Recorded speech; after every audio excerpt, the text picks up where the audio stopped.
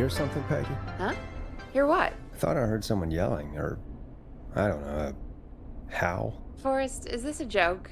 No, I almost swore I heard something. Oh, and here I was thinking you'd finally started to ease up. You probably just heard some cats outside. Cats? You know, 4 legs, whiskers, tails, not dogs. I know what a cat is, but I mean, does Gallows Creek have a stray cat problem or something? Not since the rats moved in. Anyway, you ready to do the pre-flight checks? Seriously? Do we have to do these checks every time? And do you have to call them that? Reggie pays us to check the equipment before each show, and he pays us to call it a pre-flight check. But if you're sure you don't want to... All right, fine. Let's get through this. Alrighty, this is your captain speaking. Really? Come on, let's have a bit of fun with it for once. Buckle in, folks. We're about to hit some tubular rents. Let's start with record playing. Okay. Grab a record, stick it on the player, and hit play. Easy.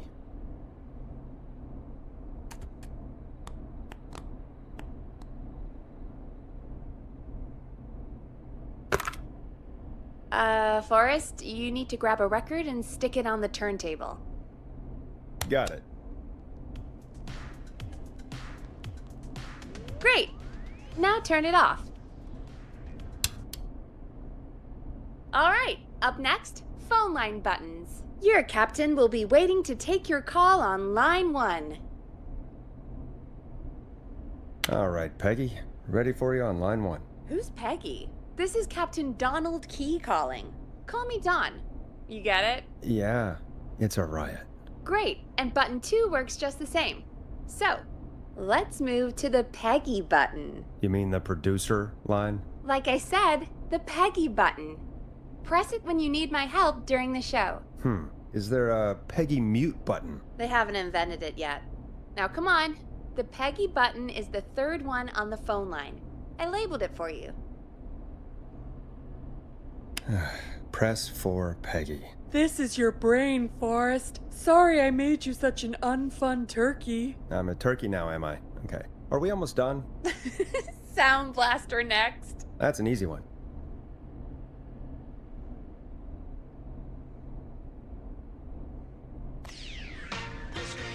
There we go. Always good for a cheap laugh. Alright, we're almost done. Just the volume sliders left. These should let you affect pretty much everything. But let's test it with a record. Play a record and change the volume with the music slider.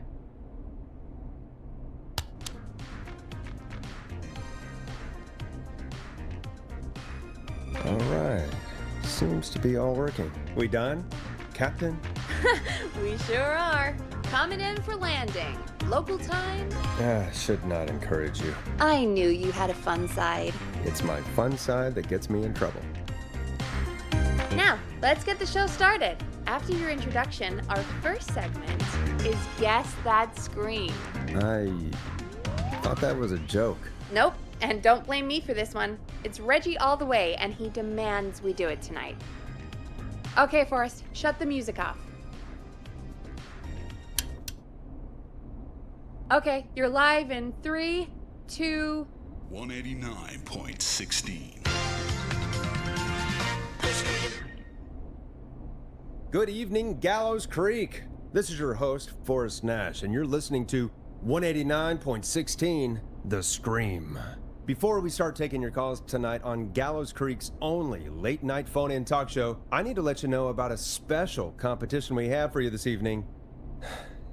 Guess That Scream. This is actually one of the station manager's better ideas. Here's how it works. I'm gonna play you a scream, then you call and guess that scream. We need you to guess why they're screaming. Did they stub their toe, saw off a finger, or discover the corpse of a loved one? That's good. Now, Forrest, hit them with the tape. We'll play that scream in just a second. Listen close, and then call in to guess that scream. Peggy, what do you mean play the tape?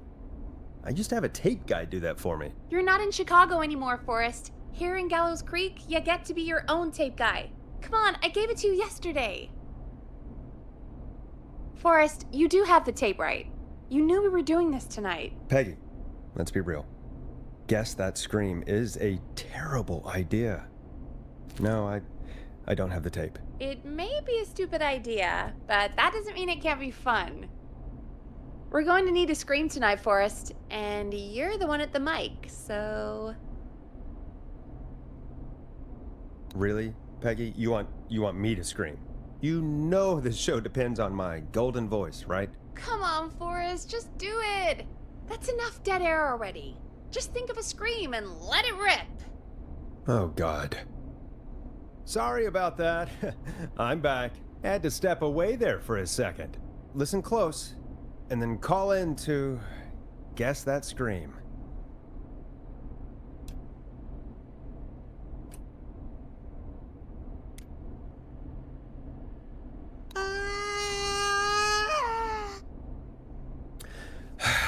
Well, folks, there you have it. Call in with your guesses, and if you get it right, you could win 2 tickets to the amazing Maze and 1 free fried dough. Fried dough? Just call in at 555-239-KFAM with your guess. Now, here's some music while you get dialing.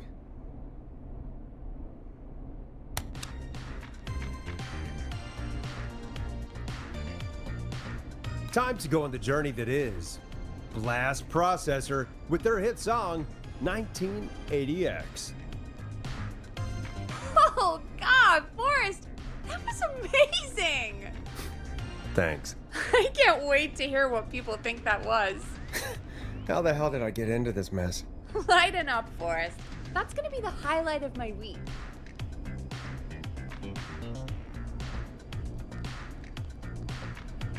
Oh, Forrest, there's a call coming in.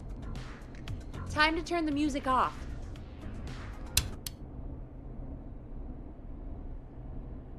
Welcome to 189.16, The Scream. Caller, you're talking to Forrest Nash. What's going on with you tonight? Forrest! Thank God I made it through. My name is Leslie Harper. I'm the 911 operator and police dispatcher for Gallows Creek.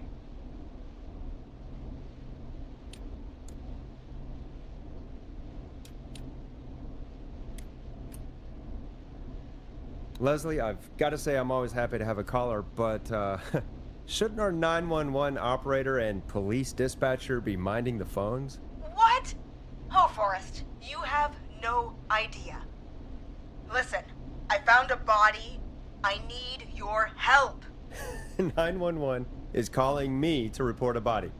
Interesting setup. All right, I'll bite. What's the punchline then? Forrest, I recognize her voice. I'm pretty sure that actually is our 911 operator. I think this is real. Peggy, I'm not gonna be happy if this is a prank. I don't do prank segments on my shows. It's in my contract. Forrest, I really don't think this is a prank. Leslie, if you're telling the truth, you should report this to the sheriff. What was his name? Sheriff Andrews or whatever? I'm at the sheriff's office right now. Wait, what? Sheriff Matthews is dead. What? Sheriff Matthews is dead? I couldn't get any response from the department. That's never happened before, so I came to the station and I found him. Oh, God, poor Sheriff Matthews. Do you know what happened to him? Someone got him. Someone got up very close and I really don't want to say what they did to him. Did he fight back? I don't know. I think he tried. He's surrounded by bullet casings. I think he tried to shoot at whoever it was, but...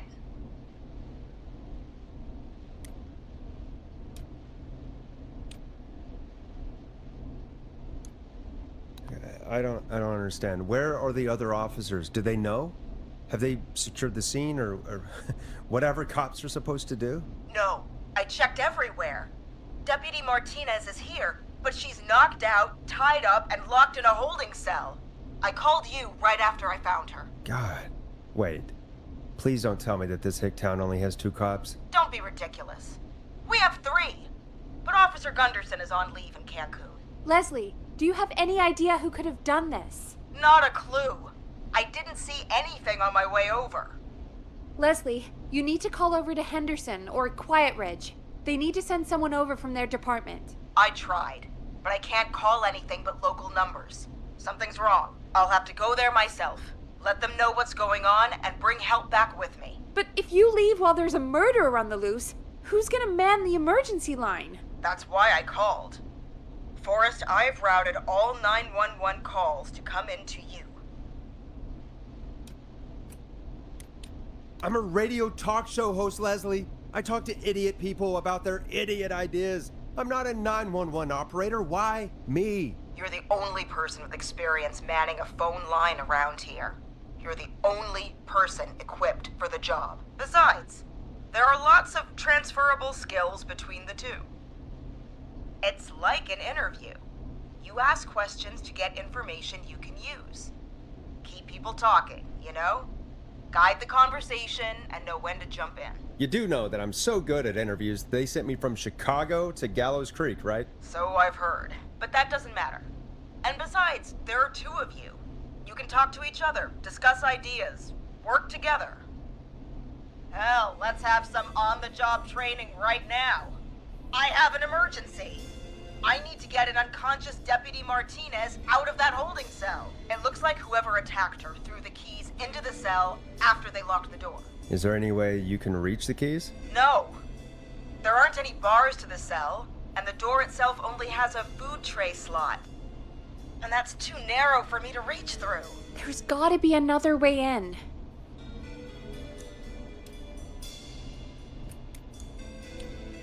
There's gotta be another set of keys somewhere in that office. Those can't be the only one. Of course. Yes, there must be another set. Where might another set be? Maybe Sheriff Matthews had a set of keys on him when he... you know. I couldn't see any at a glance, but I didn't really look up close. 1 second. Oh, I think I might be sick. Sorry, Sheriff. I'm just gonna turn you over and... Oh. Please don't stare at me. Oh, wait. That might be them. I think I got the cell keys. Looks like Sheriff Matthews might have saved his deputy. Do the keys work? They do! Give me a minute to untie Deputy Martinez. I'll be right back. So far, so good, I suppose. How are you feeling, Forrest?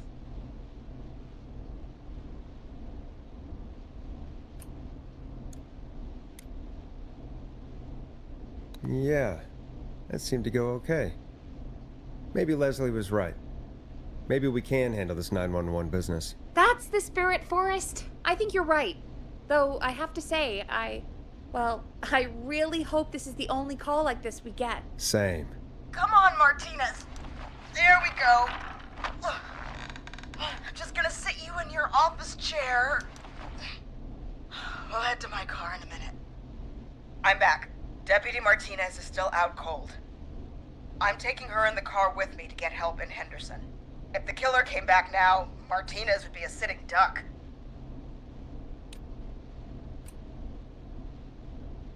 That's a good idea. We don't want to take any risk right now. Thank you, Forrest.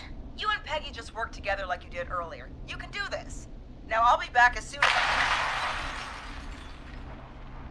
What? My car! My car is on fire! What do you mean it's on fire? How the hell? Did it just go up in smoke? What happened? Wait. What? No way. This can't... Well, Forrest, we have big trouble. What's happening? What's that noise? It sounds like whistling? Whistling? It can't be. Oh my god. I can see him, but he's dead, right? Right? But that mask, how the hell is he? Who, Leslie? Who? The Whistling Man! The Whistling Man? Who's the Whistling Man? He was a serial killer back in the 50s, wore that mask. But he's dead! He's... What the hell? Oh, God. Do you think he attacked Sheriff Matthews and Deputy Martinez? He's coming this way. Leslie, stay inside and lock the doors. Right. Shit, we need a new plan. My car's torched. We need to think. there should be police cruisers at the sheriff's office, right? Like, you should take one of those. Yeah, that could work. Let me check if Martinez has any, I'll just reach into your pocket there, Deputy, and... Yes, got him. Keys for squad car 3. I saw that parked out front when I got here. Nice one, Forrest. Good thinking. But, wait. How am I supposed to get us to the car? The whistling man is right there.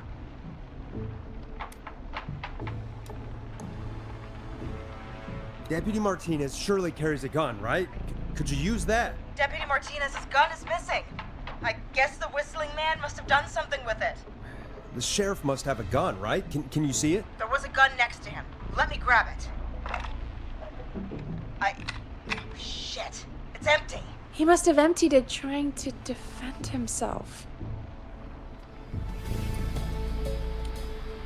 There must be a weapon lockup in the station, right? Could you grab something from there? I saw it earlier, but as you might have guessed, it was locked. But maybe one of these keys I got earlier will help. Let me see. No. Shit! None of the keys work. Are there any other weapons lying around that you could use? I didn't see anything earlier. Let me check Deputy Martinez's belt.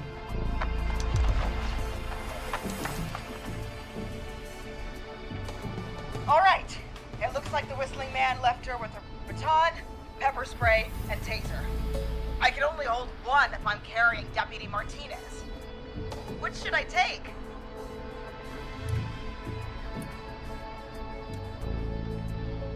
I mean, it's gotta be the taser, right? Got it. I'm just going to grab Deputy Martinez and then... Wait. Do you hear that?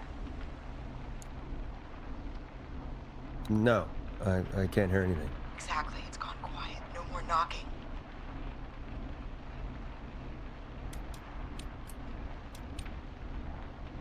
Be careful. I don't like it. Me neither. But it's an opening, and I've got to take it. Okay, Deputy Martinez, if you can hear me, it's time to move. Just lean on me. Yep. There you go. Are you sure about this, Leslie? No time like the present, right? So, here we go. Again, you're hooked into dispatch now, so I should be able to radio you when I reach the car. If I reach it. Speak to you soon. Good luck, Leslie. That's one brave woman. God, I hope she makes it through this. You know, I've got to say, this really wasn't what I expected when I came into work today. Well, they always say you have to be ready for everything in live radio. Oh, I think we've got Leslie back on the line. I'm putting the call through. Hello? Forrest? Peggy? This is Leslie. Are you there? Over. That's a big 10-4 there, good buddy. I'm guessing you made it to the car then? Sorry about the CB chat. Old habit. But yes, we made it to the car.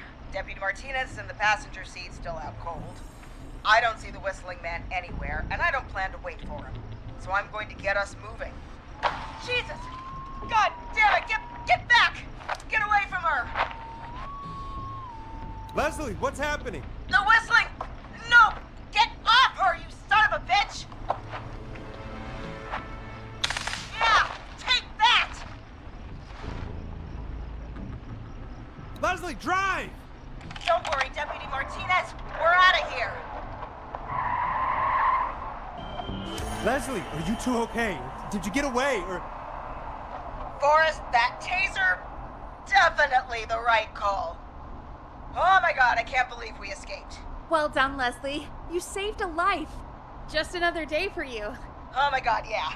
But let me tell you, I prefer doing it from your side of the phone. Leslie, how long do you think it's going to take to get help? Gallows Creek isn't Nowheresville, but it's pretty damn close. It's going to take a while, maybe 2-3 hours each way.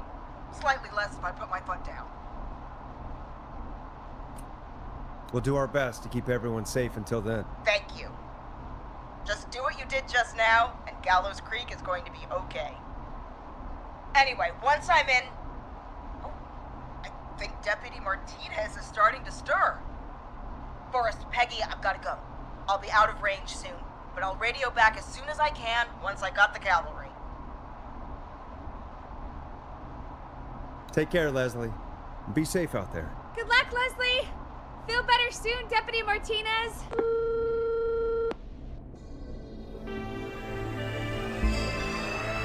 Folks, you heard it here. We've got a killer on the streets of Gallows Creek tonight. Please make sure to stay safe. And Leslie, we're counting on you. We're gonna get back to the show meanwhile. If you have anything on your mind or have any information about this Whistling Man character, then give us a call. We'll talk here on 189.16, The Scream. For now, here's another hit record for you all to enjoy. It's David Scopo with Moonlight. This is not what I signed up for, Peggy. This is actually insane. Did she really say it's gonna take her 4 hours? This guy's gonna kill half the town in 4 hours. Forrest, that's not helpful. I know, I just... Who is this Whistling Man character anyway? He was a serial killer back in the 50s. Edward Marshall Mooney. Went around in a freaky mask, whistling, and killed about a dozen folks in Gallows Creek. No reason for it. No motive. He just did.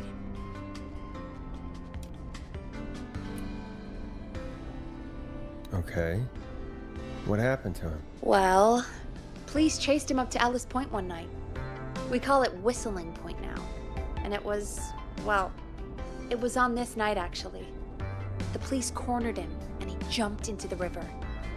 His body was never found. So is he alive? Dead? I mean, what's the story? Story is he's biding his time, waiting to take revenge on the town. All right, that's the story. What's the truth? Other than we have a whistling killer on our hands tonight, I don't know.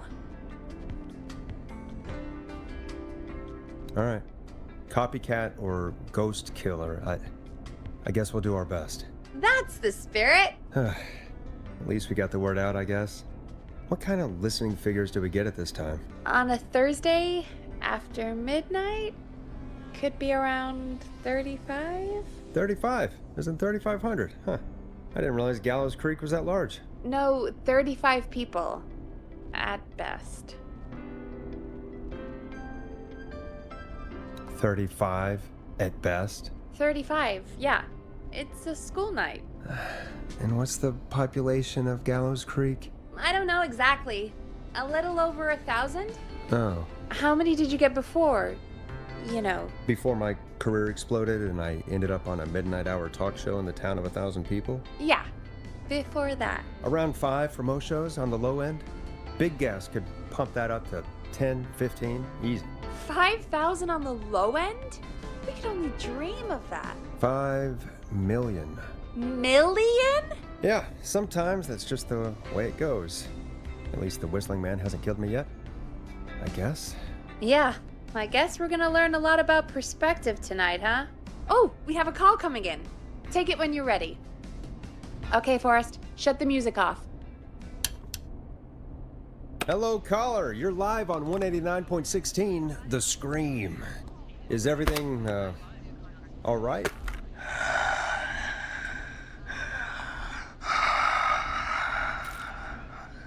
Okay, who is this? Are you, hello? Hello?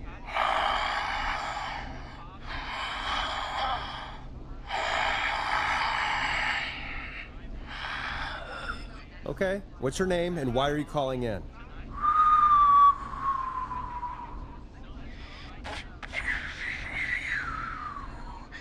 You know my name. I've come back from the dead to kill again. No one's safe.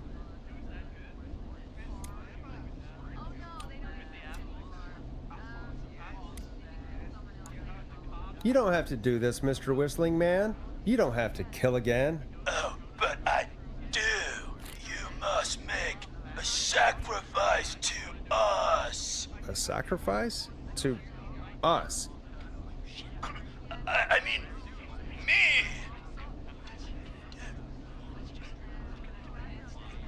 We want cheese-dusted pretzels. I want cheese-dusted pretzels.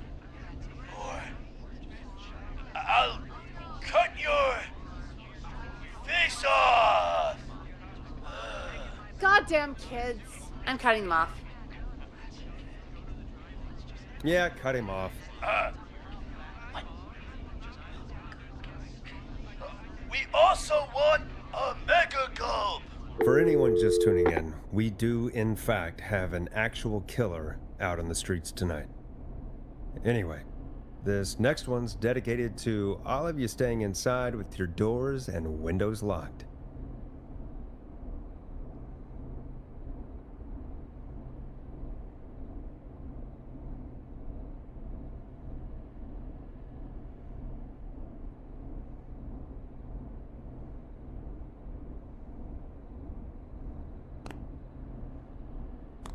Play a record, Forrest. Now it's time to go with The Flow, and this is their hit, Crying for Help. Peggy, the hell was that? Kids pretending to be a killer who right now is stalking the town? It's a thing. A thing? Oh, kids around here. They pull pranks pretending to be him. By pretending to be this whistling man character? They think it's funny, but it's not. It's not funny at all. And there's no chance that our whistling man was just a prank. That Leslie... No, that's real. Christ. Let's stay positive. We still have a show to do. We already have another caller on the line. All right. Let's do this. When you're ready, shut the music off. Hello, caller. You're live on the stream with me, Forrest Nash. What? I dialed 911. I need the sheriff right away. Okay, right. Well, I'm filling in for 911 tonight. What's your name and what's your trouble? My name is Sandra Sharp, and I need the cops now. I'm sorry, but the cops aren't coming. Leslie's on her way to Henderson for help. What? God. Listen, you've got to help me then. I drove to the edge of town for a jazz run, and now some psycho dressed like the Whistling Man is after me, knife in hand. Oh God, it's actually happening.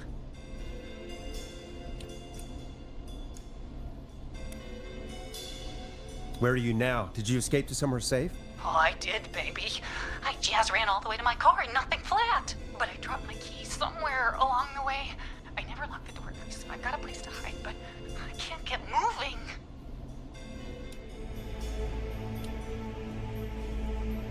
Is there anywhere else you can go? Do you have any friends nearby? Oh, I'm not going back out there.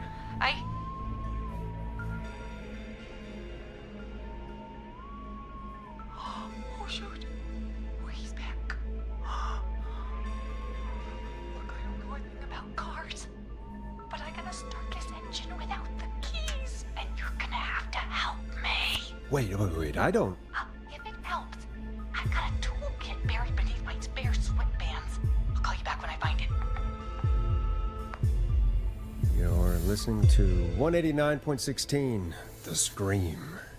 Hosted by me, Forrest Nash, your friendly neighborhood radio host, mechanic, and savior. Sit tight while the record spins, folks. This one goes out to you, Sandra. Listen in to this next track from Late Night Lurkers, if you dare. Doesn't the station have a show about cars? The Tamora twins or something? Timberline twins talk motors. Yeah. You know they're not even brothers. Really?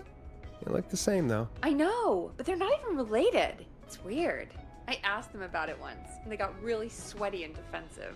Anyway, go see what you can find. The offices are out the door and down the hall.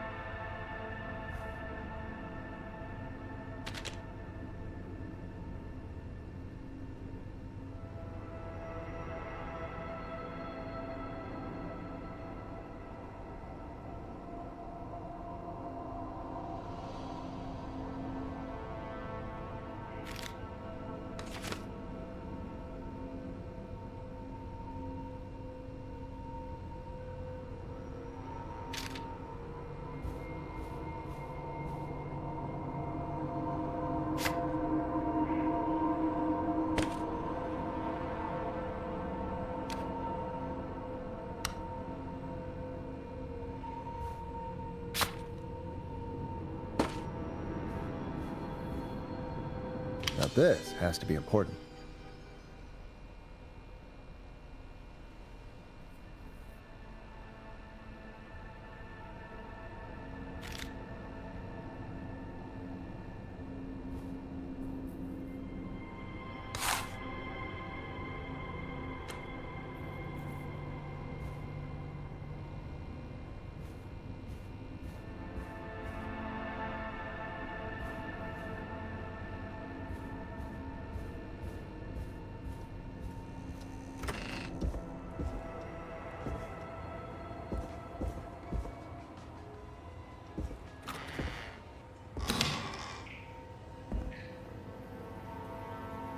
This looks useful.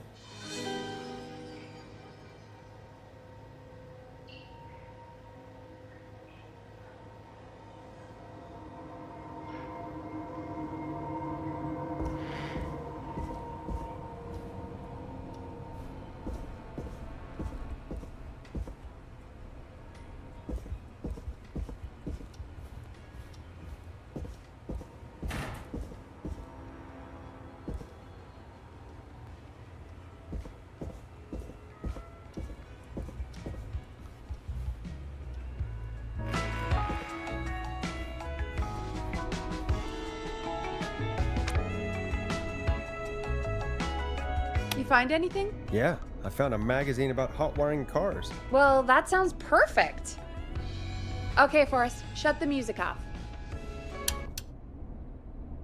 Caller on line 1. Thanks, Peggy. We're back with 189.16, The Scream. How are you holding up, Sandra? The creep's looking through the parking lot trying to find me. But I've got my tools, and I'm ready to get this hunk of junk moving. How do we start this baby? Put the screwdriver in the ignition and twist clockwise. Here goes, baby. Screwdriver's too fat to fit. What next? Unscrew the steering column. All right. Just turn. 1, 2, 1, 2. God, how long are these screws? Okay, cover's off. Okay, there's a bunch of wires down here all paired up, and oh God, my heart is pumping.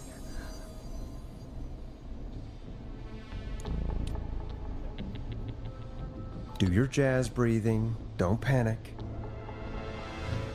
Okay, we can do this. There's a red wire, a blue wire, a yellow wire, a green wire, and a brown wire.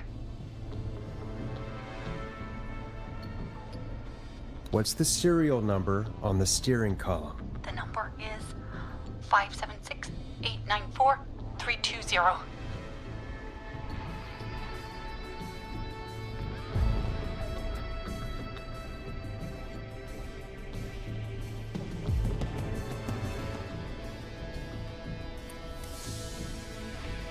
Strip and twist together the red and yellow wires. All right.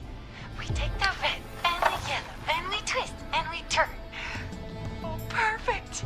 I also see pink and purple wire. What next?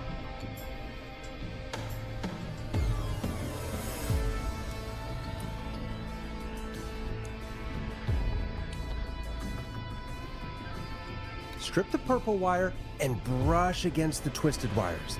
Okay. We strip and we brush and... Energize that body! Fantastic work, baby! Anytime you want to come down to the jazz studio, you get in for free! I almost can't believe it, but we did it. Nice work, Forrest. I bet Sandra is positively jazzed that you answered her call. You bet I am, baby!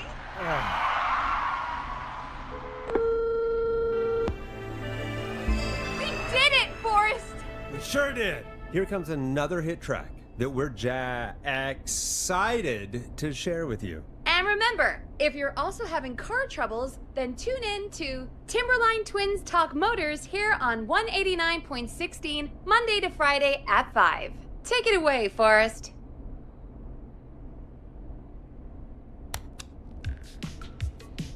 It's funky, it's groovy, it's stabbing the twilight by knife and easy. I still can't believe this is happening. Right? Like Gallows Creek didn't already have enough to worry about? What do you mean? Gallows Creek is a miserable place to live. Really? Miserable? It's nothing personal, Peggy, but it's not Chicago. Or, hell, it's not really anywhere. Well, I like it here. People are polite and, friendly, usually, if you get to know them. Come on, there must be something you like about this place.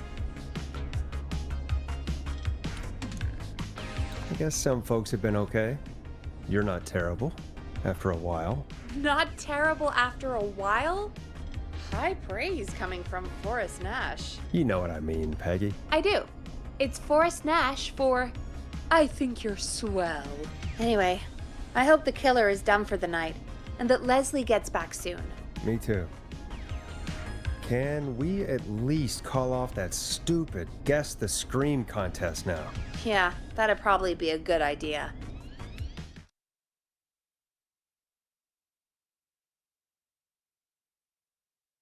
Caller on line 1.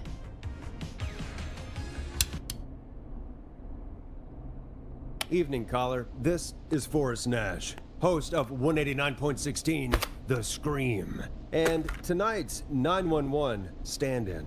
Hey, Forrest. My name is Brian. Brian Ponte. Brian Ponte of Ponte's Pizza. Hello, Brian. What have you got to say about what's happening? I'm so happy that Deputy Martinez survived. I've seen her a lot over the years down here at Ponte's Pizza. Oh, you did a really great job.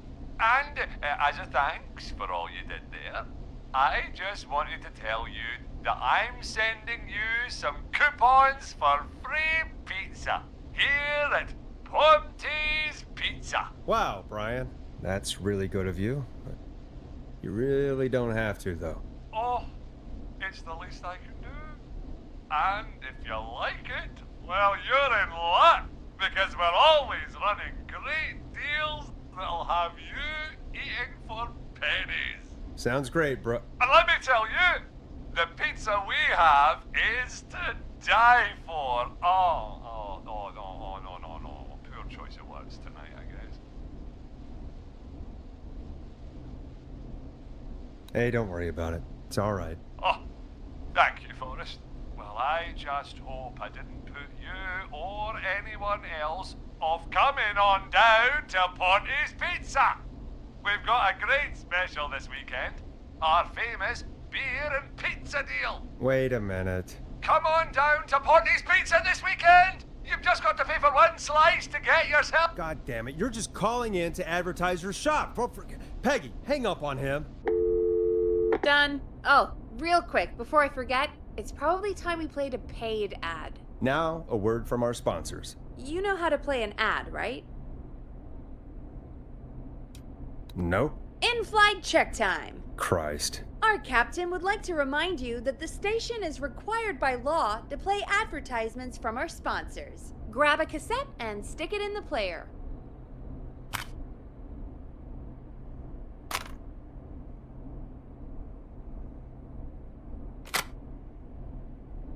The cassette player is on the desk in front of you, just above the sound blaster.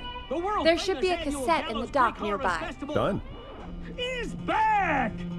We got it all out on Giblet Field. We got the Little Miss Harvest Pageant, Princess Harvest Pageant, Harvest Queen Pageant, Cotton Candy, Corn Dogs, Cornhole, Corn on the Cob, Crokinole, Country Music, Can Jam, Jams, Jellies, Jamborees, Juggling, Roller Rickies, Roller Disco Lessons, Praying.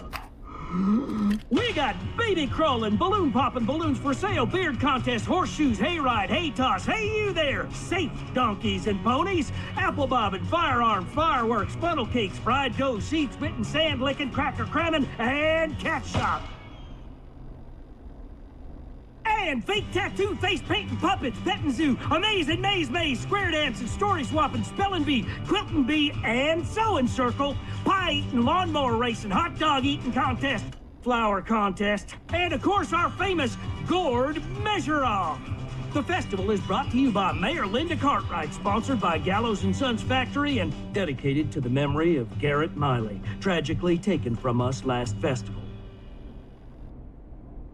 I can see why it's world famous. It's a highlight around here, Forrest. Oh, I am sorry to hear that, Peggy. All right, folks, welcome back to the show. We have a note from my producer. That's right. Come find me at the Harvest Festival tomorrow to grab your choice of a K-Fam mug, sticker set, or poster. Let's see what our next caller would choose. Welcome to The Scream with me, Forrest Nash. Yeah, Leslie. This is Maurice Russell from the Gallows Reporter. I'm at the office. This guy just broke in downstairs and... Wait. Forrest Nash? I want to speak to 911. Put Leslie on. What? God, another one? Leslie's driving to Henderson right now. She left me in charge. Why on earth is Leslie... Oh, never mind. Just put me on with Sheriff Matthews. Sheriff Matthews is dead. Dead? What happened? Did you witness the incident?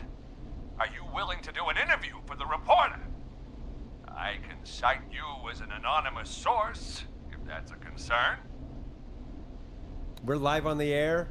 Anything we say can and will be broadcast. Live on... Damn it. All right. There's obviously a lot more going on than I know. Yeah, there's a lot happening tonight. You said someone broke in. That's nothing to get worked up about. Some idiot kid just broke in, dressed as the Whistling Man. Teens. They get worse every year.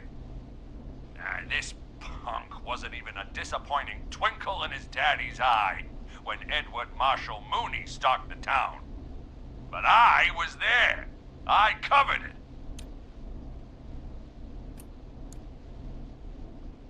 You don't understand. That's not a prankster. That's the Whistling Man. Of course it's not. It's a stupid kid. Every year this happens. They think it's funny. Not a big deal, old man. But they didn't live through the terror 30 years ago. Anyway, I know for a fact. Edward Marshall Mooney is dead. I don't know who I'm looking at on the security monitor. But if he killed Sheriff Matthews... Where are you now? I'm in the boardroom, upstairs. We got security cameras all around the building. You can watch them on any TV set here. And there's a set in the boardroom.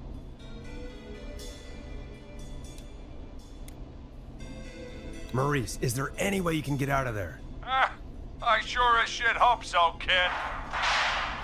But I'm not sure how I'm going to do it. That crash you heard was him tipping over my filing cabinets. He's blocking the stairs. I'm guessing the stairs are the only way out? That's right. And it would take me a good few minutes to move those cabinets. We need to do something. But what? All we can do from here is... Forrest, I think I've got it. Why don't we call the killer? They'd have a bunch of phones set up across the office, right? In different rooms, with different extensions? So we call one of them. Draw the killer away. Watch this time. That could work. Exactly! It's worth a shot. I can hear you, you know. The son of a bitch hasn't killed me yet. Sorry, Maurice. Peggy and I were just trying to figure out... You realize how stupid that plan sounds, right? For that to be successful, you're gonna need every phone extension, plus a plan of the entire office floor, all delivered while the killer is en route. I've got it. Thank God I've always been cool under pressure. Don't go anywhere.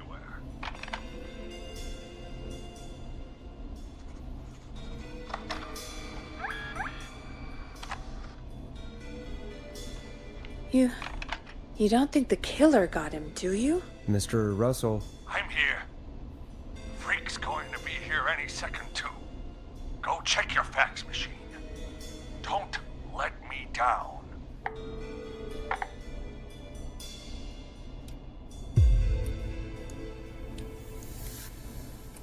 Tell me where the fax machine is again, Peggy? The fax machine's in the office on the other side of the hall. Thanks, Peggy. Be right back.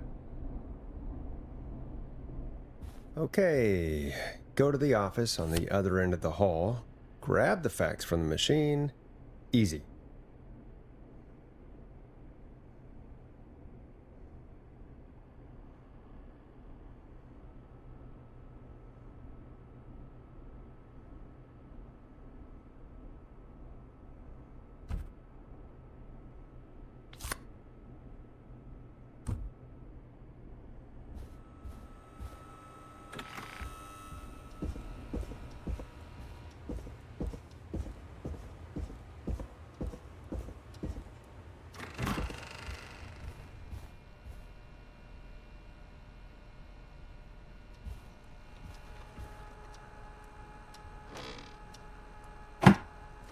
This must be it.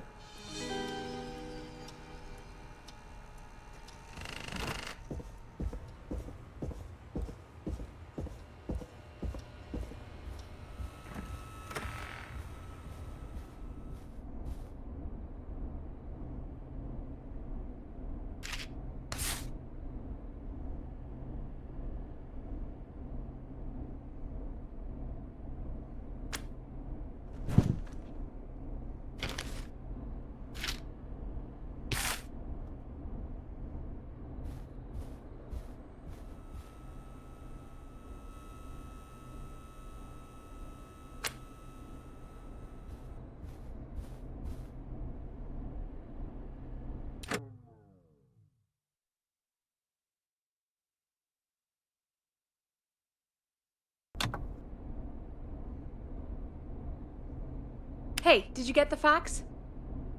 Yes, I have. Mr. Russell, you still with us? I am. You get my fax? Yeah, I got it right here. Good. I knew you could at least manage that. Okay, folks, we're back on the line with Maurice. Let's see if we can help him avoid the Whistling Man. Here's the situation. The Whistling Man searched every room in the hall leading up to the boardroom. And now, he's in the office next door. It's now or never. This plan of yours better work. I'm ready on my end, Forrest. Again, we want to draw the killer away by dialing an extension number, and then move Maurice somewhere safe. So, what extension should I call?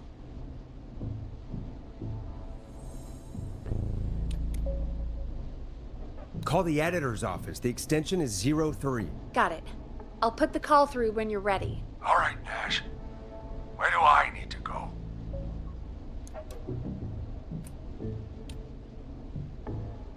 You're moving to the kitchen. Yeah. That makes sense. Go somewhere he's already checked. Not bad, Nash. I'm ready to place the call. Are you ready, Mr. Russell? Don't have much choice, do I? Make the call. Yes, sir. Calling now.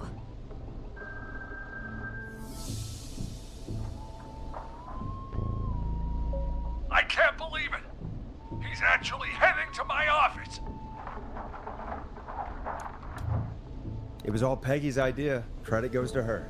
Don't mention it. The coast is clear. I'm shutting off the TV so he won't see me on the security cameras. Then, making my move.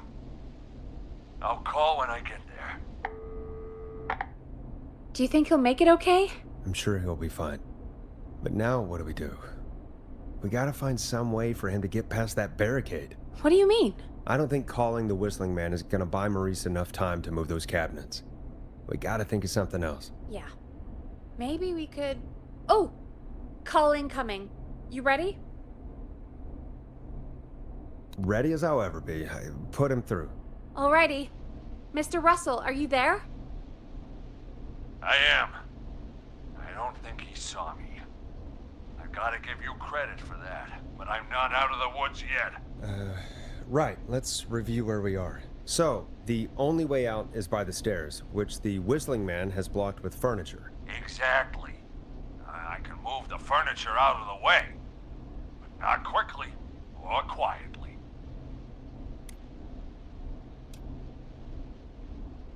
Could you lock him in a room? That'd probably buy you time enough, right? Maybe. But the damn fire regulations say every door in the office has to unlock from the inside. He'd be able to get out just as soon as... Wait, no, I got it. The secret archive through my office, where we keep our most sensitive records. Ooh, a secret archive? Reggie would love that. What have you got back there? Juicy secrets about outer space?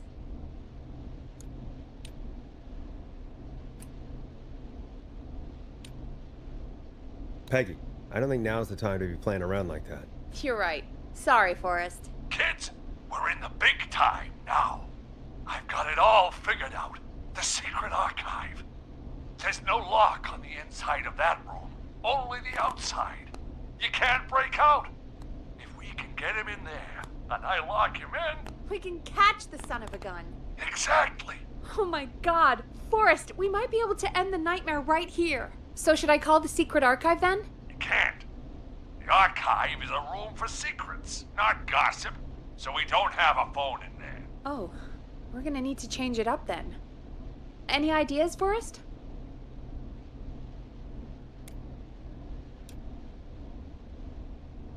Maybe we could use a radio.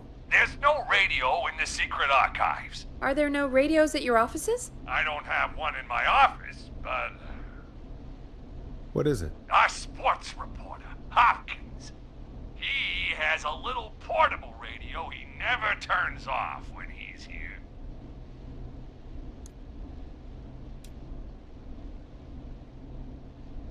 That might be what we need then. Is his portable radio still there? It should be. It's what he calls his work radio. It should be in the archives, actually. I'll sneak over while our friend is still distracted with his search. I'll call you back once I've got the radio. We're gonna save him, Forrest. Heck, if this works, we might even save the whole town. We're close. Let's make it happen, Peggy. How can we fail? I mean, it's a plan with steps. Get the radio, plant it in the secret archives, lure the killer, and... Oh, call incoming from the reporter. Putting it through now. Nash, hello? Nash, are you there? I'm here. Is everything okay? I found the radio. It's right where I thought it would be. It's all coming together. I'm just gonna turn it on quickly, make sure it's still got some juice. Maurice, turn the volume down. We don't want that thing blasting just yet. Yeah, I knew that, Nash. I was just doing that when you yelled at me. The radio works! If I make it out alive, Hopkins might just get that day off he wanted. He's earned it. Let's do it for Hopkins, Forrest. Wait. Ah, God damn it. If I can't have this stupid thing turned up, how am I supposed to draw the killer? I can't be in the room when it's on, or I'm dead. You just... Oh, that's a good point. But wait, we're the radio. We can just be quiet until you're ready. If you can do that, then... Yeah, sure. 189.16. I know that's your station number, but a good editor always double checks. Can you confirm that?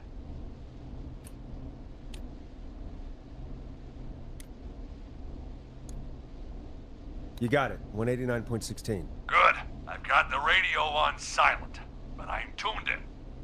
Now, I just need to get to my office. Sounds like we need to make another call, Forrest. Where should we send the killer?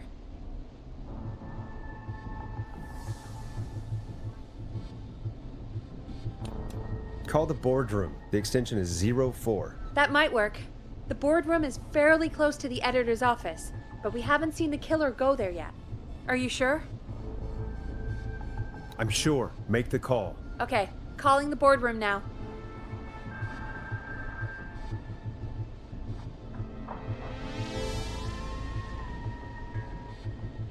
He's on the move. I'll call you guys from my office in a second. Looks like we're almost through this nightmare.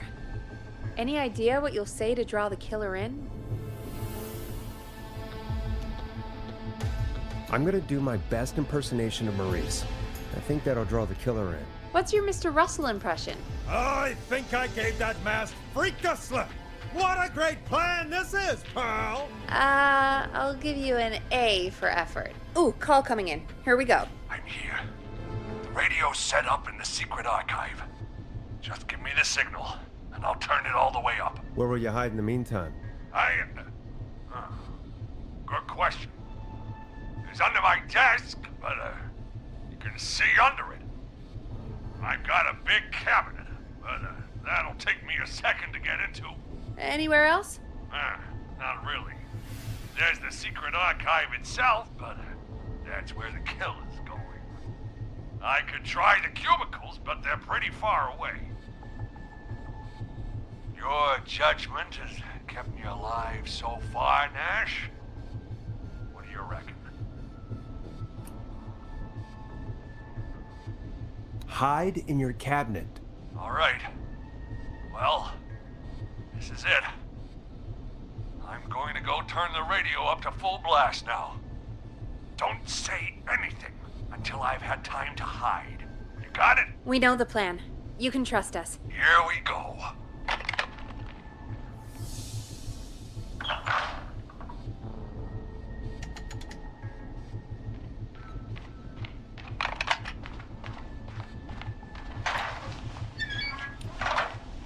I think it should be safe now, Forrest. That's it! No more hiding! I'm a tough old man. I've been on the beat longer than you've been alive! Come on down, Whistling Man! Come and get a knuckle sandwich!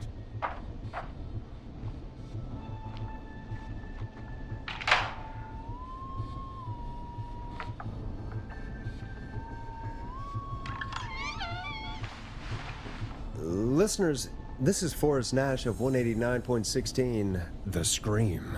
And if you've just tuned in, See you in hell, kid! we've just locked up the Whistling Man. Forrest, you beautiful bastard! I can't believe that actually worked! Come on, Maurice, was there ever any doubt? Thank God it's over. I'll be off now. Gotta get out of here. Write up a few notes. Call a few friends. I'd feel safer waiting for the cops to come grab this freak with some company. Hey, maybe you and me could do an interview tomorrow for the Gallows Reporter. I'll think about it. Let's see what tomorrow brings. I'll take that as a yes. Talk to you soon. There we are, folks. The Whistling Man is locked up. Let's all take a deep breath. And play some killer tunes. Let Storm Riders take you on a rock and roll ride with the Glam Jam. Looks like the night should be pretty easy from here on out. Right? Thank God that's over. I guess we got some downtime now. I could ask you some questions to kill the time? You're gonna interview me. You sure about that? You're not so scary. Besides, we've been working together like a week now, and you're still all shrouded in mystery.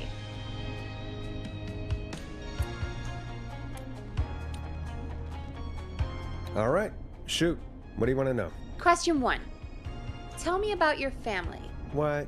Come on, Peggy. That's too general. Okay. Did anyone move with you to Gallows Creek? Nope. Now that's too specific. Too specific? Do you have any siblings? I don't. I'm an only child, and my folks are dead. Oh, I'm sorry, Forrest.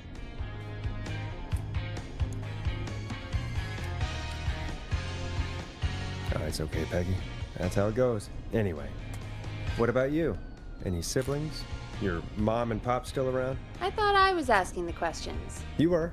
I'm just making conversation now. Oh. Well, my folks went the same way as yours. Oh. What happened there? My dad walked out when I was about 13. He'd been a wreck for a while. Then he got himself into a wreck, and, well, that was Dad. Mom didn't take it well. She remarried pretty quick after that. She wanted to forget Dad so bad, she even made me take my stepdad's last name. So I'm Peggy Weaver now. Anyway, Mr. Weaver got sick one day, and my mom didn't last long after he went. I'm sorry to hear that, Peg. Don't call me Peg. Yeah, sorry. I was just trying to be... It's okay, I know. I'm sorry. I'm defensive about that name. Any siblings? Funny you mention that now. No, not anymore. I had a sister, but I haven't seen her since before my dad. Hold on. Someone just rang the door buzzer. What on earth could someone want at this hour? I don't know. Do you want to go check it out? Me? You sure you don't want to go? I can't leave the booth while we're on air. One of Reggie's K-Fam regulations. I'll pass you the key to the stairs. Understood. I'm on it now. The buzzer's on the front door. See you in a bit.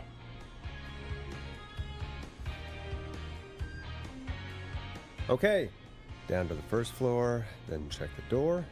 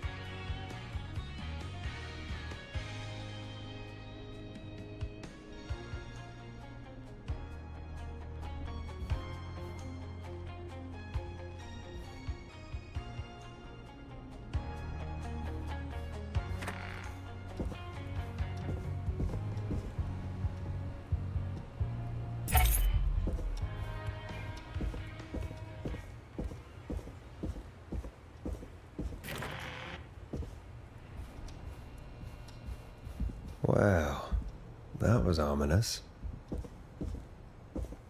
A tape. Play on air.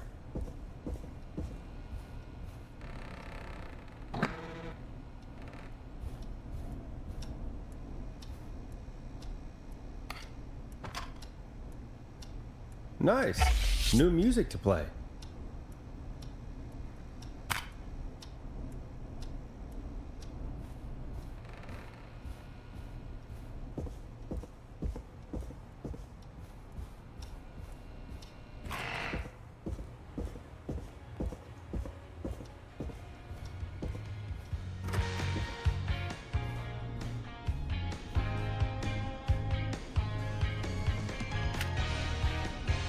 Who was there? I didn't see who it was. Are they still out there? No, they left as soon as I went down there. They pushed a cassette through the door. It says, "Play me on air." All right. Well, turn the music off and play it.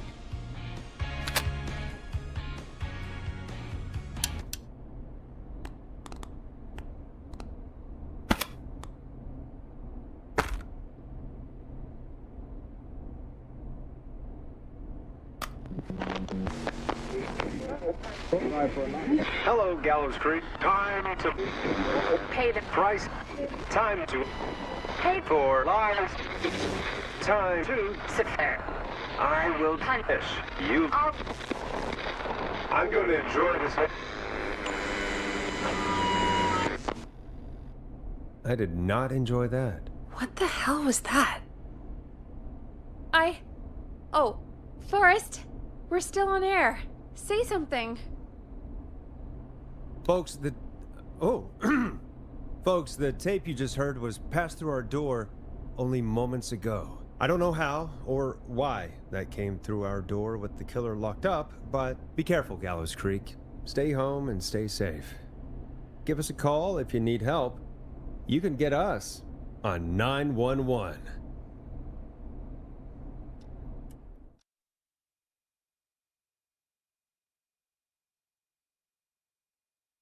Hey, we had a call come in. Caller, you're on 189.16 The Scream with... Ash! Shut up and listen to me! Mr. Russell? What's wrong? Are you okay? I said listen! He's gone! The whistling man is gone! He's gone? What happened? Well, after our call, I cleared the stairs and went home. I phoned some buddies, and we came back here to keep watch. Then what happened? I'm getting to that. We came back here. Door was shut, just as I left it. We had a couple of drinks, and, well, there was a bunch of us, and we were all armed. They thought we could teach the freak a lesson before the cops got him.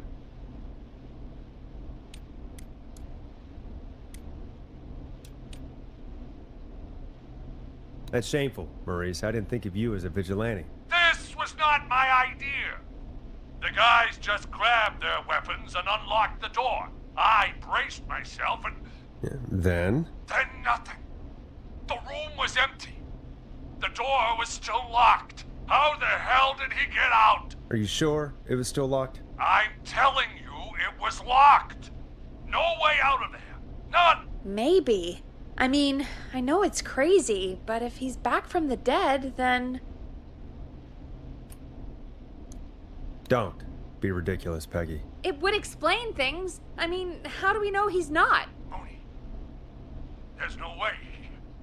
Whoa, did you say something, Maurice? Baloney. I said baloney. Look, I don't want anything more to do with this. I'm clearing out of Dodge. And I recommend you and everyone listening do the same. He seems really spooked. Wouldn't you be if you got attacked by a serial killer who turned out to be a demonic spirit? He's not a demon, Peggy. Yeah, you're probably right. But what do we do now?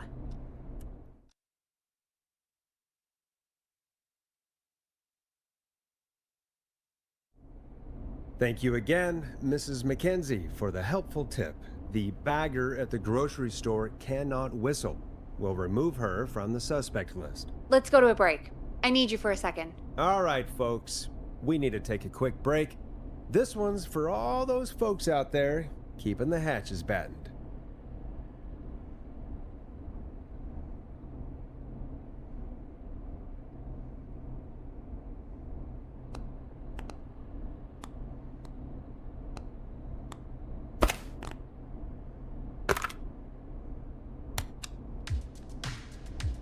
Enjoy this classic by Smooth.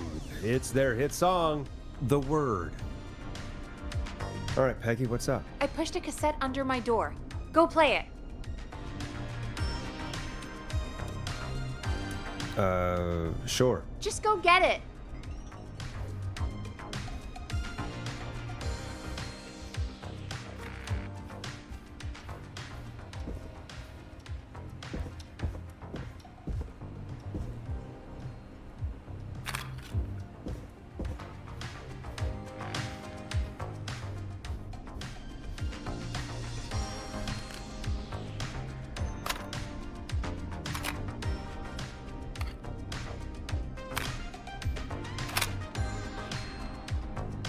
Try your call again.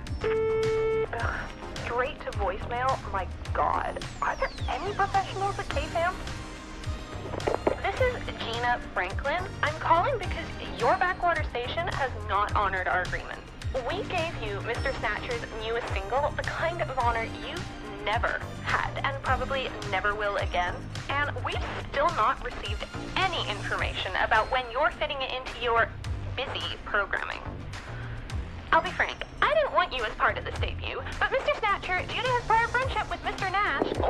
Prior and current friendship, Gina. Forrest Nash, you alright? Don't worry about Gina, you know how she is. But yeah, can't wait for you to hear the new single, man. I think Final Breath is my best work yet.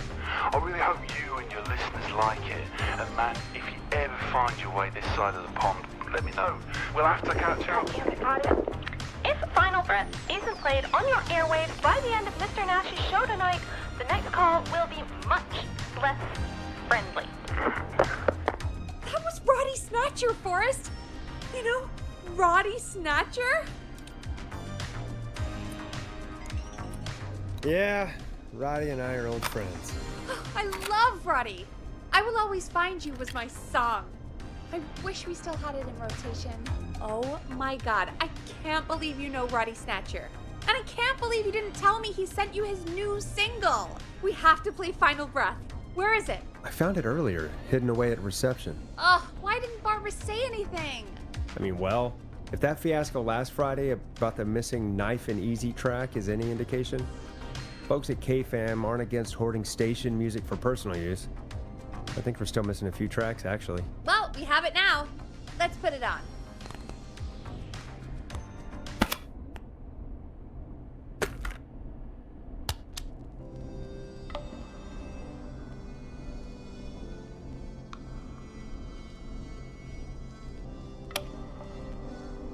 Gallows Creek. I'm pleased to say we're in for a much-needed treat. Up next, courtesy of the British sensation himself, is a track you won't hear everywhere. Here's Final Breath by Roddy Snatcher. Wow. God, Roddy's the best. He is. And more importantly, we should be safe from the worst of Gina Franklin.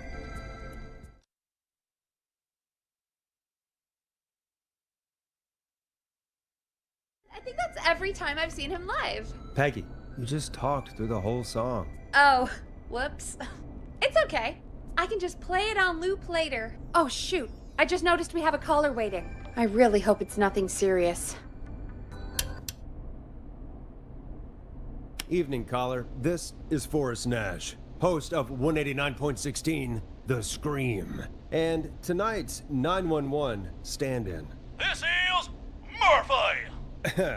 Hello, Murphy. What have you got for us tonight? Two things, Forrest. First, happy birthday to my son, Fernando. He's 3 today, and man, being his daddy has changed my life.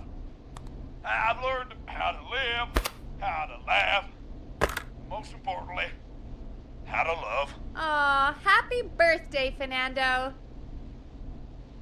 Happy birthday, Fernando. Thanks. And now, my other thing. I'm putting the word out to this so-called killer. You think you're tough, huh? Big man with a big knife, huh? Prove it. Come face me, a true warrior, at the Gallows Waste Disposal Plant. Guess what? This is a bad idea, Murphy. I got all the tapes in Master Robbie's Dojo series. So get ready, whistling man. You just let loose the junkyard dog. Oh, no. And there he goes. Ladies and gentlemen, keep your fingers crossed for Murphy as he tries to become our hometown hero. Anyway, we'll be right back after this commercial.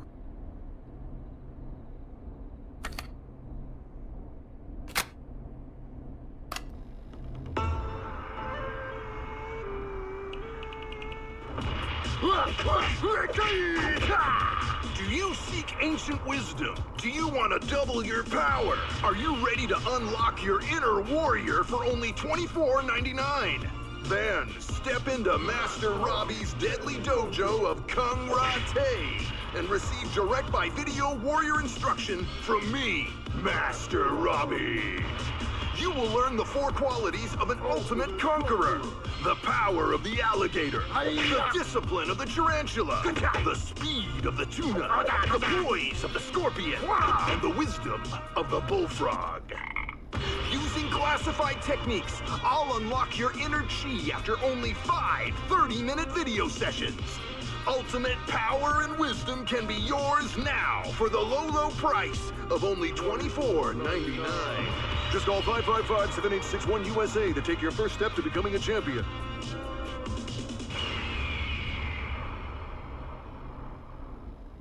Never forget the element of surprise! If you buy today, you'll receive 2 additional VHS tapes, the Tornado Technique and Karate Lovemaking. Call today. Retreat! Do people really buy this kind of thing? Don't pretend like you're not interested. I mean, I wouldn't buy them, but I might watch them, I guess. Yeah, I bet karate lovemaking sure is something. Is Forrest Nash at a loss for words? Let's just get to the show. Wow, what a deal. Only $24.99. And I'm not just saying that because they're paying for the airtime. Just ask Murphy. But unless they pay us more, then it's time to get the show moving along with our next caller. We got a caller. You know what to do. Hello, caller. You're live on The Scream with me, Forrest Nash.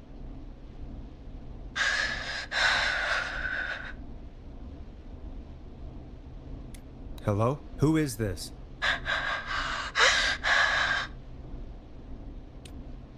Are you okay? Do you need help? Forrest? He called me? That horrible whistling down the phone. He's coming for me? Jesus. Okay, listen, caller. Don't panic. We've done this a few times now. We can help you. A few times already? So, you saved them, or? We sure did. You're in safe hands. Okay. Okay. We're gonna help you. Can you tell me your name, caller? I'm Dr. Sullivan. Virginia. Sorry. Take some deep breaths, Virginia. You're gonna be okay. Please don't let me die. I won't. Just calm down. Tell me where you are right now. What's your address? Oh, God.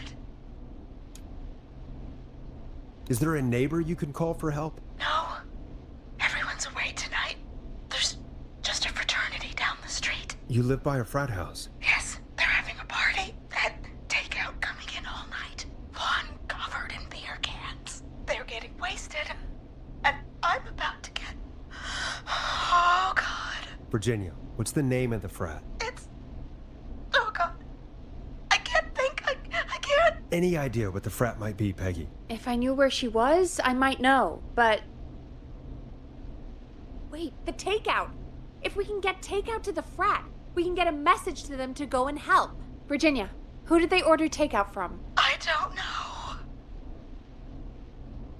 Don't worry. We'll figure it out. I can't do this. Well, folks, seems like our Virginia hung up. While we try to figure out what takeout to order, here's some music for your own midnight snacks. Hope you enjoy this one as much as I do.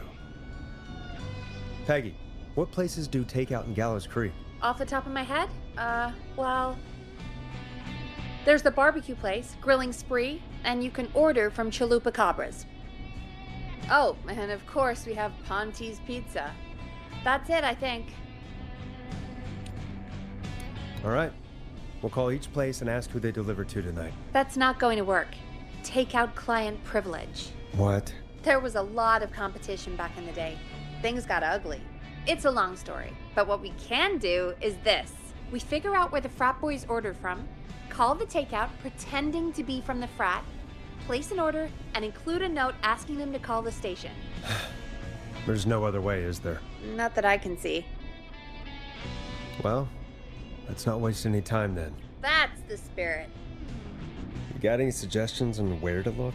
Check the offices for anything food related, and maybe the kitchen downstairs. You'll need a key for that. I'll just slide it under my door now. Thanks, Peggy. God, where to start? What would make me order from somewhere if I were a partying frat boy? We have a food critic, right? Chad or Brad or... I just have to look around.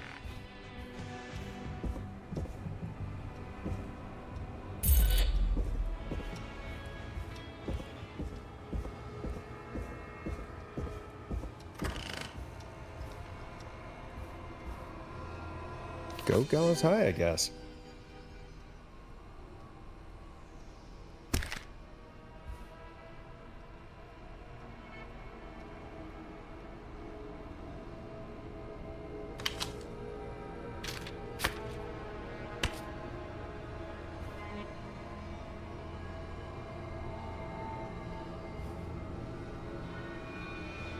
Chalupa-cabra.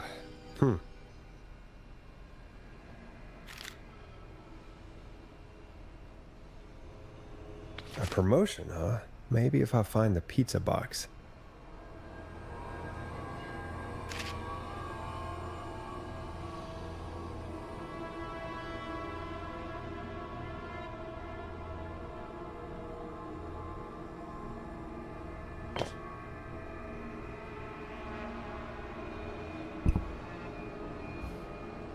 Grilling spree. I better see what's on this tape.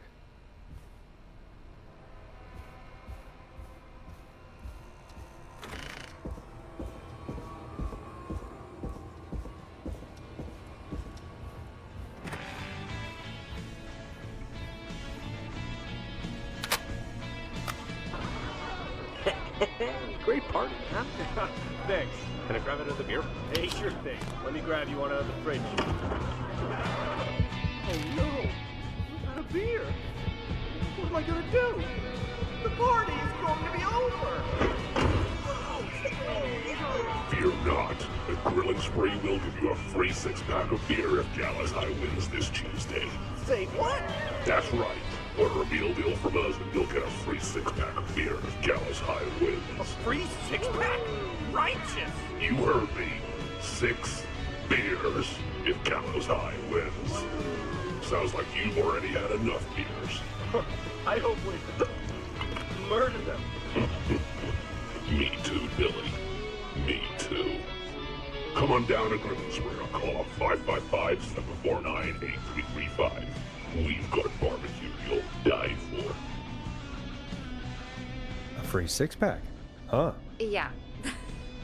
Hey, Forrest, do you know what the Grill Reaper's favorite grilling spree order is? I have a feeling you're gonna tell me. Spare ribs. Christ.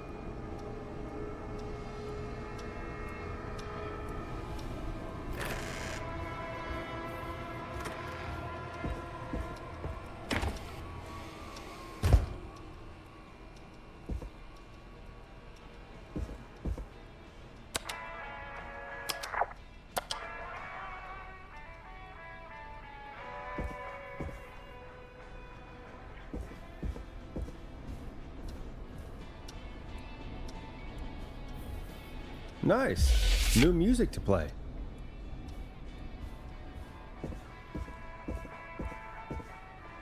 Rooting through trash. This is a new low. Ooh.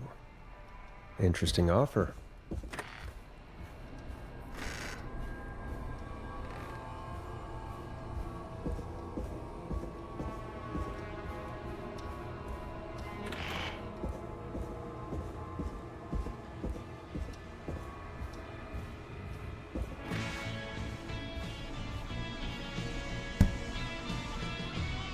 Hey, find anything useful? Yes, I have. That's great. Are you ready to get back on the line? Let's make the call. Time to turn the music off.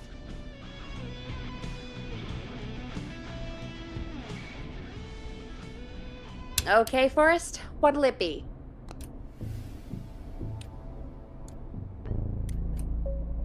Call Ponte's Pizza. You got it.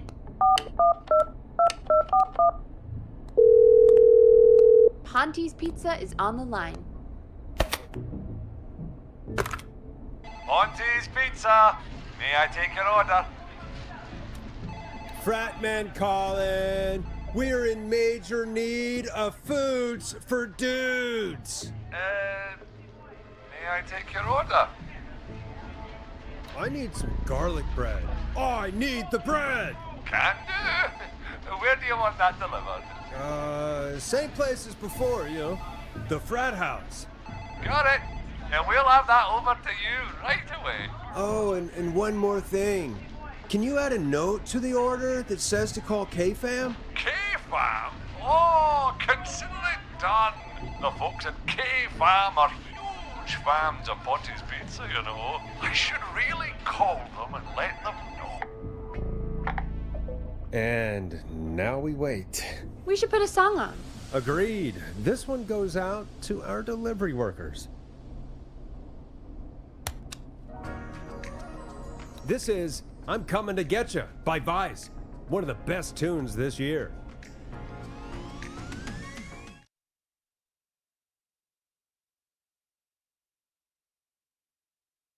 Which of the takeout places would you order from? To save Virginia? No, where would you actually eat? Oh, I mean, they're all pretty equal. Sure, but if you had to pick one. All right. Not Ponty. He's not Ponty. Right. So between Grilling Spree and Chalupa Cobbers. I mean, it depends. Do I want a plate full of meat? Or do I want really, really good nachos? It can change depending on the day, Yeah, fair enough. Maybe I... Hold that thought, Forrest. We've got a call coming in.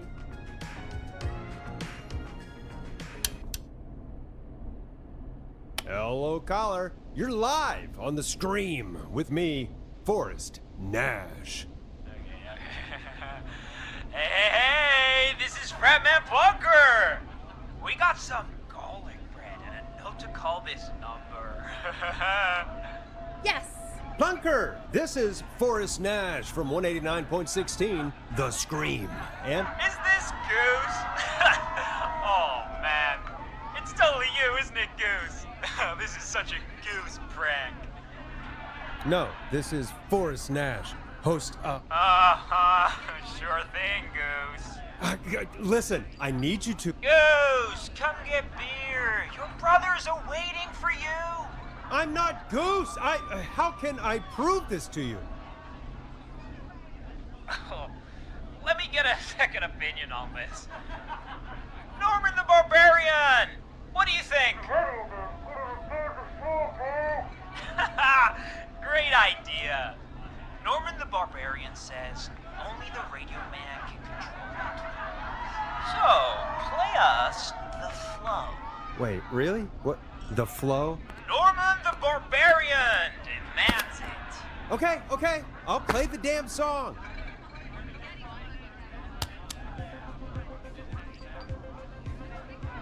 Oh, shit. Okay, radio man. Got my attention. What is it? Thank God. Listen, you've got to get over to your neighbor's house. All of you. Just... Say no more. Bunker's moving the house. Forrest, line 2. Hello. You're live on 189.16, The Scream. Forrest, it's the killer. He's at the door. Grace. Oh my God, it's you, isn't it? God, I didn't talk, I promise. Whoa! The party has arrived! Oh, thank God. He's gone and... Oh, is that you, radio man? Don't worry, we brought the beer. Good times are here. I could use a drink.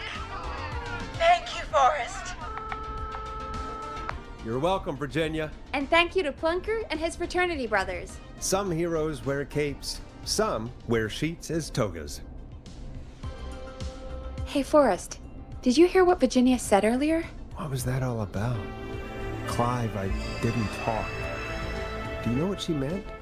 There's a janitor here at the station named Clive, but your guess is as good as mine. All right, folks. Seems we may have a lead.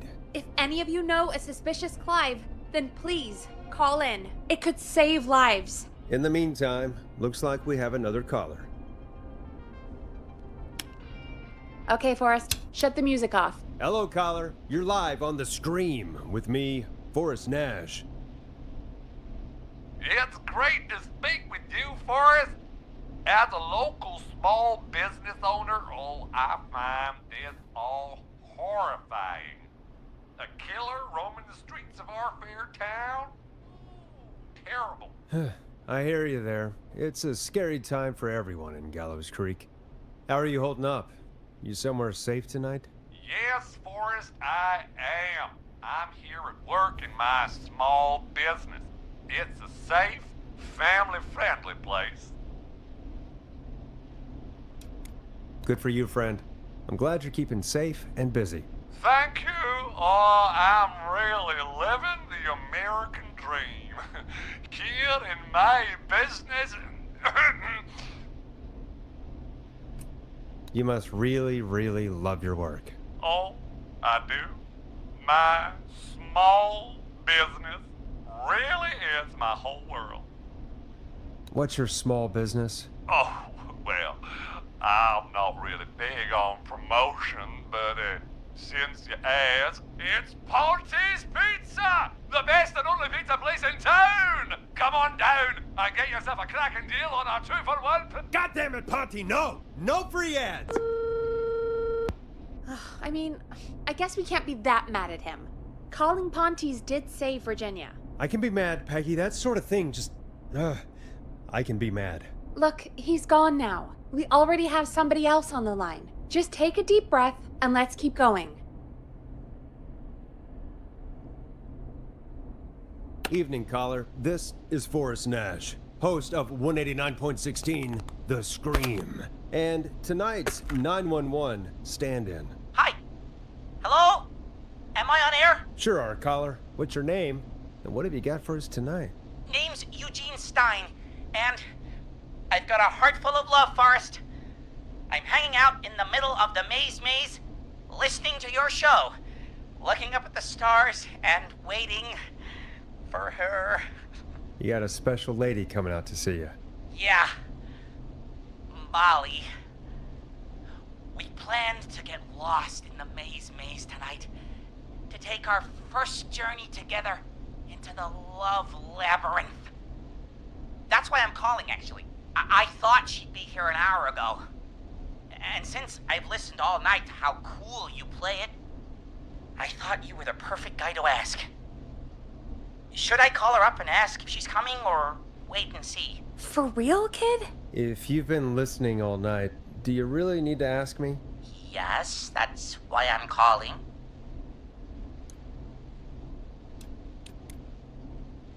Eugene, you really need to go home to your parents.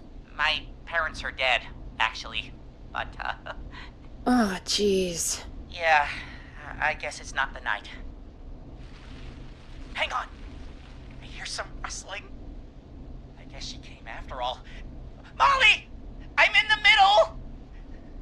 It'll take a little while to get here, but, thanks again, Forrest. It's been good talking. Wait a second. Molly can't whistle. No, this is supposed to be the best night of my life! Not the worst. Stay calm, Eugene. We'll get you out of this. Corm! I'm about to die a virgin! Listen, Eugene, breathe, hide, and call back in a minute. We'll get you out. I'll do it for Molly. But please, hurry. Well, listeners, while Peggy and I deliberate, here's a track for all you lovers out there. I know him. You love him. This is Roddy Snatcher with his new single, Final Breath. How the hell am I supposed to get him through the maze? You know Barbara, our receptionist? She's a maze fanatic. Shame she isn't here. I was supposed to go with her last week, but she changed her mind.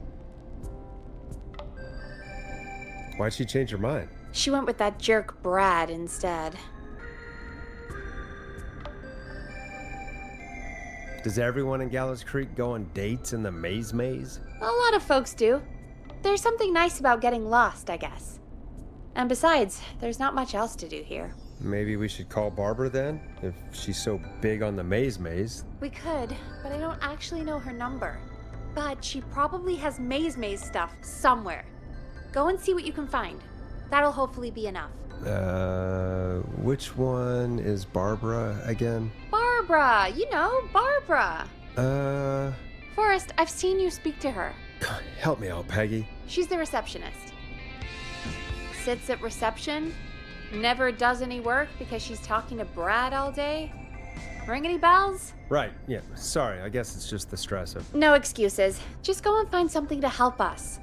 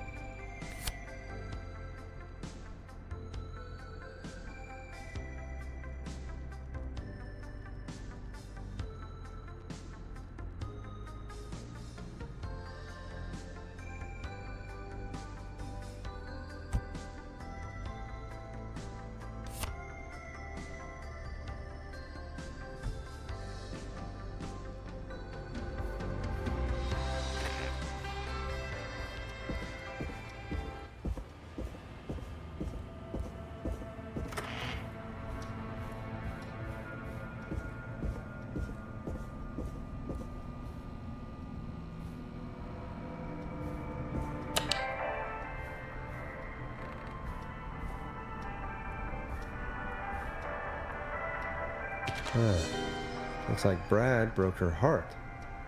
Wonder what she'd have done with all that maze stuff.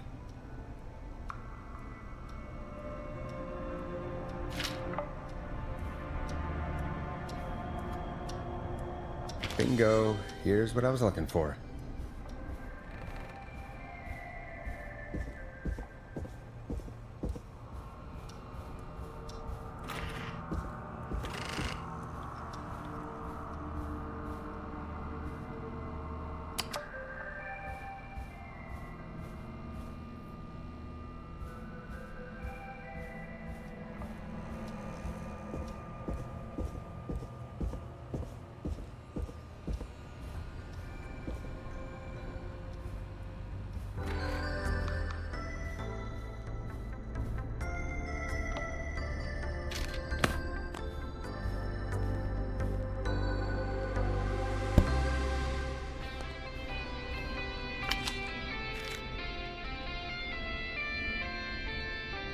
Any luck? For Eugene? Yes. For Barbara? No. Brad canceled the date, so Barbara left her tickets and a map for the maze behind. Ugh, Barbara can do better than... Never mind. Let's save the kid. Eugene called while you were away. He's on line 1.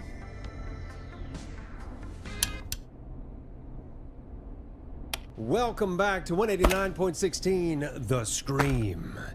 I hope you lovers like that track. And I hope we can help our lover in the maze. Eugene, you're back on air. I'm lost, Forrest. I just ran and I don't know where I am.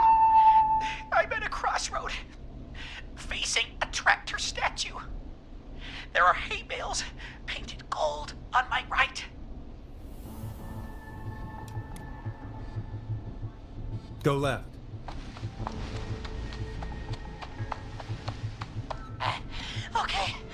Okay. I went left, then tried a right.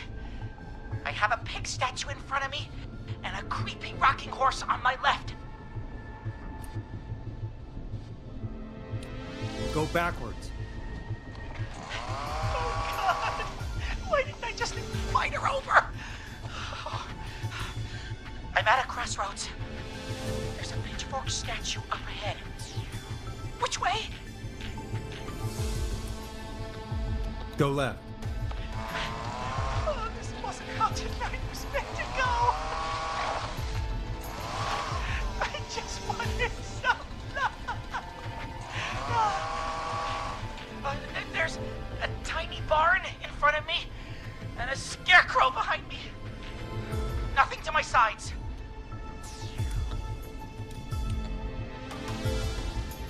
Go right.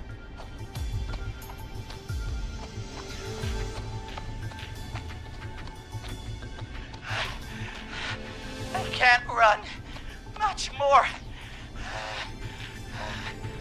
I just passed a corn silo. Didn't see anything else.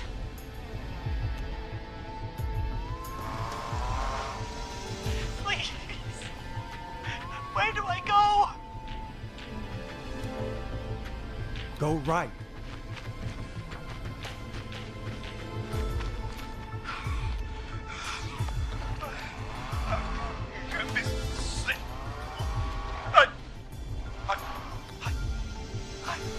I'm out! And my bike's still here! Oh, thank you, Forrest! I love you, Molly! That was tense. I think I held my breath the whole time. I think it went pretty well, all told.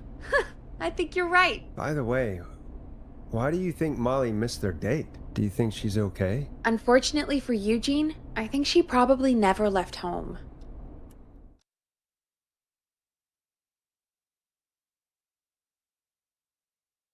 And thank you for calling in, Mr. Walton. We'll make sure to add the town librarian to our list of suspicious Clives. Remember, report a Clive to stay alive.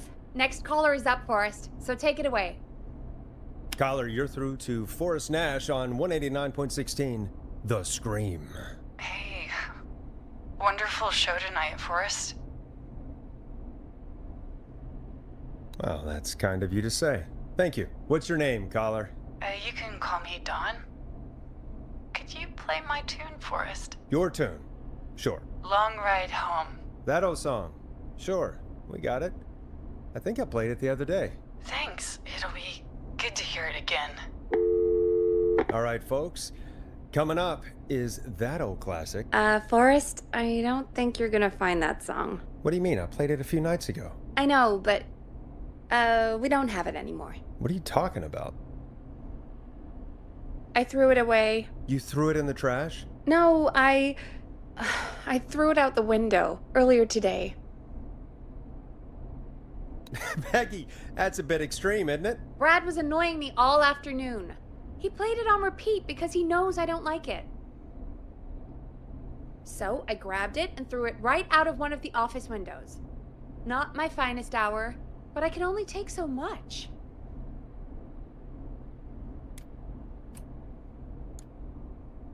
I'm sorry Brad was being a dick. Thanks, Forrest. Let's just play a different song.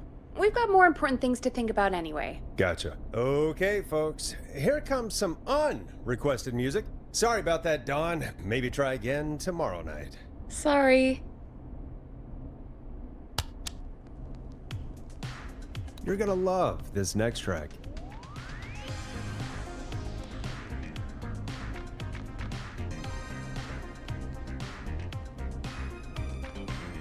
Of all the songs to request, why'd it have to be that one? Gee, Peggy, what did the barn finds ever do to you?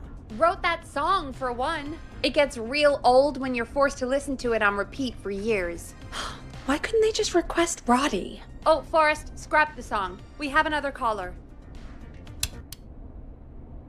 Sorry to cut the music short, folks. Callers take priority tonight. Welcome to 189.16, The Scream. This is Forrest Nash. Forrest? Oh, thank God. It's me again. Murphy. Talk to me, Murphy. What's wrong? Oh, the killer got me, man. Why did I ever trust a guy named Master Robbie? I warned you not to. Hindsight is 2020, okay? Forrest, we need to do something. Goddamn piece of... He came to the Gallows waste disposal plant. Beat on me, man. Carried me inside and locked me in a dumpster. I got a flashlight, but... Oh, goddamn. I smell smoke. I think he started a fire. Hold on, Murphy. We'll call for help right now. You gotta hurry, man. I need someone here now or I'm gonna die. Peggy, get the fire department on the line. On it. All right. Now just... Come on, pick up. Hi. Yes, I'd like to report a fire over at the Gallows Waste Disposal Plant. It's an emergency. What do you mean it's not operational? Why is there no backup vehicle? Oh, god damn it! Forrest, that evil son of a bitch slashed the tires on the town's only fire engine. They can't do anything. But I have a few friends who live nearby. Maybe one of them can save Murphy. Where do they live? My friend Alex lives on the corner of Haddonfield and Romero Street, and Catherine lives on the west end of Myers Lane. And there's Jericho on the east end of Myers Lane. But he's old. Really old. Okay, I'll check the map, see who would be best to do this.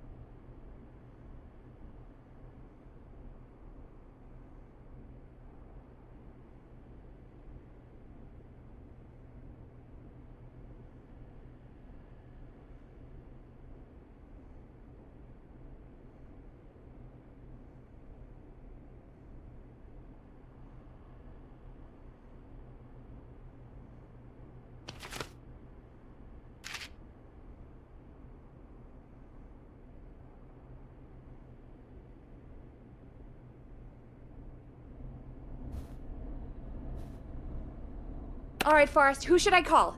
Who can help Murphy? Call Catherine. All right, give me a second.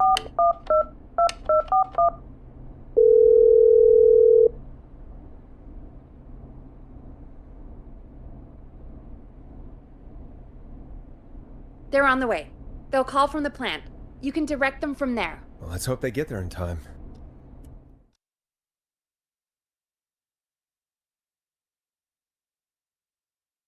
Call coming in. It's Catherine. She and Murphy are now both on the line. Hello, Catherine, are you there? What's happening at the plant? The whole damn thing is up in smoke. God damn it. I'm going in. Oh, my reception is terrible in here. God, my eyes sting. Murphy, can you see anything at all? Yeah, I got a little flashlight. Looks like old cans, bottles, and newspaper. What does it say on the newspaper? It's the Henderson headline. What was that? My reception is terrible in here. Please, Forrest, tell me where to go. Go to recycling. Recycling. Got it. Come on, Catherine.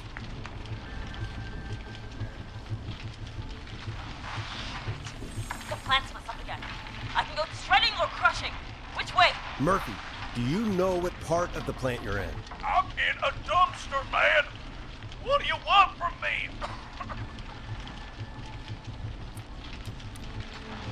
Do you hear anything, Murphy? I hear my heart about to pound out of my chest. Put the receiver up to the lid. Good enough. Catherine, go to the crusher.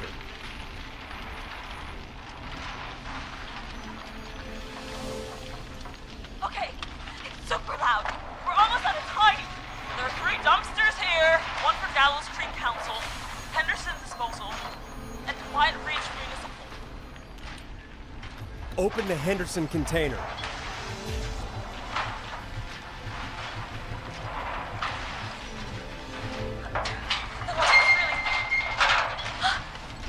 I found him! Thank God. Let's haul ass. It's coming down!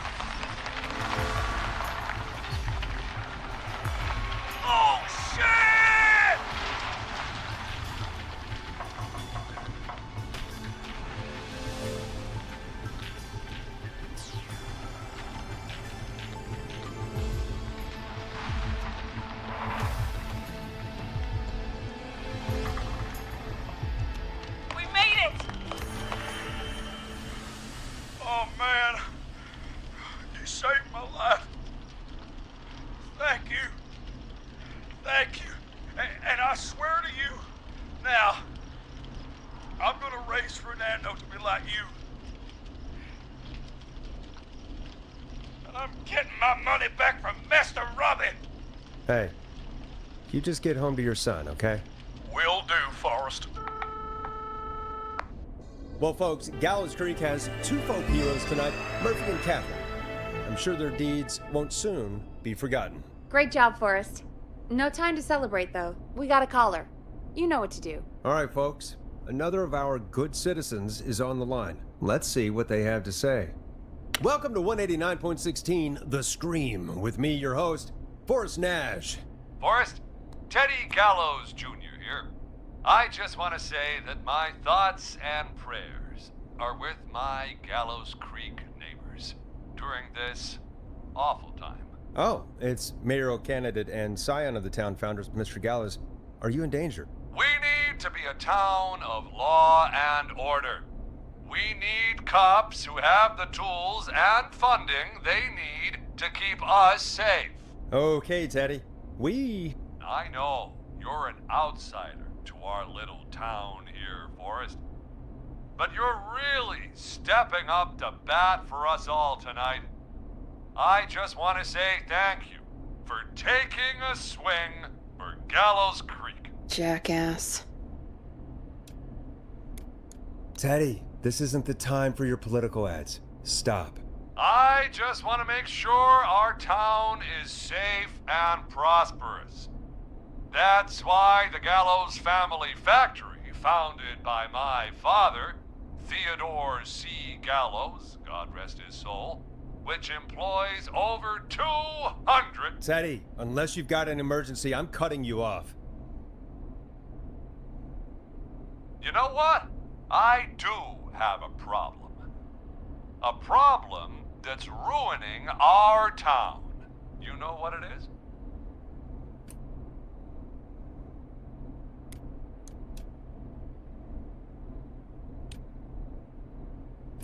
I didn't ask about a problem. I said emergency. The problem is that woman, our current mayor, Linda Cartwright. Oh, here we go. She just isn't one of us. Linda Cartwright is un-American, unstable, and... You're not better than anyone, Teddy. Just because you inherited half the town. Your producer sounds a little unstable, too. Don't you dare speak to me that way. Cut him off, Peggy. I can guarantee this kind of thing will not happen when I take office. The moral decay of... And that's enough of Teddy Gallows Jr. for one lifetime. I always feel disgusting after hearing him talk. Just play an ad, Forrest? I need a minute. We'll be right back after these messages.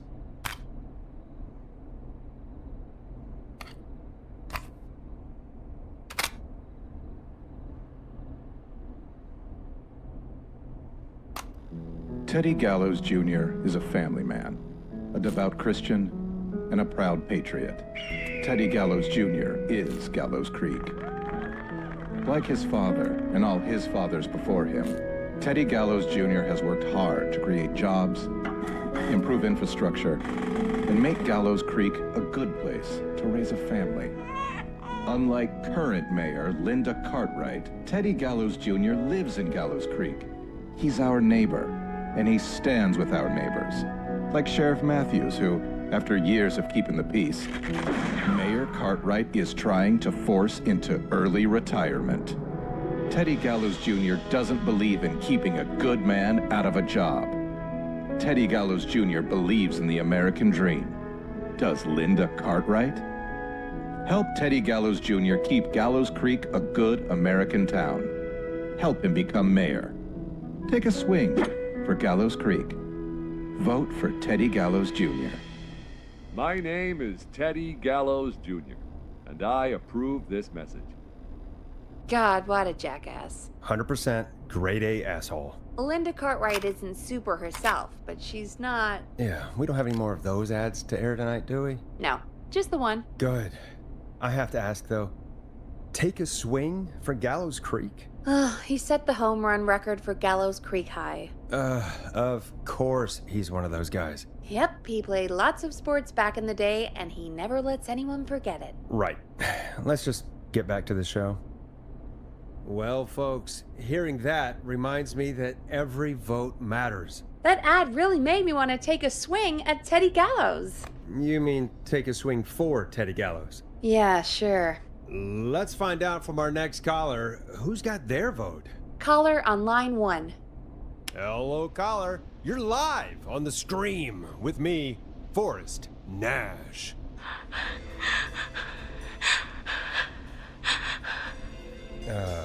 Hello, caller. Who is this? I need the police. I'm Forrest Nash. I'm standing in for 911 tonight. What's wrong? There's a guy hunting me and my friends. I think he's killed some of them already. That's him. He's just outside. I can see him from up here. God damn it. She's just a kid. Where are you? Are you somewhere safe? Oh my god. Oh my god. Stay with me, kid. Focus. I can't do this. Yes, you can. Focus. Tell me, what's your name?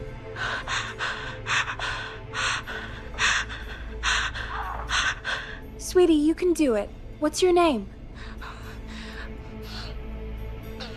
Carrie. Good. Carrie, listen to me. We're gonna get you out of there, all right? Now, where are you? The old murder house. Upstairs. I'm at the end of a hall. There's a bathroom, a couple bedrooms, a closet. Oh, he's coming. Where should I go? Go to the closet. Okay, I'll...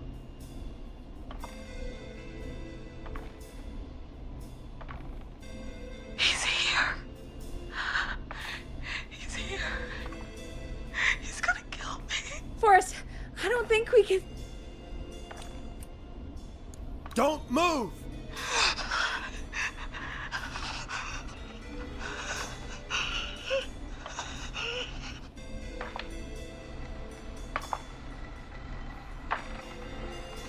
Oh no! Oh no! Oh no!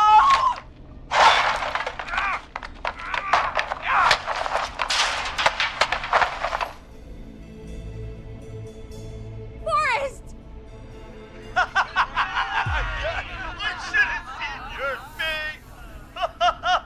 What? What? Are you kidding me? Okay, what the hell is going on here? Who's on the phone, Carrie? The cops? It's just a joke, jeez. Wait, isn't that... Jimmy, that wasn't funny, you sicko! Of course I called the cops, but some guy just answered instead. What guy? Forrest Nash, what the hell are you all doing? It's prank night, old man. We're just having fun. That's the kid. The kid who called in earlier pretending to be the whistling man. That's it. I'm out of here.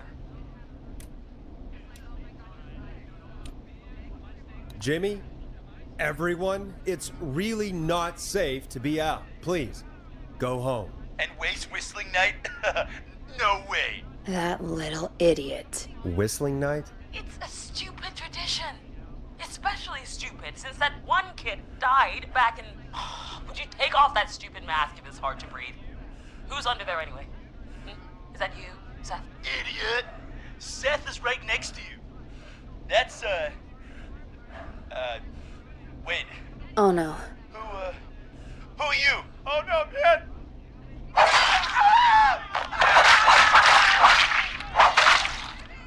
Everyone, get inside! Everyone, run! You two, barricade the door. Scott, Heather, you barricade the back. As long as he's out there and we're in here, we're safe, right? You bought time, but not much. Forrest, we have to... Heather, I already called the cops. Forrest picked up. He's the best we're gonna get. Who is with you, Carrie? My friend, we drove out to the old murder house and... Oh, of course! The van! Who's got the keys?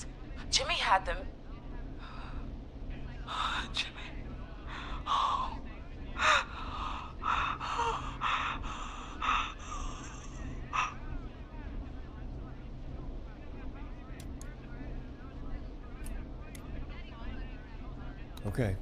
It's gonna be okay, Carrie. Right. We'll figure something out. Between all of you, there's gotta be a way to beat this. Just sit tight, okay? Heather, shut up. If we do that, we're gonna get killed. If only Jeannie were here. Jeannie? Jeannie McPherson? Our intern Jeannie? Yes. She's my best friend and the smartest one out of all of us. She stayed in tonight. Forrest, listen. We'll see what we can come up with, and, What? Scott, you're not any good at... And... No, Chad. Out of all of us, you're not the one to... Oh. Everything okay? No. We're figuring out a plan, but everyone's volunteering to do things they're just bad at. I think we can figure out what to do, but I don't think we can agree on who should do what. I think you'll have to be the tiebreaker, or else these idiots are gonna get us killed. But Shut up, you... Oh, Forrest, I'll call you back. But I don't know anything about your friends. Ugh, these damn kids never learn. Are you okay? Ugh, they do this kind of thing every year, Forrest. People get hurt. All right, folks. We're gonna work out a way to save Carrie and her friends. This next one goes out to all the trapped kids out there.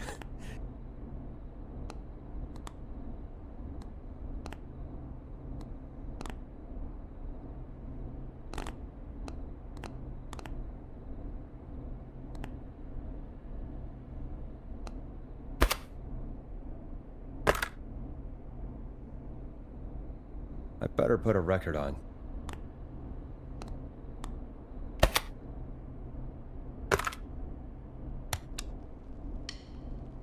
Here comes one of my favorites. Peggy, you mentioned something about their friend working here? An intern? Yeah, Jeannie. Seems a nice enough girl, but a bit head in the clouds, you know? Not sure why we took on an intern. We really didn't have the office space for one. Poor thing got tucked away in a dark corner somewhere downstairs, I heard. All right, I'll go see if I can find her desk. Hopefully she has something we can use.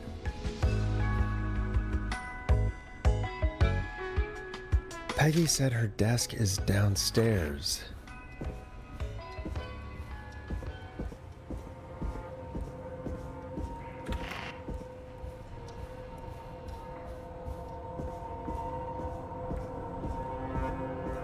Jeez, they really tucked Jeannie away.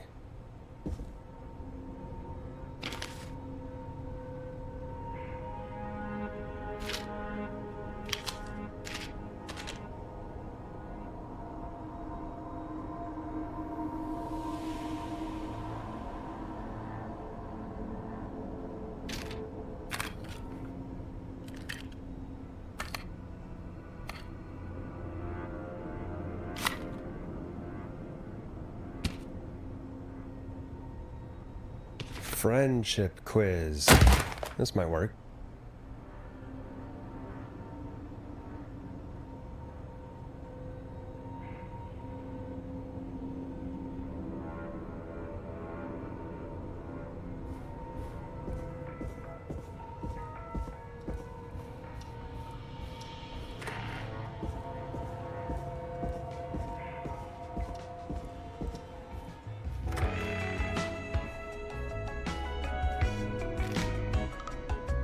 Hey, you find anything that'll help us out? Yeah, I found a friendship quiz with all these kids on it. If you think that'll help, then good enough.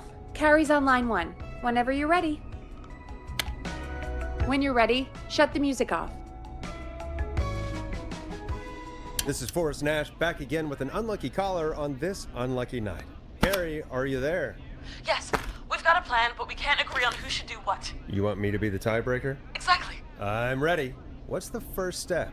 Okay, first things first. We'll need a spotter, someone who can keep an eye on the killer. We'll need someone on the roof. It's gonna be a hard climb. We're deciding between Heather, Kyle, and Hot David.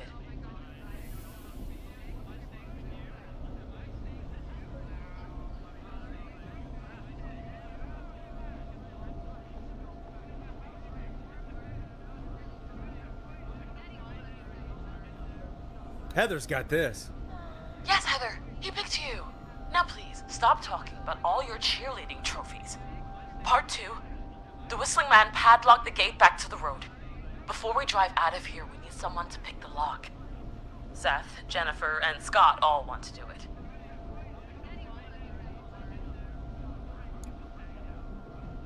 Jennifer. Jesus, Jennifer, you carry a bump key? Why didn't you say so earlier? Anyway, that brings us to part 3. Getting the van keys. I'll volunteer for this. I don't know Jimmy as well as you guys, so it'll probably be easier that way. Then it's part 4.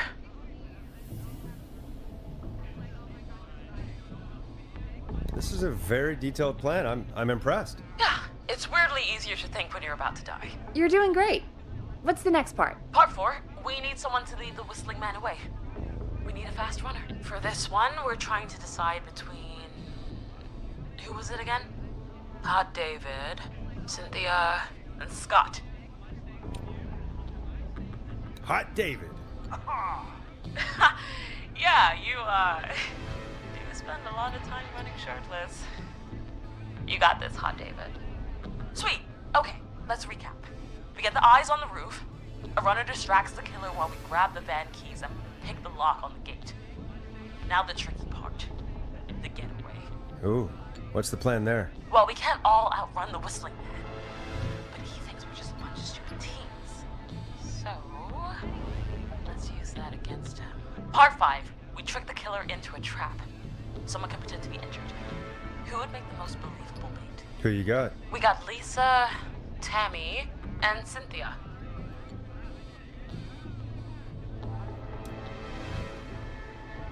Lisa. You're right, Lisa. Having to smile at rude customers is perfect practice. That should take care of the killer. And then it's time to get out of here. Finally, part 6. We need someone who can drive us through the woods and back to Gallows Creek alive. Who's our getaway driver? Should it be... Who have we got? Chad? Scott? Cynthia? Whatever. Forrest, you know what to do.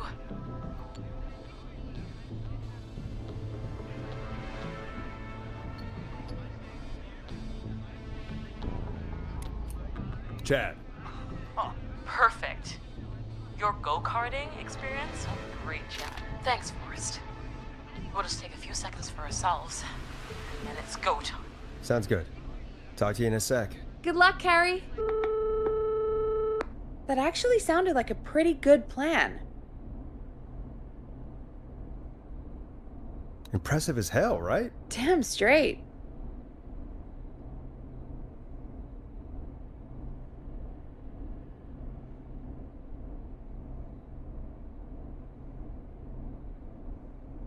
Oh, the kids are back already. Line 1 again. If you're just tuning in, we're coming to you live with a bunch of teens about to flee a madman. Listener discretion is advised. Are you ready, Carrie? We're good to go, Forrest. Good luck. And Godspeed. You got this. Here we go, everyone. Spotter, to the roof. Go, Heather. She's off and away. All right, Renner. Get ready. Wait for the spotter's signal. Spotter says go.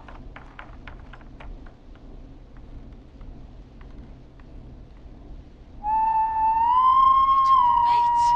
Lockpicker, go. I'll get the keys off Jimmy.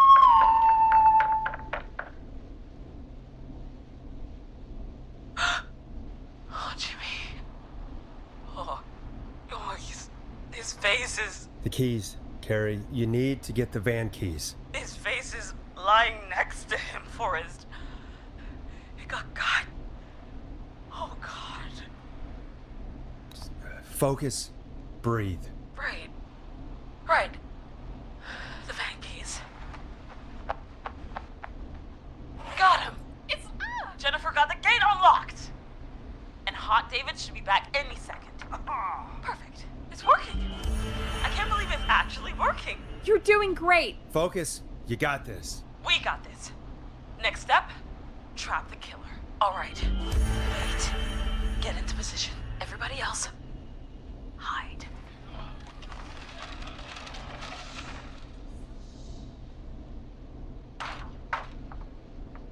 Okay, performer.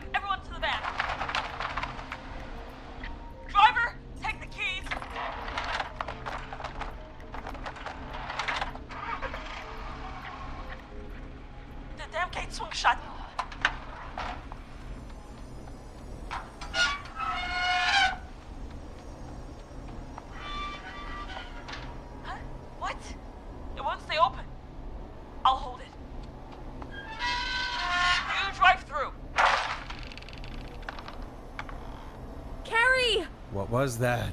It's a whistling man. Drive! Now!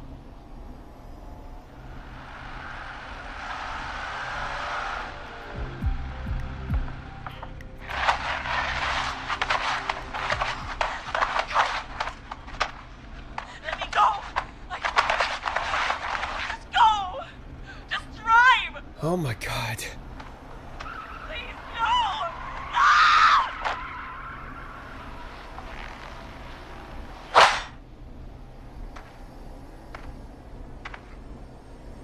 Carrie?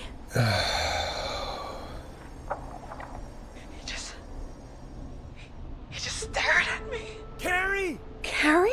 Just stared at me and walked into the woods. I don't understand. Thank God you're okay. Can you get somewhere safe? I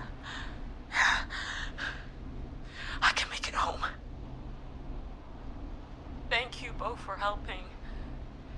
If you hadn't, It was your plan, Carrie, and it was a great plan.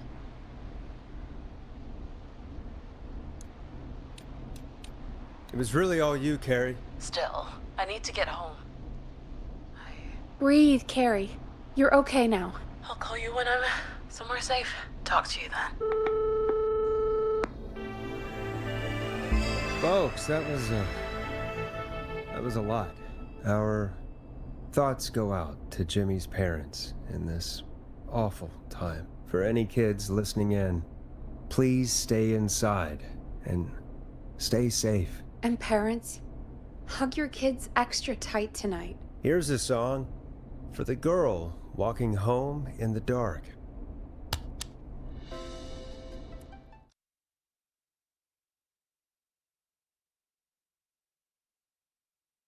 Hey, we had a call come in. Okay, Forrest, shut the music off.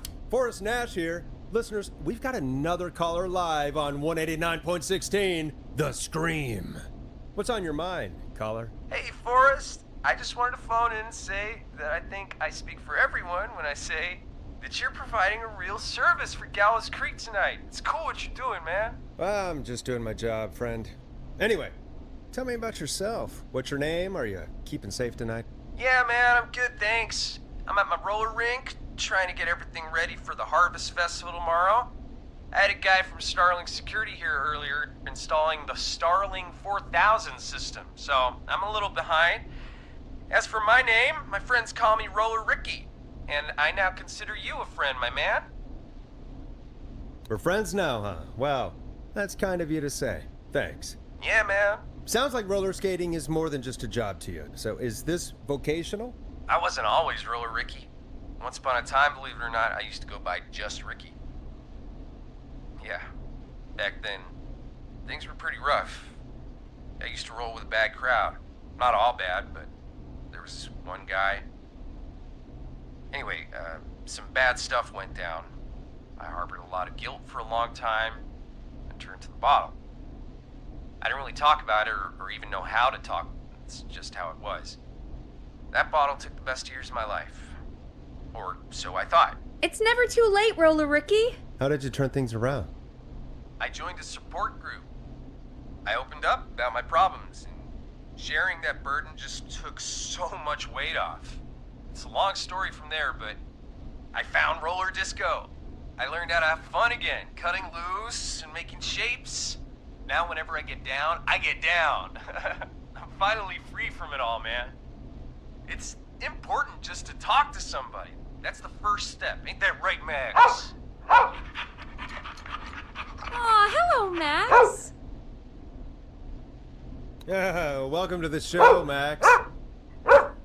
Max is my emotional support dog. He's a rescue dog, but I always say he's the one that rescued me. He's the best dog a guy could ask for.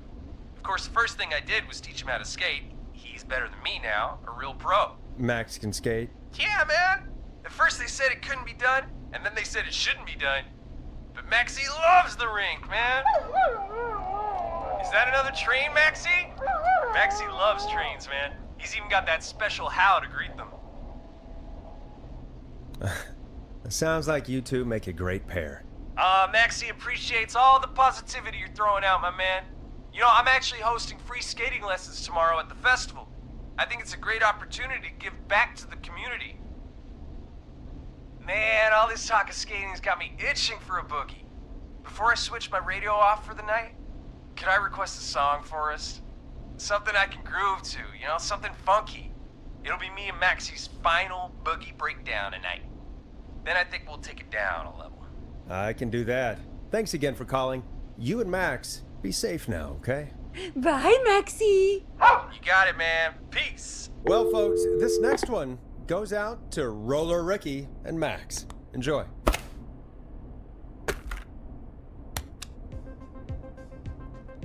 You'll like this next song.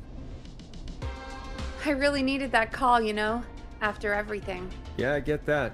He talked a bit much for my taste, but it is inspiring to hear somebody come back from the brink like that. Yeah, that's what I meant. You were thinking about Max on skates, weren't you? Well, would you look at that? Another caller on the line. What are the odds? Better take it. Welcome back to 189.16, The Scream. This is Forrest Nash. How are you tonight, caller? I'm doing okay. I made it home safe. Gary! Hey, I just wanted to thank you for doing what you could earlier. You know, even though we lost Jimmy, and I don't know. Hey, it's okay. You were so brave earlier. You're safe now. I wanted to ask you why. Why he didn't... Why am I... Why what, Carrie? Why did he spare me? After what he did, why let me go?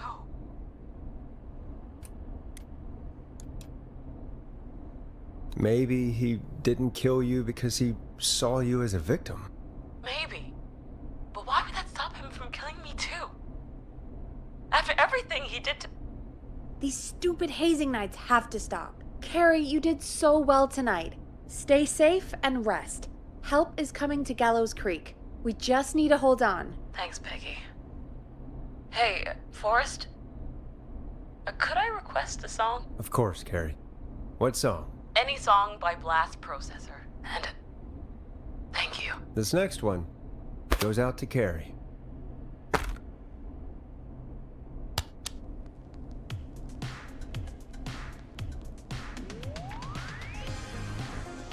You know, what Carrie just said has really got me thinking. About what? The whistling man left her alone. Why? There must be a reason. When it comes to masked whistling killers, I don't think a reason is a key part of their process. Well, it's something to consider. I need to take a break.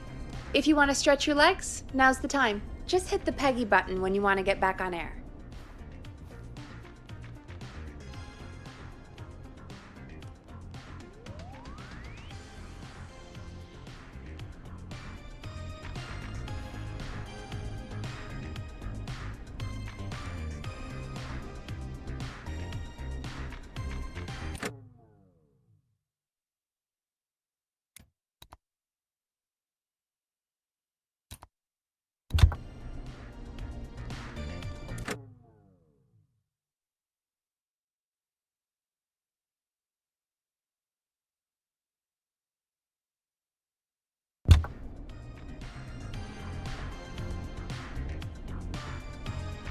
Let's get going, Peggy.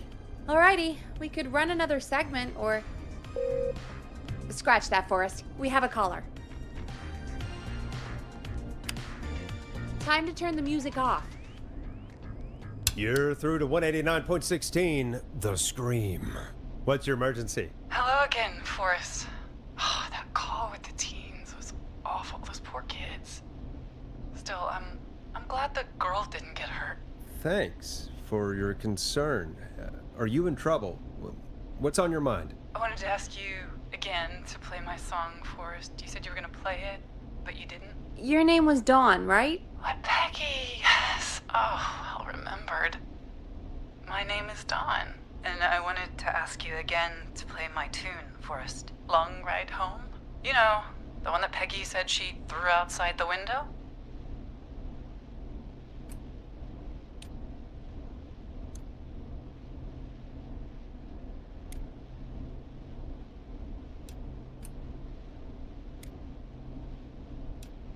I'll play a track for you, Don, but maybe pick another one. We don't exactly have that one in rotation right now. No, Forrest. You do have it. It's just outside the window. There's a serial killer on the loose. I can't just go outside hunting for a record. I'm really sorry, Don, but we just can't get it right now. But wasn't the Whistling Man just at the old murder house? That's miles from the station. It won't take you a second to grab it.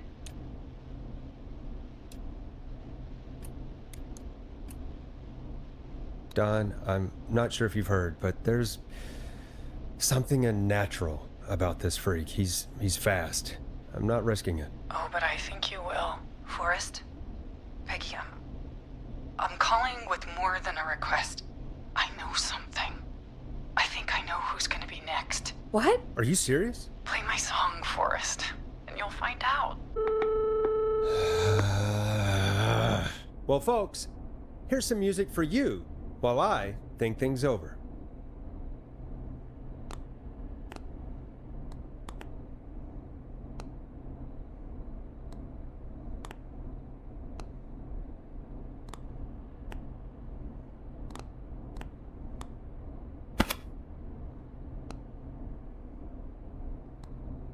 Dead air is a crime, Forrest.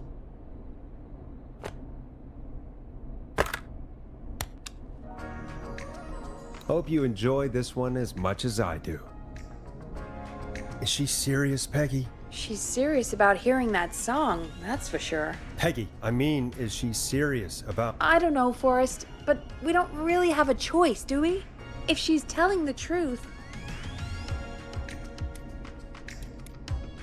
All right, I'll do it. You're a good man, Forrest. I'll slide you the key to the fire door. Wait.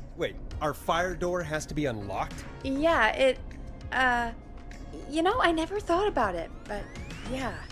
We should talk to Reggie about that later. Anyway, I'll hold the fort down while you're out.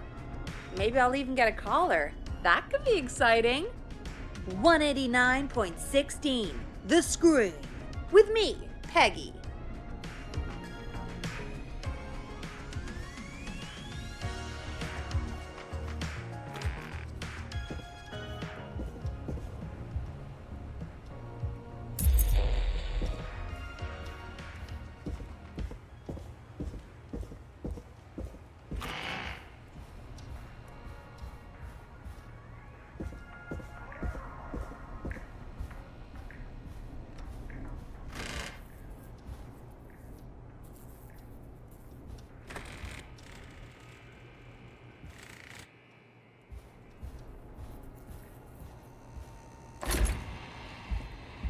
You know, I hope she'll be happy when I'm brutally murdered by the Whistling Man. Out here, in the open, alone.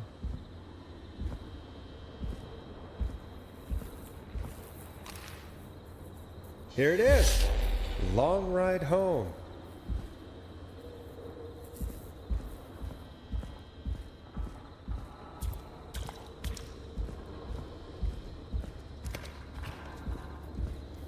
Of course, it locks behind me. And of course the key doesn't work on this side. Fantastic. Maybe there's another way back in through the basement. A door, elevator, or something.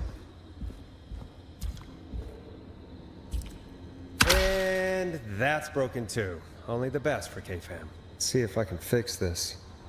Looks like a power issue. I should check the fuse box.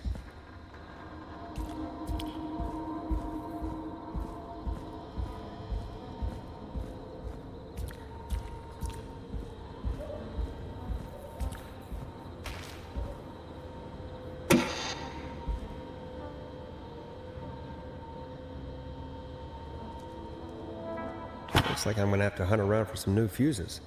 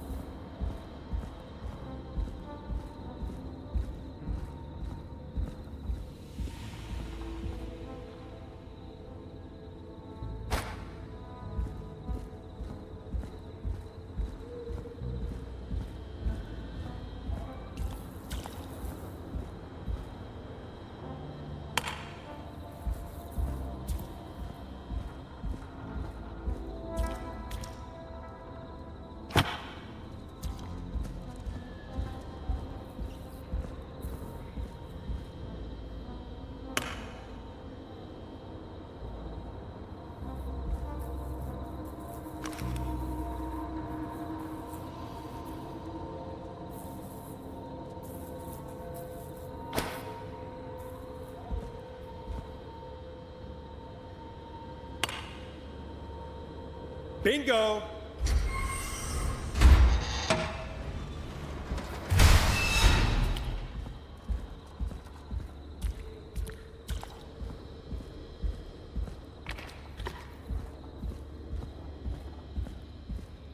I could probably survive that fall.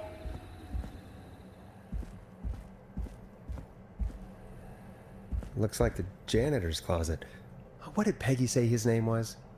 Clive?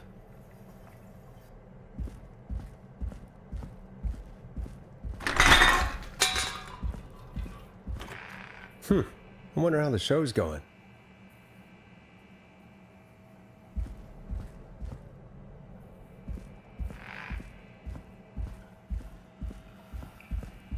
God, please let this be the last locked door.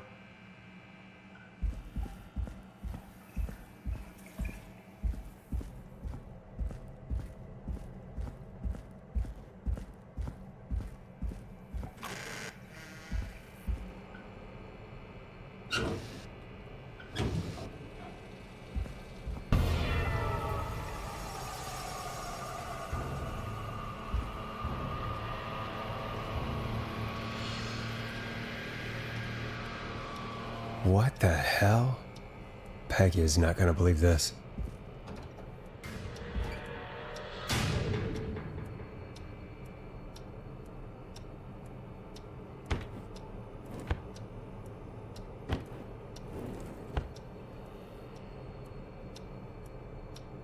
Ah, there's the beautiful key. I should be able to get back to the studio now.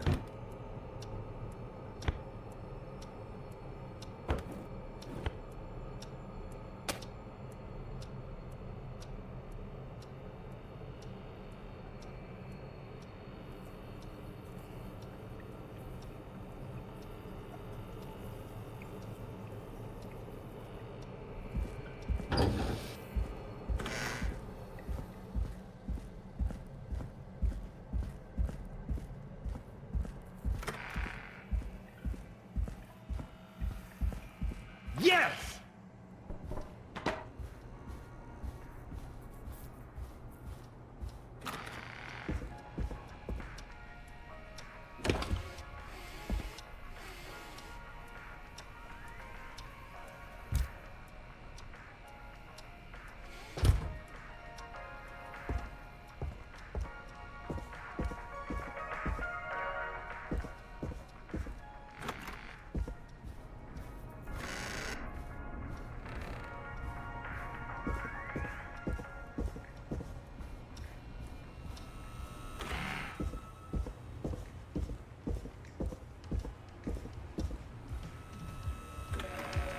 Isn't that such a good song, folks? And now for... Jesus, Forrest, you've been gone for ages. I thought something had happened. Something did happen. Clive, the janitor, might be Clive, the murderer.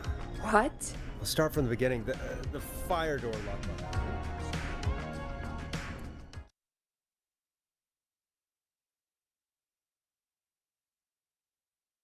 Did you heave that thing all the way up here?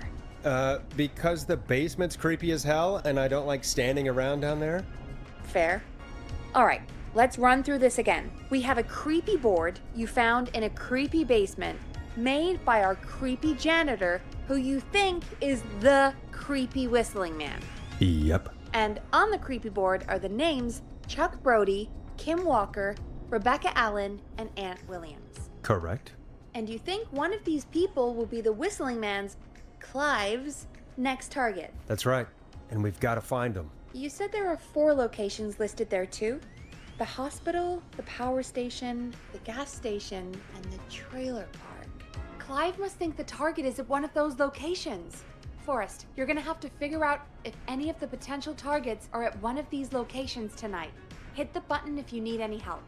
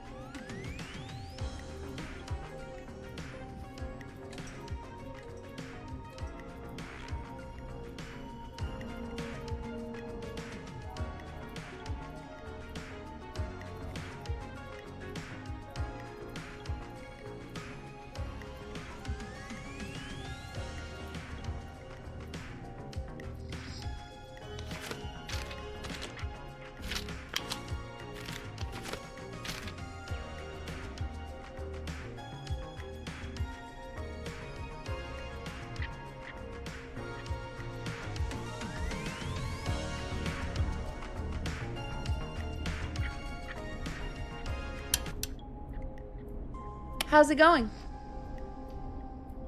I'm ready, Peggy. Are you sure? We've only got one shot at this.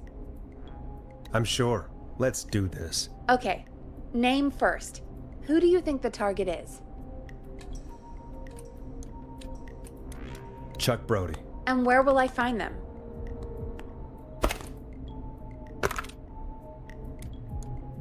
The gas station. Okay, I'm dialing. One moment.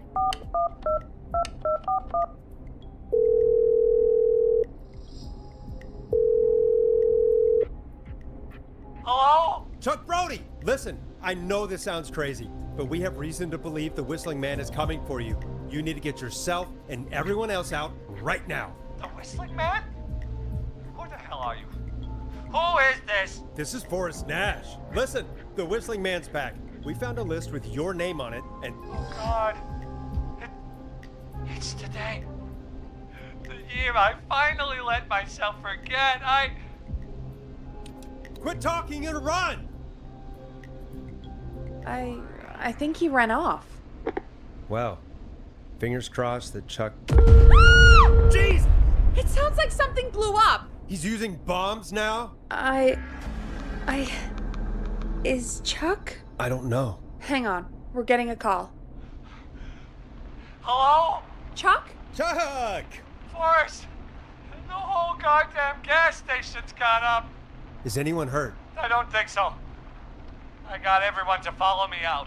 The town's only ambulance was blown to hell, though. Yeah. Damn it, that fireball threw me. I've got to get to the hospital. I'm not feeling great. Forrest, man, I can't thank you enough, but... Damn, I gotta go. Wait, Damn it, we lost him. What was that about today? Oh, Forrest, the call board is lighting up. Get us into some music while I deal with this. Here's some music while we regroup here on KFAM 189.16, The Scream. A classic back by popular demand. This is Long Ride Home by the Barn Finds.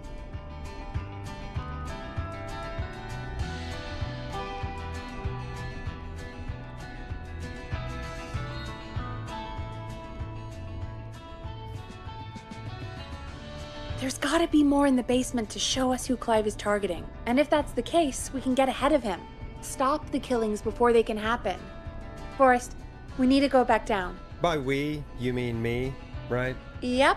Like I said, I need to handle all these calls. Maybe start with that creepy mannequin room you mentioned before. I still have a lot of questions about those, by the way. Me too.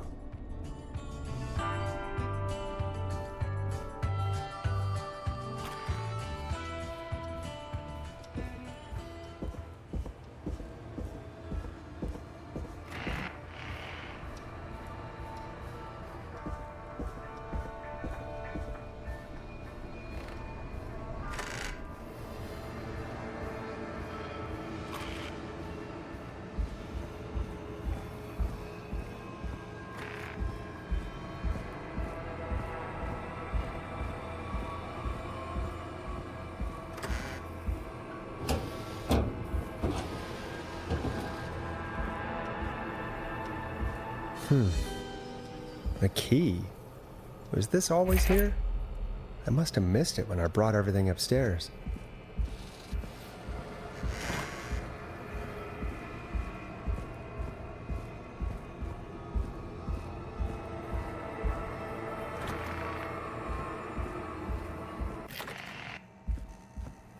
Hey, Forrest!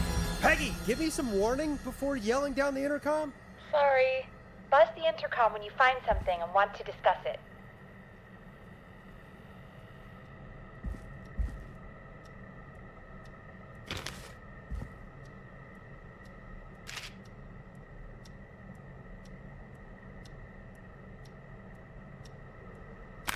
Peggy, I've found a tape and a map down here. A map of what?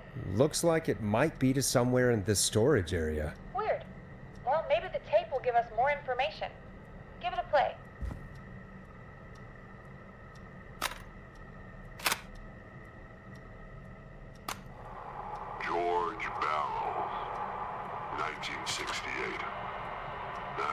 This all began for me.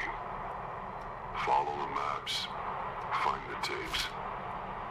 I'll be waiting. Wait, George Barrow? We all heard that he drowned after a night out drinking. Was it actually Clive? Has Clive really been the whistling man for that long? He says I need to follow the maps and find the tapes. I guess that's what this map is about. I think we need to see what else is hidden down here. Be careful, Forrest. Keep looking. Buzz the intercom when you found something.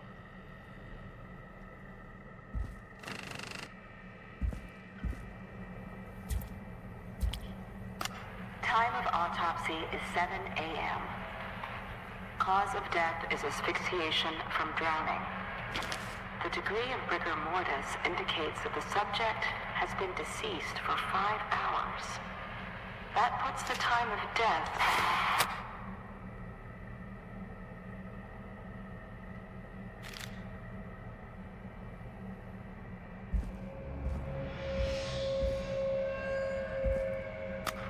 Small lacerations to arms, legs, and face, typically obtained by running through foliage. Severe blistering to the feet, as though the deceased had been running without stopping.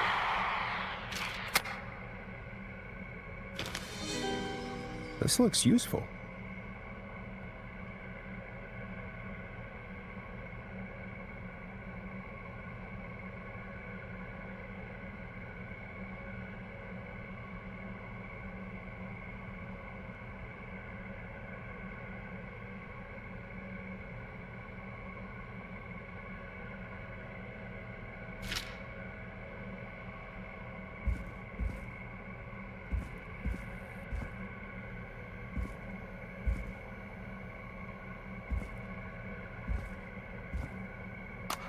Preliminary toxicology results shows no signs of inebriation. However, a high amount of cortisol was found, indicating elevated levels of stress in the immediate moments before death.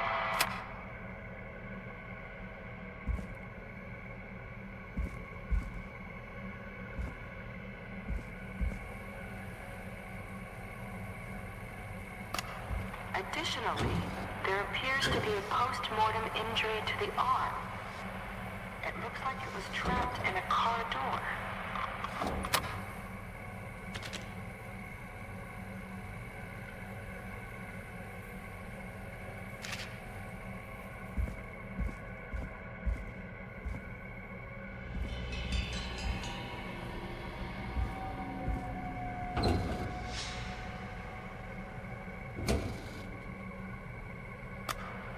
It is the coroner's opinion that the subject likely feared for his life and was chased, resulting in a fall from a height into a body of water, where he hit his head, was knocked out, and drowned.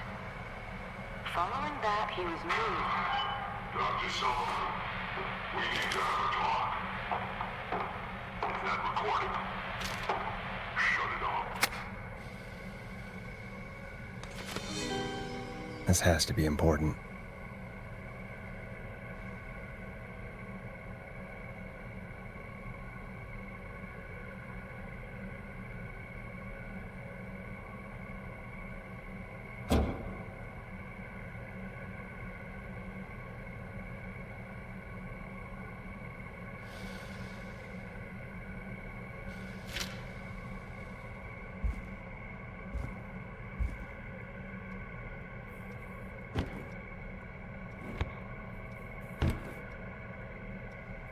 Ooh, a new vinyl for my collection.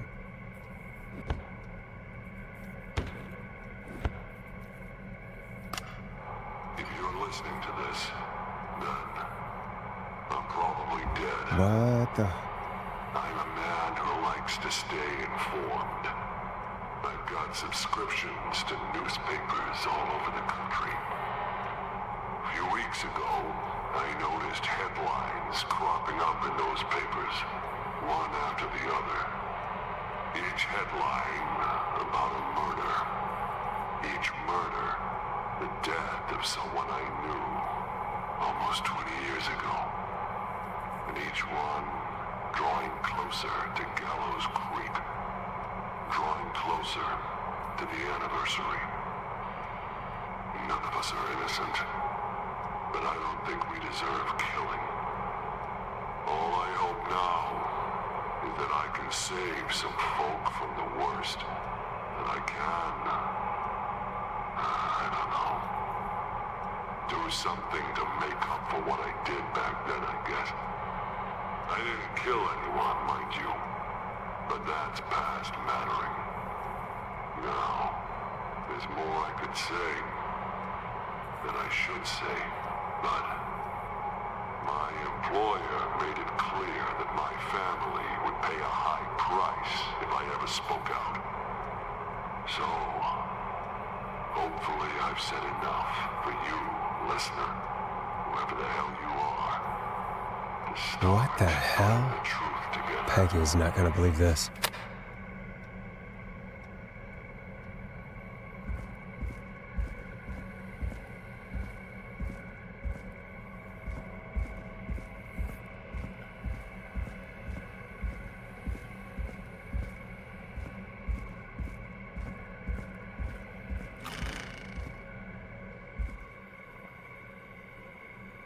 What have you found, Forrest? It's an autopsy tape. Doesn't say for who, but I think it must be for George. Poor George. He was so young. Something's bugging me, Peggy. What do you mean? I swear I recognize the voice of the woman talking on the tape. I just can't place it. Seriously? Do you think you've met her before?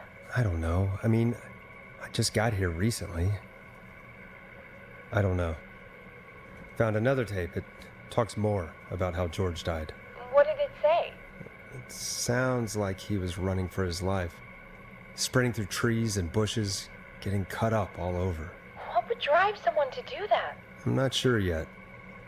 There's also a tape about a toxicology report. There were no signs of drinking or that he was on anything. What? But everyone said he went swimming drunk and drowned. It was in the newspaper and everything. I found a written autopsy report. What does it say? According to that, it's just like you said at the start. George drowned after getting drunk. Said he liked to fight, too. But that contradicts the tape. I know. And I think I know why. There's a note with the report that says, "I'm sorry I made you do this, Virginia." If it was on the autopsy report, then Virginia must be our coroner. Wait, the caller from earlier, when we had to call the takeout restaurants, wasn't her name Virginia? We need to call her back once we finish down here. It looks like she might know something about what's going on. I found a tape that introduces a new detail to the story. Post-mortem injury. Apparently, his arm got caught in a car door. A car door? Yeah, after he died. How do you suppose they can tell? How can they tell? I'm a radio producer, not a coroner. The written report I found doesn't mention it at all. How did his arm get trapped in a car door after he died? Unless he got it when the police collected his body, I guess someone else must have moved him after he was dead to where he was eventually found. But the report, what is going on here?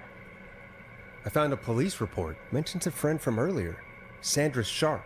Sandra. The jazz runner? That's right. She found George's body washed up at the reservoir. The reservoir? Yeah? What's strange about that? George got cuts from running through foliage, right? But there's no forest around there. Also, how did it wash up at the reservoir? What do you mean? Reservoirs don't have tides. But that's what the police report said. It's not possible, though. I did a school project on reservoirs and got an A. But, yeah, not important right now. The important thing is that it doesn't make sense. What are you suggesting then? That the body was originally found somewhere other than what the report suggests? That the sheriff tried to cover it up, but accidentally let something slip? Something like that. I think. Well, Sheriff Matthews wrote the report. If he hadn't been eviscerated, we could have asked him. True. But Sandra is still alive. Once we're done down here, we should give her a call. In another tape, the coroner comes to the same conclusion as I did. George was running from something. Maybe an animal? Maybe, but then there's this next bit, where the coroner thinks he was moved. post-death. So she agrees with us. At the end of the tape, someone burst in and demanded Virginia stop recording. I think it was Clive. This is starting to make sense now. This is a conspiracy to cover up what happened to George. I think I found Clive's last recording. I think Clive might be gone. Gone? I found a confession. Not for any killings, but for playing a part in covering up George's death. He left this behind in case he died. He hoped someone would find it. Do you think the whistling man already got him? Possibly. We've had a lot of callers tonight, but maybe not every victim made it to the phone, you know? We don't know how many there really are. Christ, Forrest, that's dark. I know, but Clive said he had read about other murders in other towns, and that the murders were all folks who knew about the incident. And the killings were getting closer to Gallows Creek. He said he wanted to do something good for once. The board in his office. He wasn't tracking people down to kill them. He was tracking them down to save them. Ugh, why didn't he just come out with all of this? He said his employer threatened his family if he spoke out about any of it. His employer? The one who orchestrated the cover-up? Oh, Clive. I'm sorry for thinking you'd killed all those people. Do you think you found everything? I think so. Forrest, what's going on here? Someone wanted that boy's death to seem like an accident, and they hired Clive to make it look that way. Come back upstairs when you're ready. We need to figure out our next step.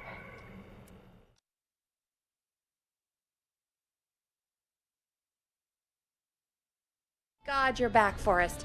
I've been running out of stuff to pad our airtime with. Peggy, you work in radio. Forrest, I'm stressed. I mean, really, how are we supposed to keep a show going with all this happening? This is our job, Peggy. We gotta do it.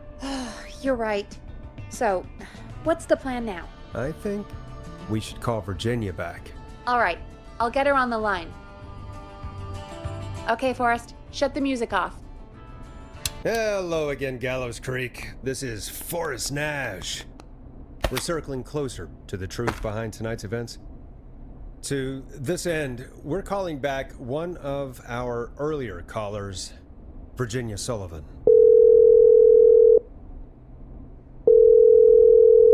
Fredman Plunker here? Who's this? Is it you? Goose. Plunker, hey, it's the radio man, Forrest Nash. Radio man? What's up? Solving mysteries, saving lives. The huge. Right on. Plunker, what are you doing at Virginia's house? She asked if we could stay to keep an eye out for that whistling turd. So we're hanging out, bro. Well, that's big of you, Plunker. No, it's nothing. Can I speak to Virginia? Sure thing, radio man. I'll just go get her. Who is this? Hey, Virginia, it's Forrest. I'm glad you're still okay. Oh, Forrest. Sorry, I'm still jumpy.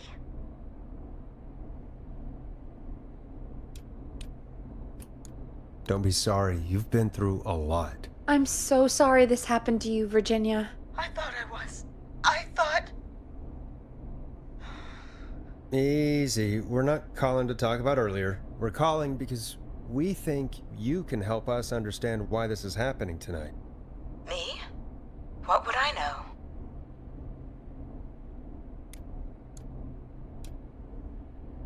Does the name Clive mean anything to you? Clive? No. I don't know that name. What are you asking about this for? You mentioned that name earlier when you called us the first time. I don't know what I said then. I was petrified, Forrest. Clive's the janitor at our station, and we know you spoke to him in the past. Forrest, please.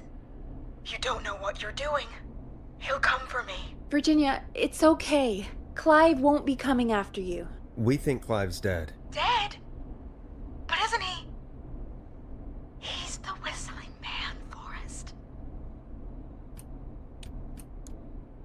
we found evidence to the contrary. But it's true. And we found your autopsy reports for George Barrow. how?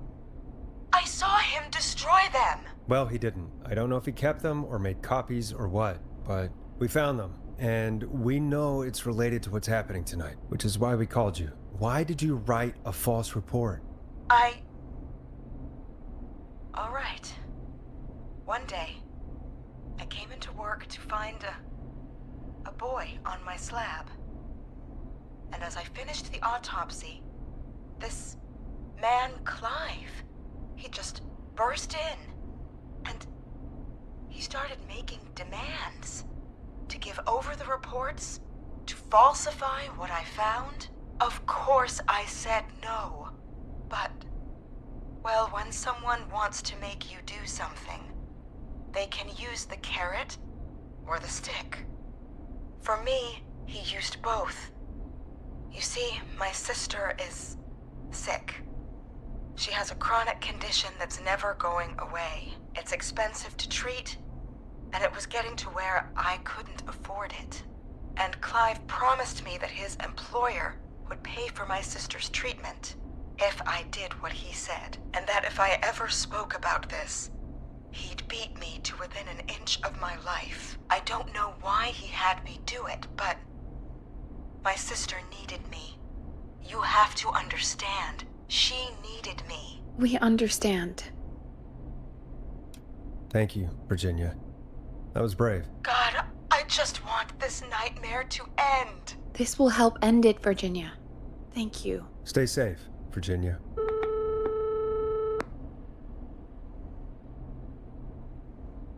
So, Virginia is tied up in all of this. Clive threatened her to keep quiet about George's death.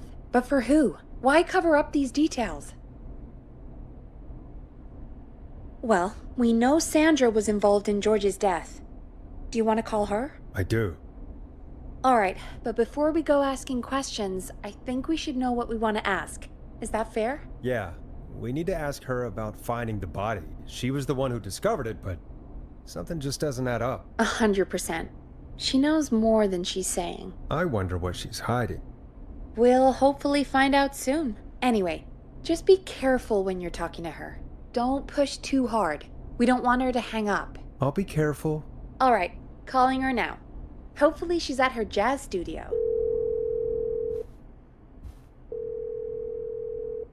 Aha!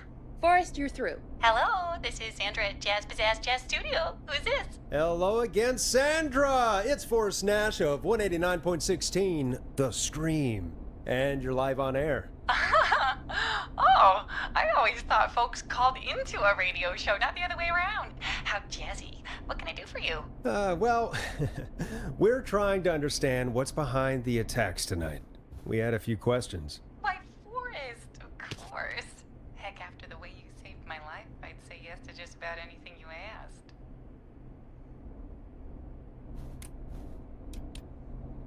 Really? Well, that sounds nice.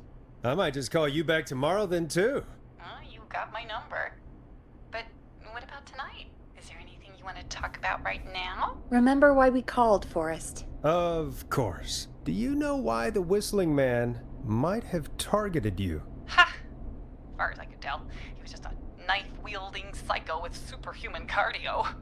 He'd have chased after anybody. Right. Well, we think he might be chasing specific people.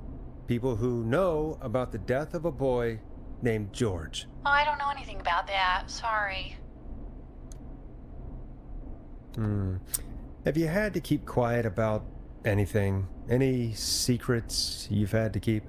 What would I have to keep quiet about? I don't know. I mean, could be that you've seen something or heard something. I never saw anything. And even if I did, what would that matter? And it was years ago. Sandra, are you okay? It was years ago. We know, Sandra. You do? You know about? Yes. Of course. This studio is my life. After I found the body in the river, I couldn't lose my studio. Do you understand? Sure. I understand. When the rent just kept going up, he said he'd stop if I I just needed to keep quiet. And everything will be okay. Of course. We understand. I mean, it's not like I killed him. What was the harm in saying I found him in the reservoir instead of the river? Right? Right? I'm sorry. I can't do this. And she's gone. I don't think that could have gone any better. You truly did great, Forrest. Well, folks, if anyone out there has any thoughts on what's going on tonight, please call in. That's good timing. We've got a call waiting just a second.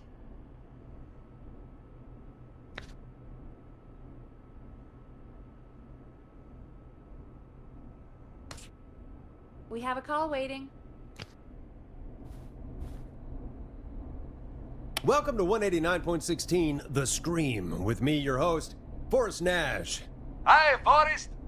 I know this is really out of the blue with everything happening tonight, but I wondered if you could send this special birthday message to my uncle. No, I don't wanna. Oh, come on! It's his birthday. I won't have a chance to do it again until next year. May as well, Forrest. Fine. What's his name? Thank you, Forrest. He's my Uncle Ronnie. His first name's Peter, but he never liked his name. But since he always had salt and pepper hair, even as a kid, can you believe it? Folks always called him Pepper. Thanks for the history lesson. Is there anything besides happy birthday you would like to say to Mr. Pepper? Oh my god damn it! Yes! Tell him he can get the best birthday deals and party packages here at Putney's Pizza. Starting at You son of a bitch! Stop calling us! God damn it, Peggy, this is your fault. My fault? I said I didn't want to do it. Don't blame me because Brian Ponte can't control himself. Don't worry. We've already got another caller on the line. Just pick it up, okay? This is 189.16 The Scream. I'm Forrest Nash. You're on the air, caller.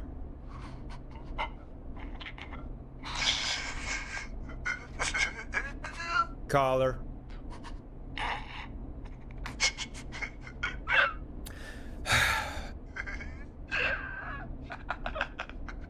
Ponte. Ponte's Pizza always delivers. Come rain or sleet or whistling man, we'll be there.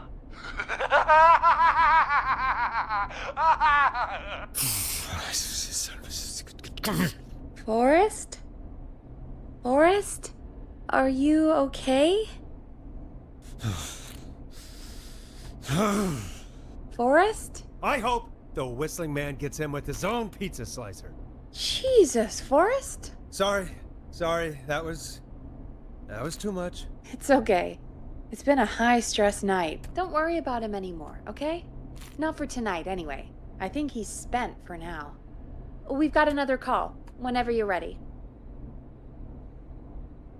Folks, don't spend your money at Ponte's Pizza. That's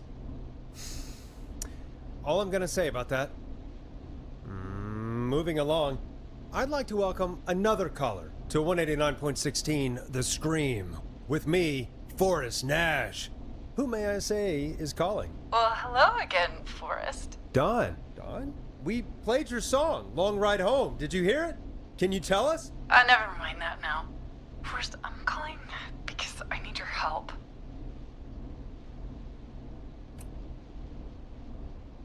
Don, we had a deal. Kept my end. Who is the next target? Oh, it's too late for that now. I'll be the judge of that. Oh, fine. Chuck Brody was the next target, but that ship sailed. How did you know it was Chuck? Well, if I tell you, I might just put more people in danger. People are already in danger. This might help. Forrest, I don't have time. I need your help. Do you mean... Yes, he's after me now. You? I think so. He must have heard me on the radio, helping you. Right. Okay. Tell us everything. I was out following a lead, trying to work out who would be next, after Chuck. And what happened? And I started to feel like I was being followed. I came back to my apartment building, but this newfangled security system has me locked out. I need you to help me get inside. Don't you have a key to get in? Only for the apartment door. The front gate requires an entry code. The future is electronic, I guess. I need that code to get inside. Which apartment block do you live in? Maybe one of our listeners lives there too. It's the new Woodside apartment building between the town hall and the trailer park. But I doubt any of your listeners live there. I don't have many neighbors. Sounds like a prime piece of real estate. The sound really carries at night. Shit.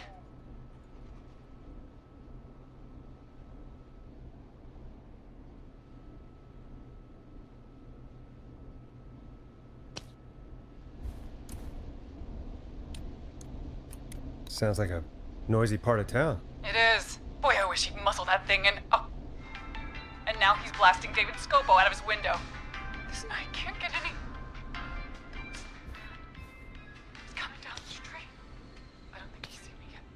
Forrest, please. I need your help. I need the code for that security system, or I'm gonna die. What's the name of the security system? There's a sticker on the box. It says Starling Security 4000. There's a keypad, and it looks like it wants a 6-digit number. Starling Security 4000, huh? That's right. Very newly installed. I need the key code before the Whistling Man gets me. Yeah, of course. Don't worry, Don. Thank you, Forrest. I knew I could count on you. I'll sit out of sight. Call me back soon. All right, folks. Here's a little tune for you all to enjoy while I try to break Dawn into her apartment. Coming up for your listening pleasure, it's Caged Tiger with their single, One Last Goodbye. You were pretty quiet there, Peggy. Forrest, was it just me, or was there something... Yeah, it wasn't just you. Something was weird about that. Yeah. Well, tell you what, we have a Starling 4000 or whatever here at KFAM. Clive bought one for the station. Maybe we can find something to help. Well, I'm not sure who, but to help someone.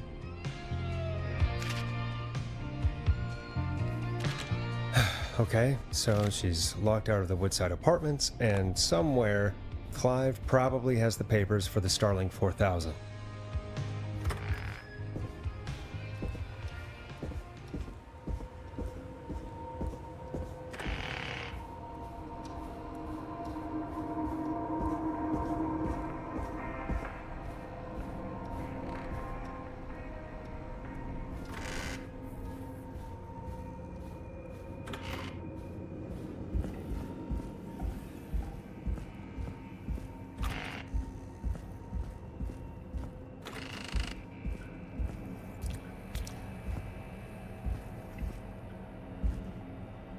Order delivery form. Starling must have left this by accident. The system's not even installed at Woodside.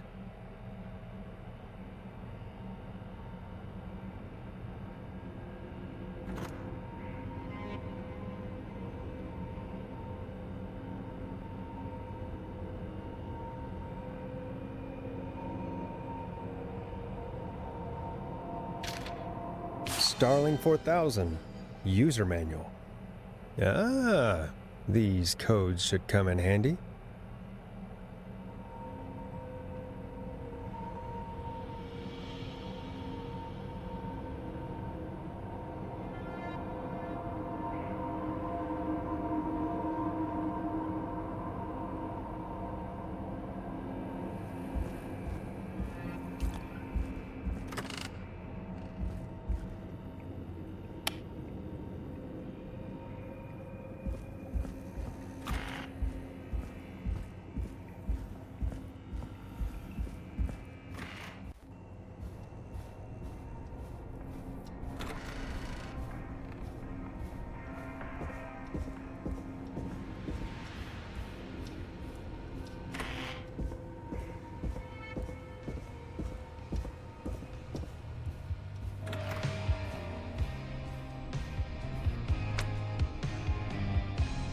Welcome back, Forrest.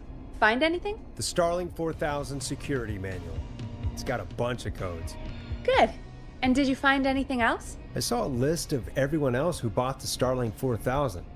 Know who was on there? Oh my god. Roller Ricky! Do you think we should give him a call? Is that crazy? I don't know what you'd say, but... That might be a good idea. Okay, one moment. I got the number here. Patching you through.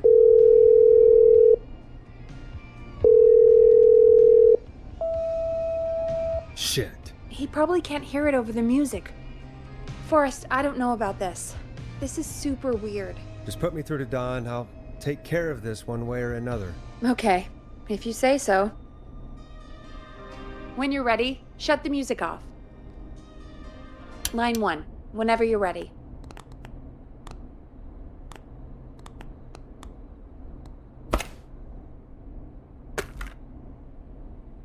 Don, are you there? This is Forrest Nash from 189.16, The Scream. Oh, thank God you're back. I'm so afraid. What's the code to the gate?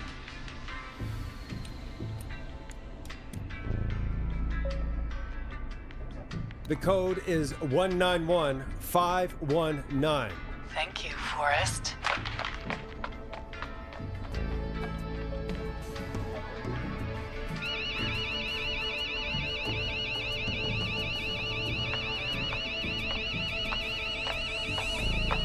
Son of a bitch!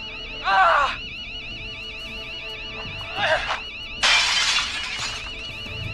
Is she?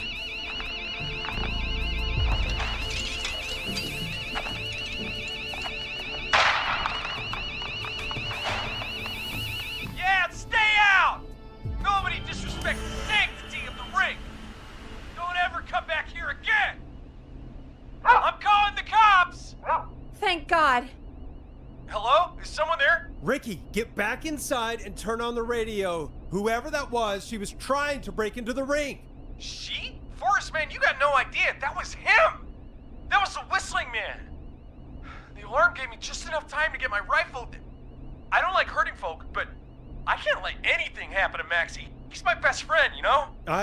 Listen, man, I'm heading back inside. Gonna barricade that window. My man, thank you. You and Peggy can skate for free whenever you want, forever. That's a done deal. Thanks, Ricky. Can't wait. You got it. Talk to you soon. Okay, Gallows Creek, here's some music while we process what just happened. So, the whistling man is a woman?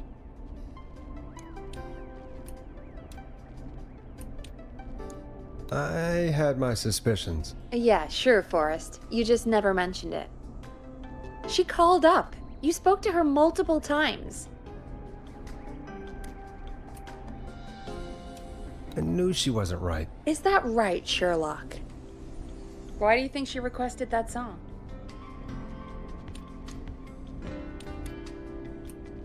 To get me outside? Maybe, but how? She didn't know the song was outside to start with. That's right. She never actually attacked me out there. So? What now? I guess I should make an announcement. We do have new info. Okay, kill the music and you can make the announcement. Okay, you're live in 3, 2... Hey folks, this is Forrest Nash here. I hope you're all safely locked inside. For those of you listening to that last call, you might be wondering what to make of it all. Here's our take. We now believe the killer is actually a woman, one who might manipulate you into letting her in before she attacks you.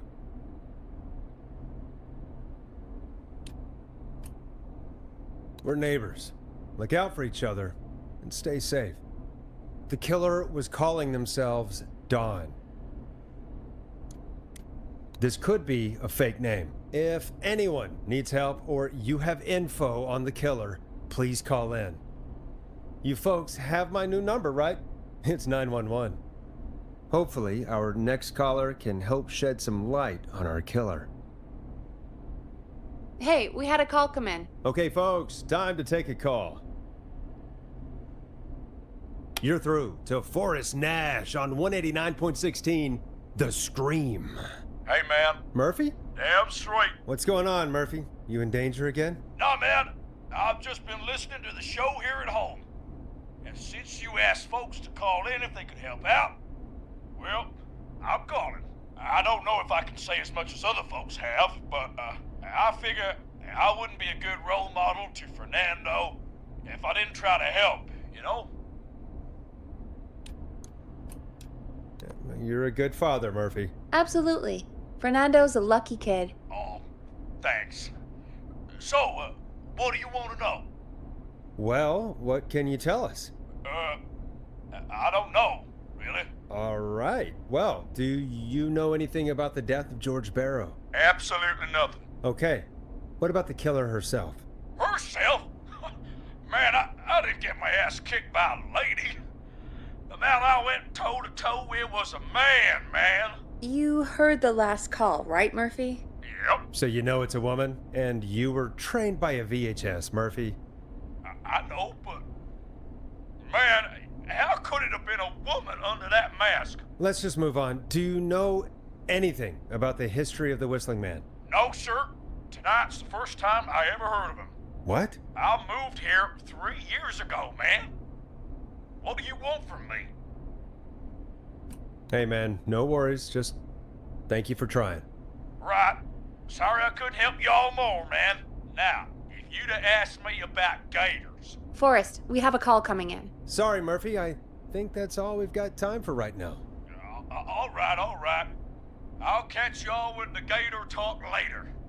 Night. Well, folks, that was a bust. But perhaps our next caller has more they can tell us. Let's find out.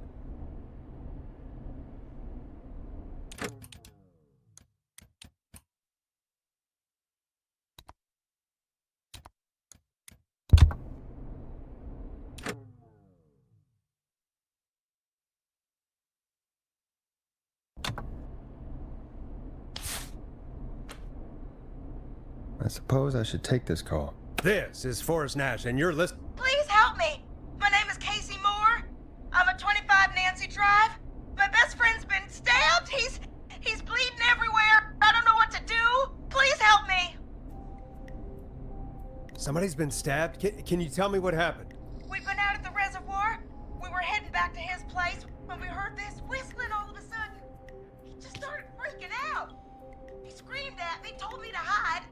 I'd never seen him like that, and I just panicked and ran and hid in a bush. Oh no. Forrest. Then what happened? He went up the road and talked to someone. I couldn't really hear or see anything. It sounded like he might have known the person, and they just stabbed him. Casey, was he talking to a woman? I don't know. They had a mask and wore all black. That's all I know. Please, we need help here. I'll get you help, but I need to know. Where did the masked person go? They left. They left him to bleed out. I waited until they were gone, then dragged him into the garage and called 911. Wait, why didn't she make sure he was dead? I don't know. I think I heard them say something like, "It's not so funny now, is it?" Before they left, but please, he needs to get to the hospital. I can't drive, so we need an ambulance. Forrest, the ambulance was destroyed in the explosion at the gas station. You should get all the info you can. What's your friend's name, Casey? It's Jason Parker. Can you tell us where Jason was stabbed? They stabbed him in the stomach, and then stabbed him again in his leg when he was on the ground, and the knife is still there in his leg. We'll be right back. Peggy, patch us through to the hospital. On it. Phoning St. Gabriel's now. Switch to line 2. Hello, St. Gabriel's Hospital. How can I help you? Hi, this is Forrest Nash from 189.16. We have a stab victim at 25 Nancy Drive named Jason Parker. He's been stabbed in the stomach and the leg. He's bleeding heavily. Oh God, I'm sorry. But the ambulance is, well, you know. I know, but please, we need something or he's going to die. Forrest, listen, you're going to have to get him here. We need to see him, and we can't get there ourselves right now. We don't have any way to drive him right now. And even if we did, he's bleeding out fast. Alright, listen. We need to buy him time to get here. That means stopping the blood first, and then finding someone to stabilize him. To stabilize him, you really need someone with first aid training. Do either of you have any? No. Me neither. Damn it. I'm really sorry about this, but I have other patients who can't wait. All I can do is talk you through the procedure as quick as I can, and then leave the rest to you. You think you can handle that? Hit me. I'm sure we can handle it. Okay, from the top. If he's bleeding out, then you need to get him comfortable and try to stem the bleeding. Lay him down. Apply continuous pressure directly to the affected areas. When the bleeding slows, get a clean cloth of some kind and hold it over the wounds. Get them comfortable. Apply pressure. Clean cloths when slowed. Got it. I think. You said he was stabbed, right?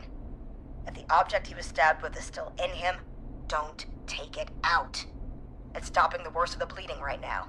If anything, you should secure it so it stays where it is. I wouldn't have thought of that. It makes sense, though. God, that was a lot of info. But I think we can handle this. Glad you got it so far, because there's more to go. I'm still with you, Doc. What else do we need to know? If he's lost a lot of blood, he may enter shock. If he does, act fast. If you applied a cloth and it's bleeding through, don't remove it. Just apply another on top of it. If it's safe, elevate his legs to get blood circulating to his vital organs. Try to keep him warm. Get him to rest and reassure him. We need the patient to stay calm. All right, don't replace bandages, elevate his legs, keep him warm and calm. This is a lot. I'm really sorry. That's as much as I can give you right now. Try to stop the bleeding. Find someone to get him stabilized and get him here as quick as you can. Good luck. All right, Forrest. Casey's still on line 1. Hello? Hello? Forrest, are you there? I'm here. How is Jason doing? Badly. He's still bleeding. I need help. I've been putting pressure on his stomach wound since you left, but he's still bleeding. I don't know what to do. That's good, Casey. The nurse said to do that. What about the knife in his leg? It's gotta be hell. Should I pull it out? No, don't touch the knife. The bleeding will get worse if you pull it out. Are you sure? I'm sorry. I'm gonna stop making suggestions. No, don't worry, Casey. We're a team here. We're all going to get Jason through this. Casey, is his leg wound bleeding right now? I hate looking at that knife. Yeah, it's bleeding. His stomach is worse, though. I think we need to secure the knife so it doesn't move around. Do you have anything you can tie around it? Yeah. There's some laundry piled up on top of the dryer, some cloths on the hood of the car, and what else? I guess I've got my jacket. Look in the laundry for something like a towel or a shirt. Hold that over the wound. Okay. Looks like I'm gonna have to buy you some new whites, Jason. Here we go. I'm sorry, Jason. It's secure. I'm putting pressure on his stomach again. Oh, I'm starting to think we might make it. Forrest, can I have a word? Casey, I'm gonna have a quick word with Peggy. Keep putting that pressure on and let us know when the bleeding is under control. You're doing great. But what if something happens? We'll still be here. Just shout if you need anything, and we'll be there. I promise. Okay. I'll wait. Jason, please be okay. What's up, Peggy? We can't stay on the line with her all night. Dawn is still out there. What if other people need us? You're right. She's probably on her way to her next target right now. Exactly. And you heard the nurse. We need someone there with training who can stabilize him. He's got to get to the hospital somehow. Any suggestions, Peggy? I might. A little before you started working here, KFAM did a mandatory first aid training course. Me and Karen missed it because we were away on a producer getaway. You skipped it, didn't you? Never mind. So, how does KFAM's first aid course help us? Casey said they're at 25 Nancy Drive, right? Yeah? Why? They put up a bunch of cheap houses around there about 10 years ago. So a bunch of people here at the station live around there. Do you think any of them could help Casey and Jason? Probably. but I don't know who lives there. And since I missed the training day, I don't know who knows first aid. Could you call them and ask? I don't know everybody's numbers. I've only ever called Karen.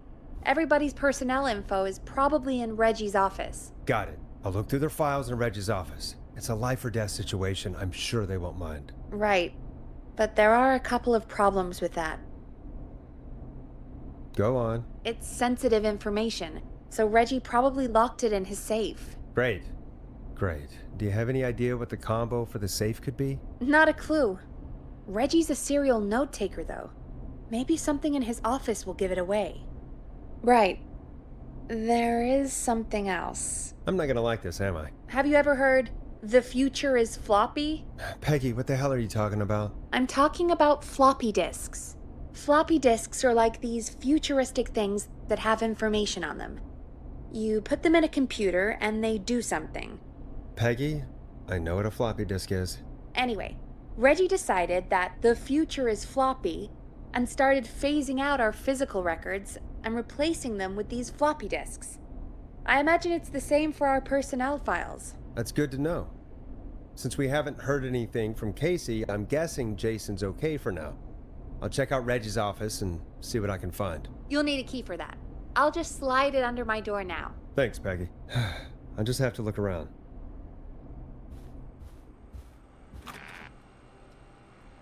Good. I'll patch my mic down to the office so you'll hear me over the intercom.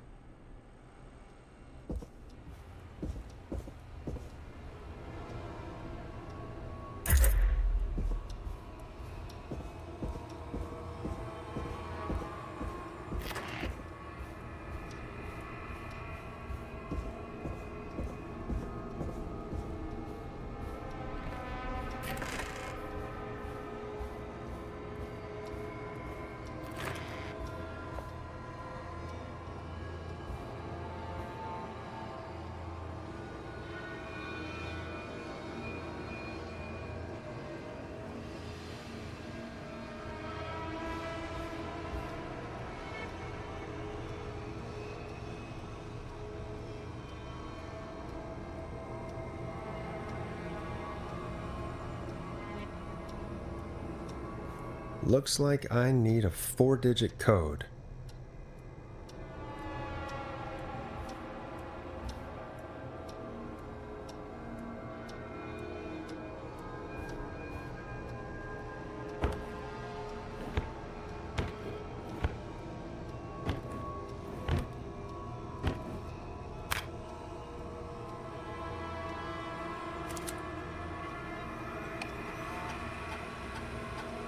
Could this be it?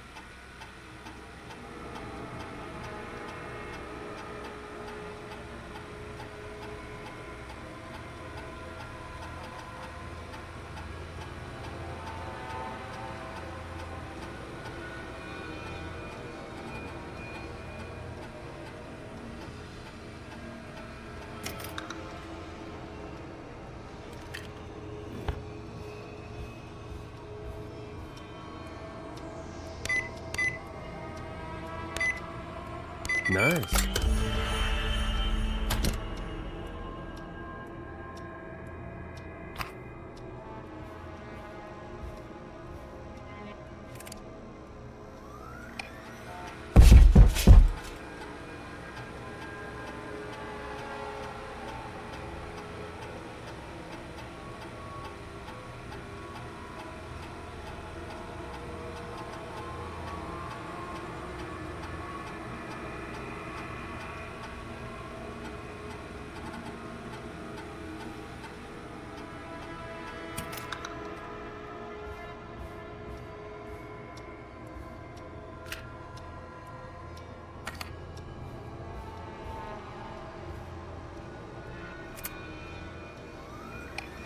Hey, Peggy. I think Reggie's on to you and Karen. Maybe don't bring those little drink umbrellas into work for a while. What? Why are you reading my file? You need to find someone who can help Casey. We already know I can't. Don't waste time. You're right. I'm sorry. I need to focus on possible candidates. I can read the rest of this later.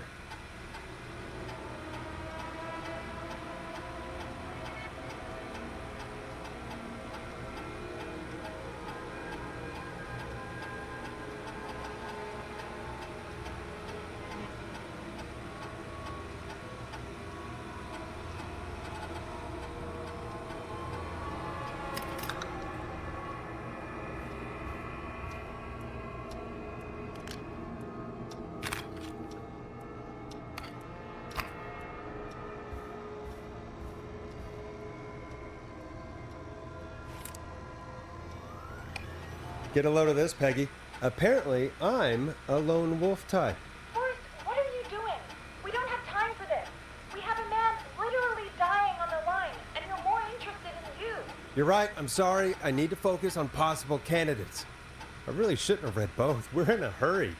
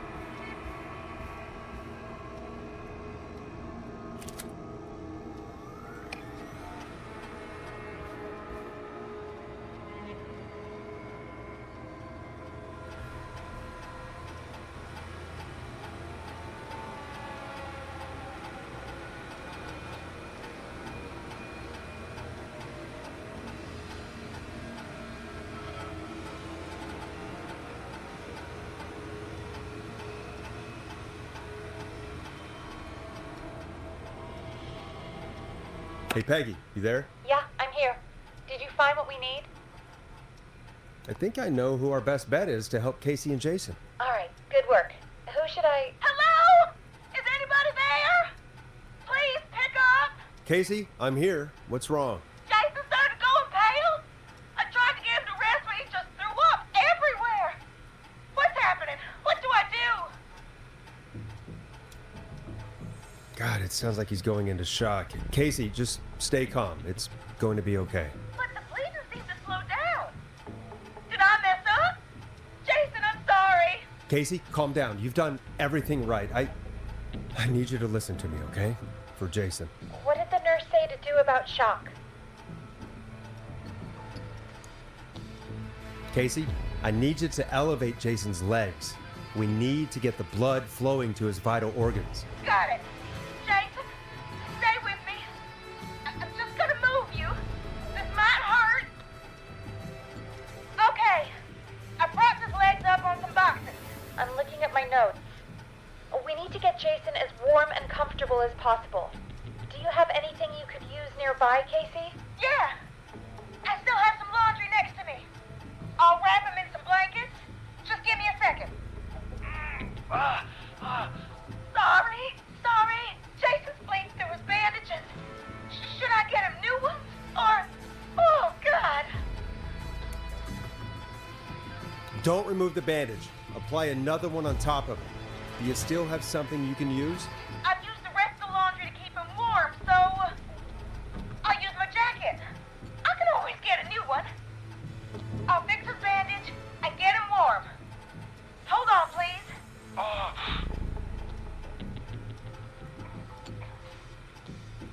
Sorry. I'm done. You're gonna be okay, Jason. Just relax now, okay? Forrest, I'm scared. He's not doing well. Is he gonna... Casey, I need you to be strong for Jason. Sit with him and reassure him that everything's going to be okay. Okay? Okay. Please. I can't give him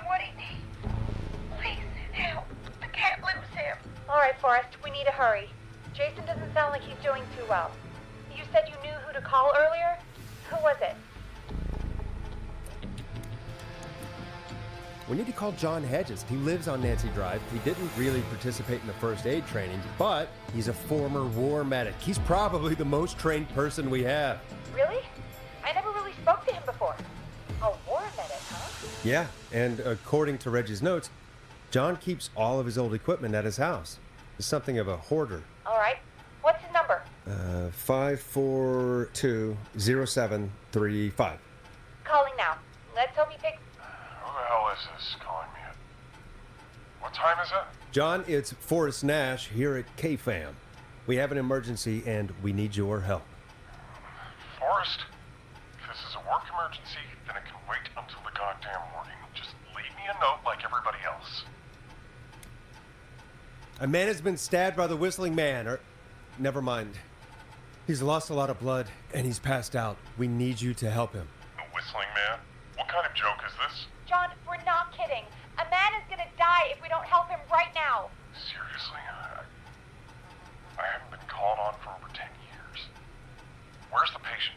What's his condition? He's at 25 Nancy Drive. I think we got his friend to stem the bleeding, but he's gone into shock. He's passed out right now. You say he was stabbed? Do you know the extent of his injuries? From what we were told, he has 2 major stab wounds. One to the stomach and one to the leg. The knife is still in his leg, and the stomach wound is open. Understood. Let me grab a few supplies and I'll head right over. Damned if he dies on my watch. Thank you, John. We'll let him know you're on your way. Good luck. Hello, Casey. Are you there? How are we doing? Bad. Jason seemed really weak and then just started thrashing. What about now? Is he still thrashing? He's passed out. Please tell me you found someone to help. Casey, help is on the way. My colleague will be there soon. You hear that, Jason? Someone is coming. You're gonna be just fine.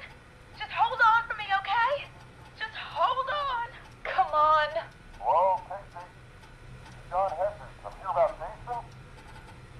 Please let me in. I'm guessing that's Jason there. Casey, I'm gonna need your help. Forrest, Peggy, don't you two worry. We've got this from here. Okay. Forrest, we'll call you back later. I have to go now. Good luck, everyone. God, I hope he's gonna be all right. And with that, the show moves on. We're sending our best wishes to Jason. Well, after all that excitement, I think we could use some music. Come back upstairs when you're ready.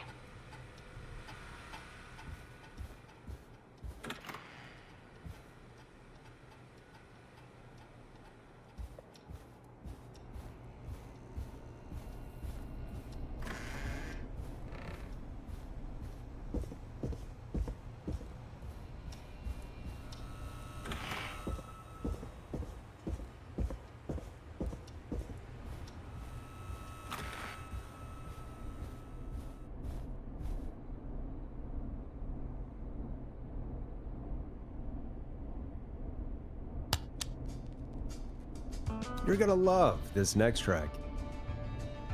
It's getting pretty late. This might be your last break for the night, so try to enjoy it. Give me a buzz when you want to go back on air.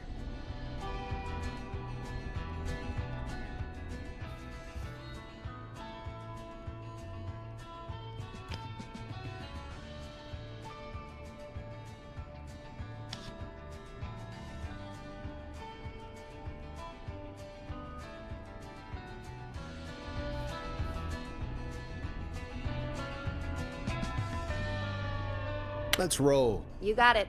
We've got another call coming through, too. When you're ready, shut the music off. Welcome back to 189.16, The Scream. I believe we have another caller on the line. How are you tonight, caller? Forrest! It's me, Roller Ricky. Oh, and Maxie's here, too. Good to hear from you again. How are you both doing? Oh, we're good, man, thanks to you. You're like our guardian angel. That wouldn't be a bad look for you, Forrest.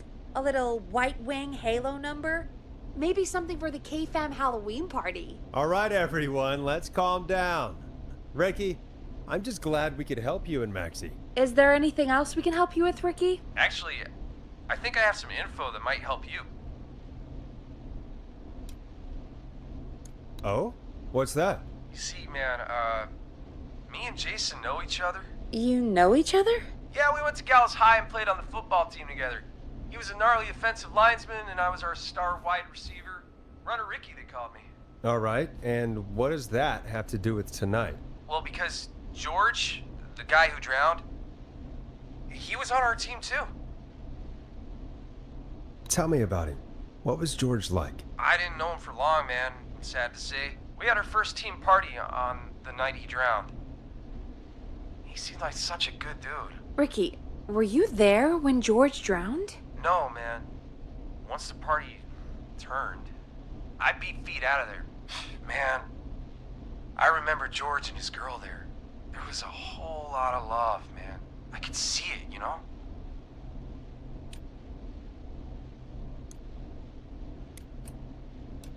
George's girl? Ricky, who was the girl?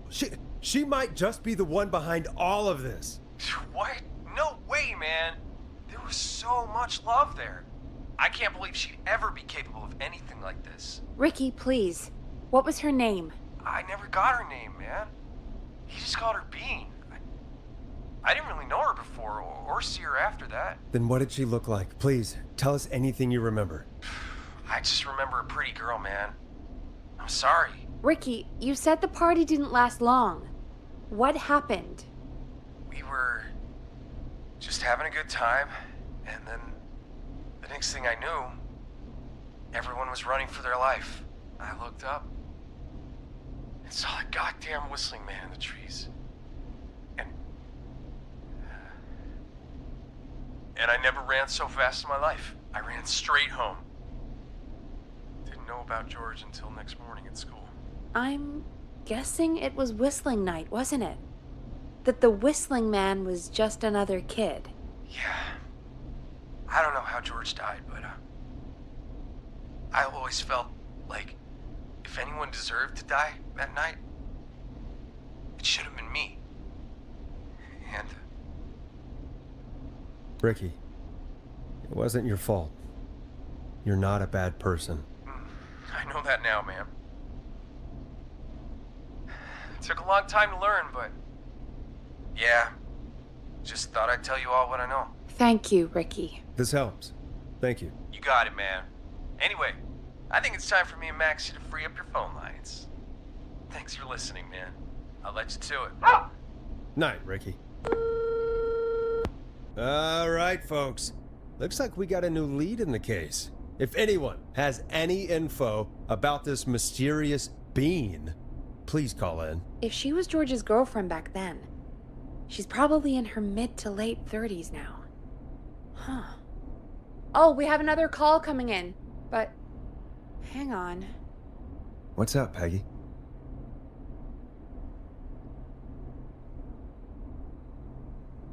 Peggy? You're gonna want to take this call off the air. Who is it? Just do it. All right, folks, it's time for another track. Here's one to help you sit back and relax. We'll be right back after this. Here comes one of my favorites. I hope this is good news, Peggy. Who have we got? Find out for yourself on line 1. Hello? Forrest, I'm glad I got back through to you. Sounds like it's been a busy night, huh? Surprise! It's Leslie, our 911 operator, leading the charge from Henderson to come save us. It's so good to hear from you. Are you okay? We're doing okay. Sarah and I are both happy to be headed back home. We're happy to have you too. Wait, Sarah? Oh, yeah, I mean Deputy Martinez. Anyway, we got back into radio range a little while ago. We've been listening in, but haven't been able to get through until now. It's been non-stop since you left. Please tell us you're bringing help. You bet! I'm leading a whole goddamn squad towards Gallows Creek as we speak. Turns out somebody had cut the phone lines. They had no idea what was happening. That's great news! That's crazy about the phone lines, though. Do you think the Whistling Man cut them? I'm guessing so. I don't know how the Whistling Man did it. But that doesn't matter right now.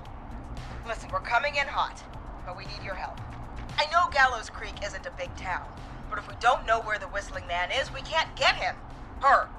That's where you come in. You can count on us. What do you need? It might be a long shot, but here goes. The Whistling Man already called up a few times. I bet she calls again.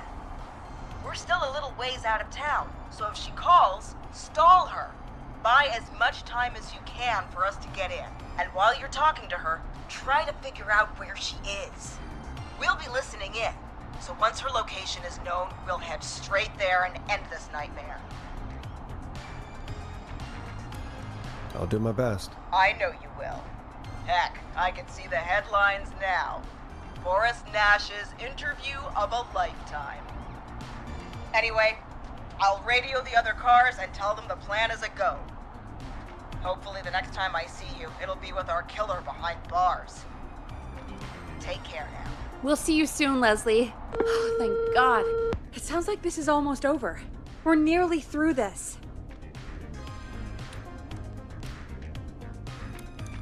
Best we don't waste any time then. Let's get back on air. You got it. Okay, Forrest, shut the music off. Bringing you back live now. Welcome back to The Scream with me, Forrest Nash. The line is lit up, but before I get to our next caller, I just want to say, things are looking up. It's almost over, but for now, let's bring in our next caller. Evening, caller. This is Forrest Nash. Hello, Forrest. This is John Hedges. I'm here with Casey. I wanted to give you an update on Jason. John! Is he gonna be okay? He's a fighter. He'll be fine. We've got him stabilized and resting in a bed. We're preparing to move him to the hospital. Thank you so much. If you hadn't been there, then... God, I don't even want to think about what would have happened. Of course, Casey. We're just happy he's okay. John, Casey, you two did all the work. Tell Jason to get well soon from us, whenever he's up for it. Well, why don't you tell him yourself? Is this Forrest? The one and only. I hope you're feeling better. It's good to hear you, Jason. How are you? Oh, well, I've got a hole in my stomach, and there's a knife in my leg, but John gave me something to take the edge off. So, I might feel even better than either of you. Oh. Take it easy until you get to St. Gabriel's. I will. But, before that, I needed to call you. I'm guessing the Whistling Man is still out there? Yes, the Whistling Man's still out there. Why do you ask? You know something about the Whistling Man, don't you? Yeah, I do. Can we talk about what happened earlier? Go for it. We spoke to Roller Ricky not long after you were attacked. You spoke to Ricky? Is he alright? He is now. I mean, he was attacked earlier, but this call came after. Hey, guys, I'm really sorry, but there's a call on the other line. I just need to make sure we don't have another situation brewing. You fill Jason in on what happened. I'll be right back. Sure, Peggy. Sorry, Jason, where was I? Yep. Ricky's fine. You don't need to worry about him. That's a relief. He told us about George. Sounds like everything's finally coming out now. It's been tough to hold it all in. Sounds like you've been holding back about something awful, Jason. I'm part of the reason my best friend is dead, Forrest. And the few who knew about it said if I ever said anything, I'd find myself in jail. For a long time, it was hell. And then the town just moved on. Like he'd never existed. What happened that night? I went along with the stupid prank, that's what. Whistling night. Some of the guys on the football team had an idea for a way we could haze the newcomers. We decided to plan a party in the woods and have the Whistling Man crash it. It was stupid. We each had a role. I was the stabbed friend. At the party that night, I left the group for a second. Met our whistling man. Pretended to get stabbed in front of everyone. Started an almighty panic, those screams. That was the last time I saw or heard George alive. How did George die, Jason? I don't know. I was playing dead. But when I heard her scream... Ricky mentioned a girl named Bean. Is that who you mean? Bean? Oh yeah. I guess George did call her that. Yeah. He called her Bean. I heard her again tonight, Forrest. Her name was... What? What happened? Are we still on air? No, we're not. Seems like the power is completely gone. How do we get it back on? I don't, we can use the emergency generator down in the basement. Ricky picked it up a while ago in case we ever needed to do an emergency broadcast. An emergency broadcast? Emergency? You know, nuclear war, alien attack, broadcasting a serial killer's location to the cops so we can end this nightmare. Fair point. It's in the storage area in the far back corner, up on the wall. You might have spotted it earlier when you were digging around for all those tapes. It'll have a big red button. Just press that. I'll see you when you're back.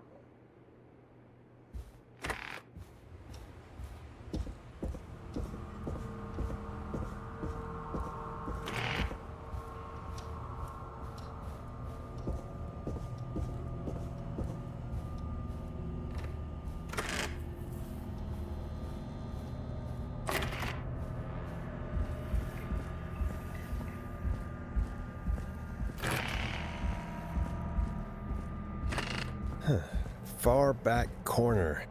Why is this station so big?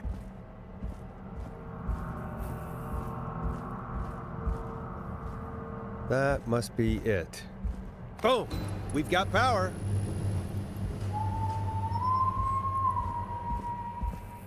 The whistling man. I need to warn Peggy.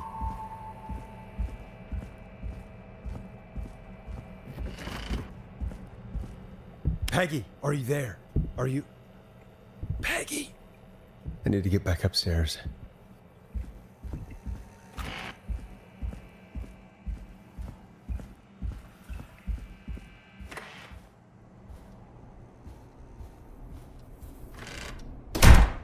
What the hell?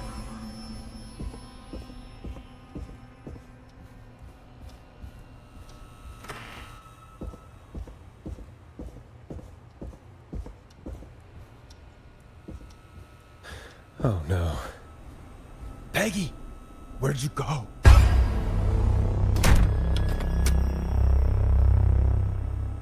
No way. This can't be happening.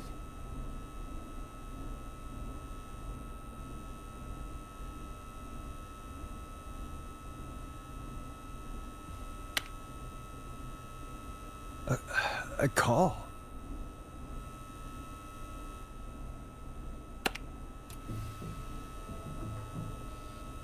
Where's Peggy, Don?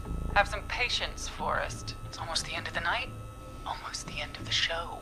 But it's not over just yet. Got a little time still. So let's make the most of it. What do you mean? Make the most of it how? Well... Huh? I thought we'd end tonight's Whistling Man special with a special guest. The one who started it all. Let me take that out of your mouth and... You crazy bitch! Let me go! Welcome to the air, Mr. Teddy Gallows Jr. Wait. It's all gonna come out tonight, Teddy. Your daddy and his money saved you 20 years ago. But even if you crawled out of his coffin with all the money in the world... Wait, where the hell is Teddy? How are you talking to him if you're here with me? Because I'm not there with you, Forrest. I'm here with Teddy, and if he says where that is, well, he knows he'll get it. Wait, then who am I looking at? Forrest Nash, let me introduce you and all of Gallows Creek to my boy, Henry Barrow. Your son? You mean you... Wait, that he... Yes, Forrest. He and I had a son. So there were 2 whistling men tonight. Of course! That explains how you were always able to get around town so quickly. And that's how you escaped the secret archives in the newspaper office. Don't think I've forgotten about that, Forrest. Locking my sweet boy away like an animal. And Murphy, he was right, wasn't he? He did fight a man. He did. I taught my boy to never run away from a fight. Hang on. Did you say Barrow? Then are you... Let me just get this mask off. Damn uncomfortable thing. No wonder Mooney went crazy wearing this. There we go.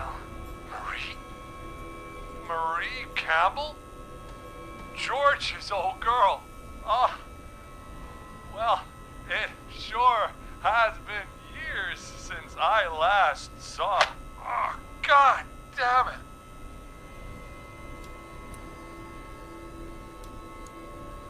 Marie Campbell?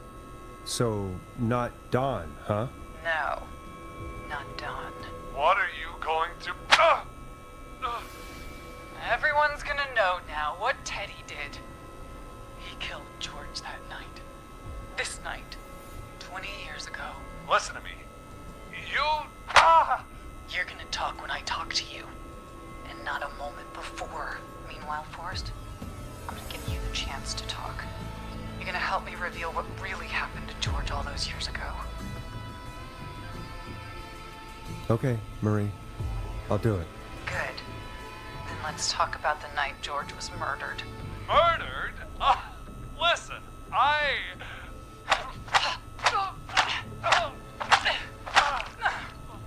I said you speak when you're spoken to. Now, I know you've done some good work tonight in piecing together what happened to George 20 years ago, and that's why I want you to interview us. Interview you? All right. I can do that. Thank you. I want you to help me and Teddy tell the story, Forrest. Do a good job. And hell, you might be the only one to leave here alive.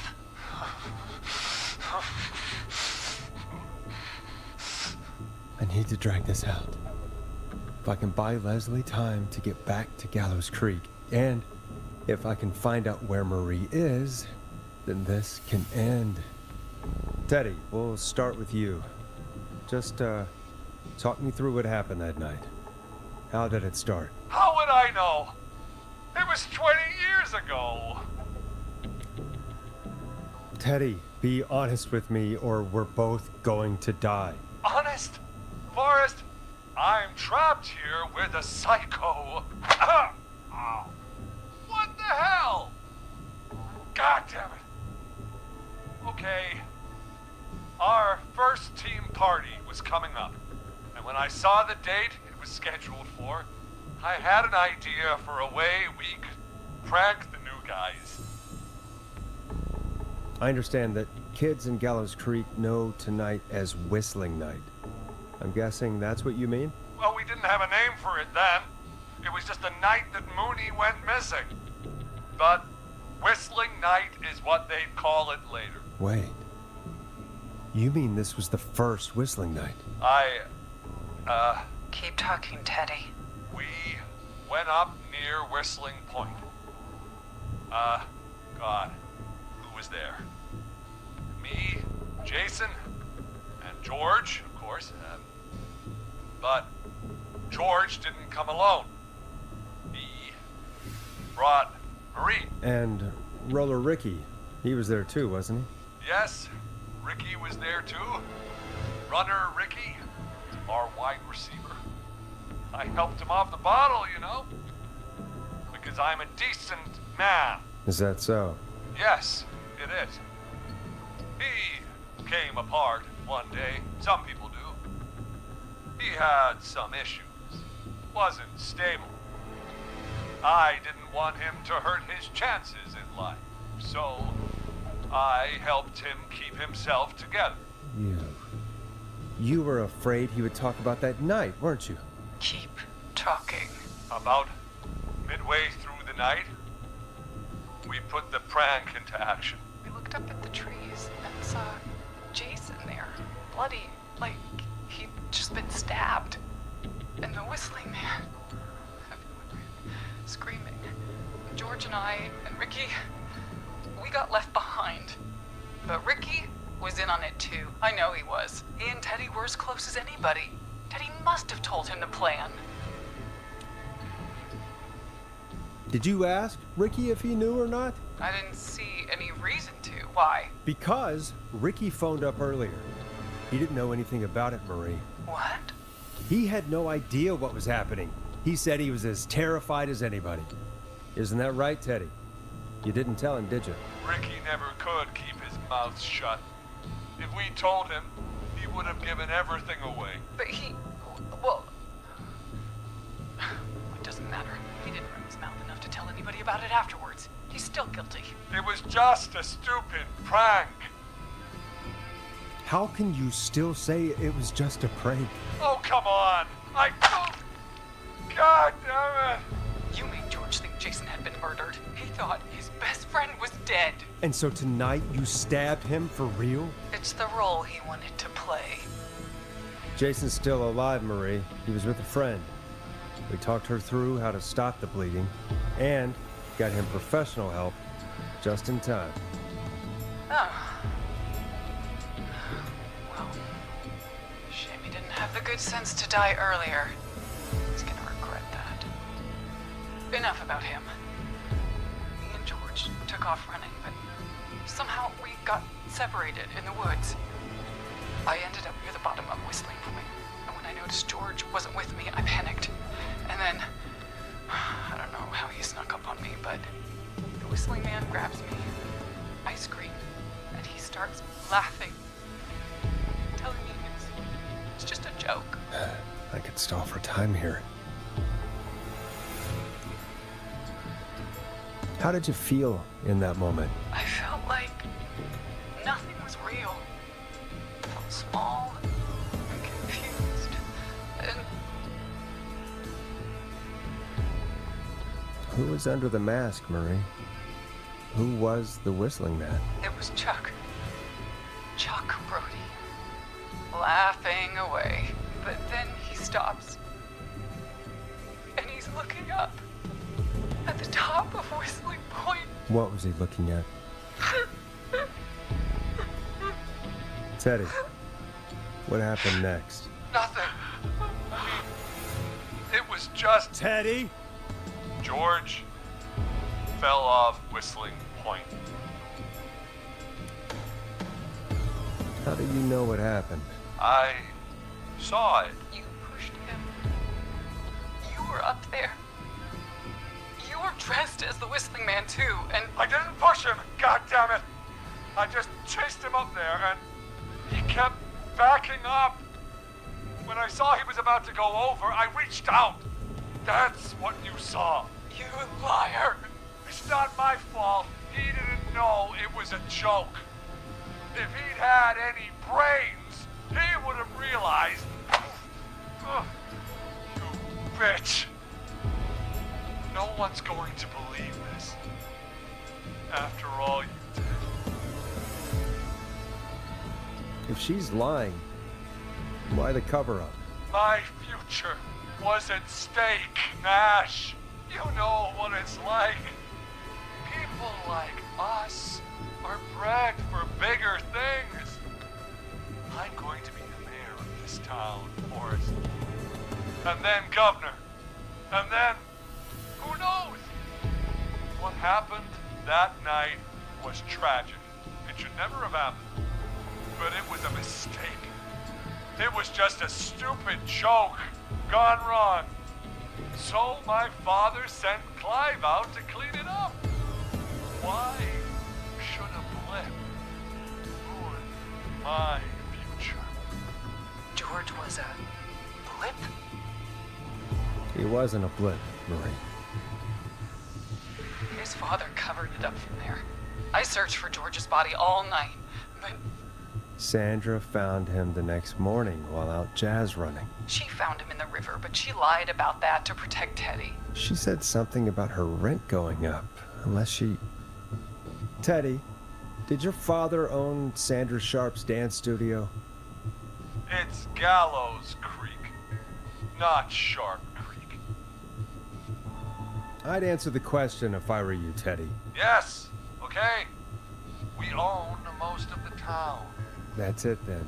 Your father was going to run her out of business unless she lied and said she found him in the reservoir instead of the river. What my father did in his business dealings is nothing to do with me. The false reports. That's why you killed Sheriff Matthews too, isn't it, Maria? Not just to get him out of the way, but... Everyone was in on it, Forrest. Even the coroner wrote a fake report. Said George was drinking, that he just got himself into trouble. And I saw. I'm sorry. For all it's worth, Virginia didn't have much of a choice. She had a sick sister whose treatments she couldn't afford. She played along with the gallows to save her sister's life. And her own. even still, she should have told the truth. I did my part. I tried everything I could think of. I even went to the newspaper, but no. That coward killed the story.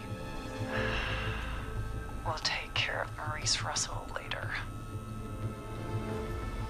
You've been through hell, Marie. I'm sorry. You've got no idea. Never started. I shouldn't have pushed my George off the cliff. He should have been punished. It's coming to a stop. At least for now. Here, where George and I first met, before he joined your football team, was right after he shot the winning throw. Wait a sec. You're at Gallows Creek High, in the gymnasium. That's right, Forrest. Not that it matters, but yes, we're here. Anyway, I think that about wraps up the interview with Teddy. So... Marie? Where? Oh my God. Peggy! Teddy? You've got to help me. Quiet. You'll talk more later. Now I have to talk to someone who mattered more than you ever did. Peggy. It's been so long since I've seen your face. I worried you wouldn't come. Marie! Oh my God. I thought you... And here I was, thinking you'd forgot me. I'd never forget my own sister. Sister? Peggy, what's happening? Why are you even there? Wanna explain, Peggy? Earlier, while you were speaking to Jason, I got a call. Do you remember? Well, it was from Dawn. She said that my sister Marie was there that night George died, and that I should come to the gym for a reunion. And when you walked in, you found out. That my sister is the Whistling Man. Good to see you too, Peggy. Why didn't you tell me any of this? She said that it was my last chance to see my sister. I knew if I told you, you'd try to stop me or come with me when we need you on the radio. And I just... I'm sorry. This has to be a lot for you. I just... What happened to you, Marie? You just disappeared one day. Disappeared? I was thrown out, Peggy. I begged Mom and Dad to do something about what happened that night, but did they care? No. They told me to stay quiet. They only cared when they learned I'd been with George. And Marie, I'm so sorry. I never knew. It's not your fault. Really, it's Mom and Dad I should be seeing right now. But since they're dead and gone, well, I'll have to settle for the next best thing.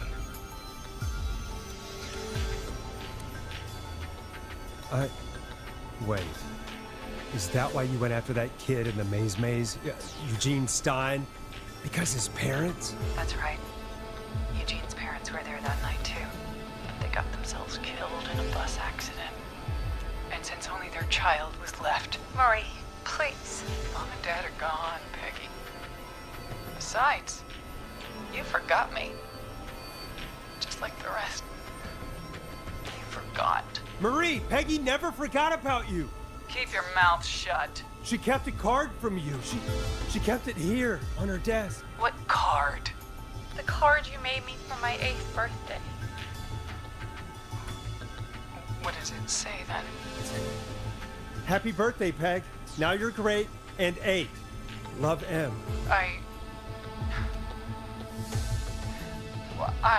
Henderson police! Freeze! No! Henry! Get out of there! Ah! Peggy! We have 2 wounded, and we're in pursuit of the suspect. Henderson police! Freeze! Forrest! Leslie, how's Peggy? She's been cut pretty bad, but we're here now. I'll be okay. God, Marie! Hey, Zara! I need you to look after Peggy. She needs help. Now, we got here just in the nick of time. Where's Marie? She bolted right as we got here. The police are right on her heels. It won't be long now. It's over, Forrest. Well, folks, it was a long night, but we made it through together. I'm gonna head off to go check on Peggy. This has been Forrest Nash. Good night. And good morning.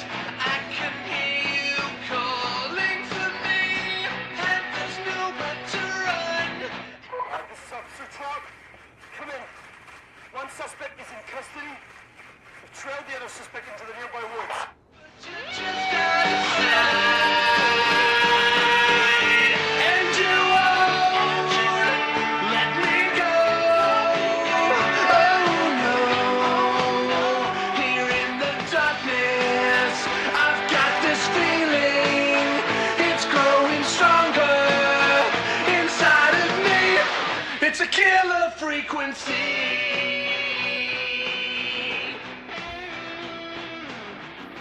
I can feel my heartbeat, and it's bursting out of my chest. But the radio's on, and it's playing the song we love best. I can put up a fight, but you choose not to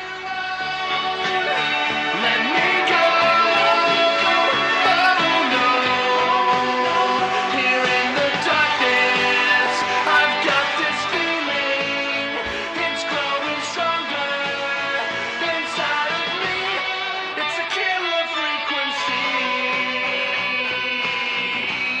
Oh, it's a killer frequency.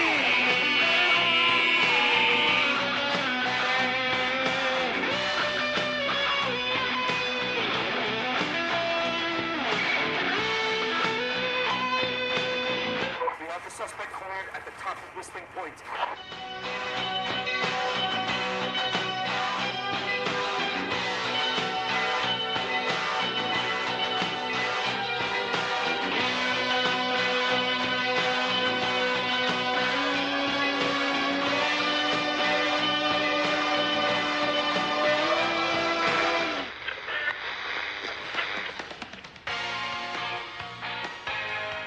Stop! Put your hands in the air! Get down on the ground!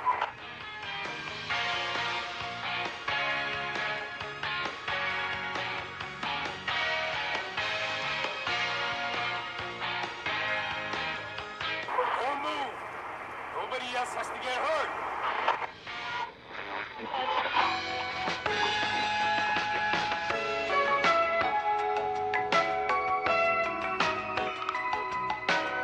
No, stop!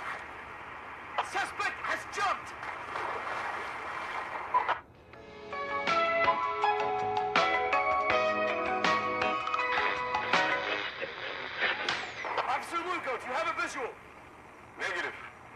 No sign of the suspect anywhere.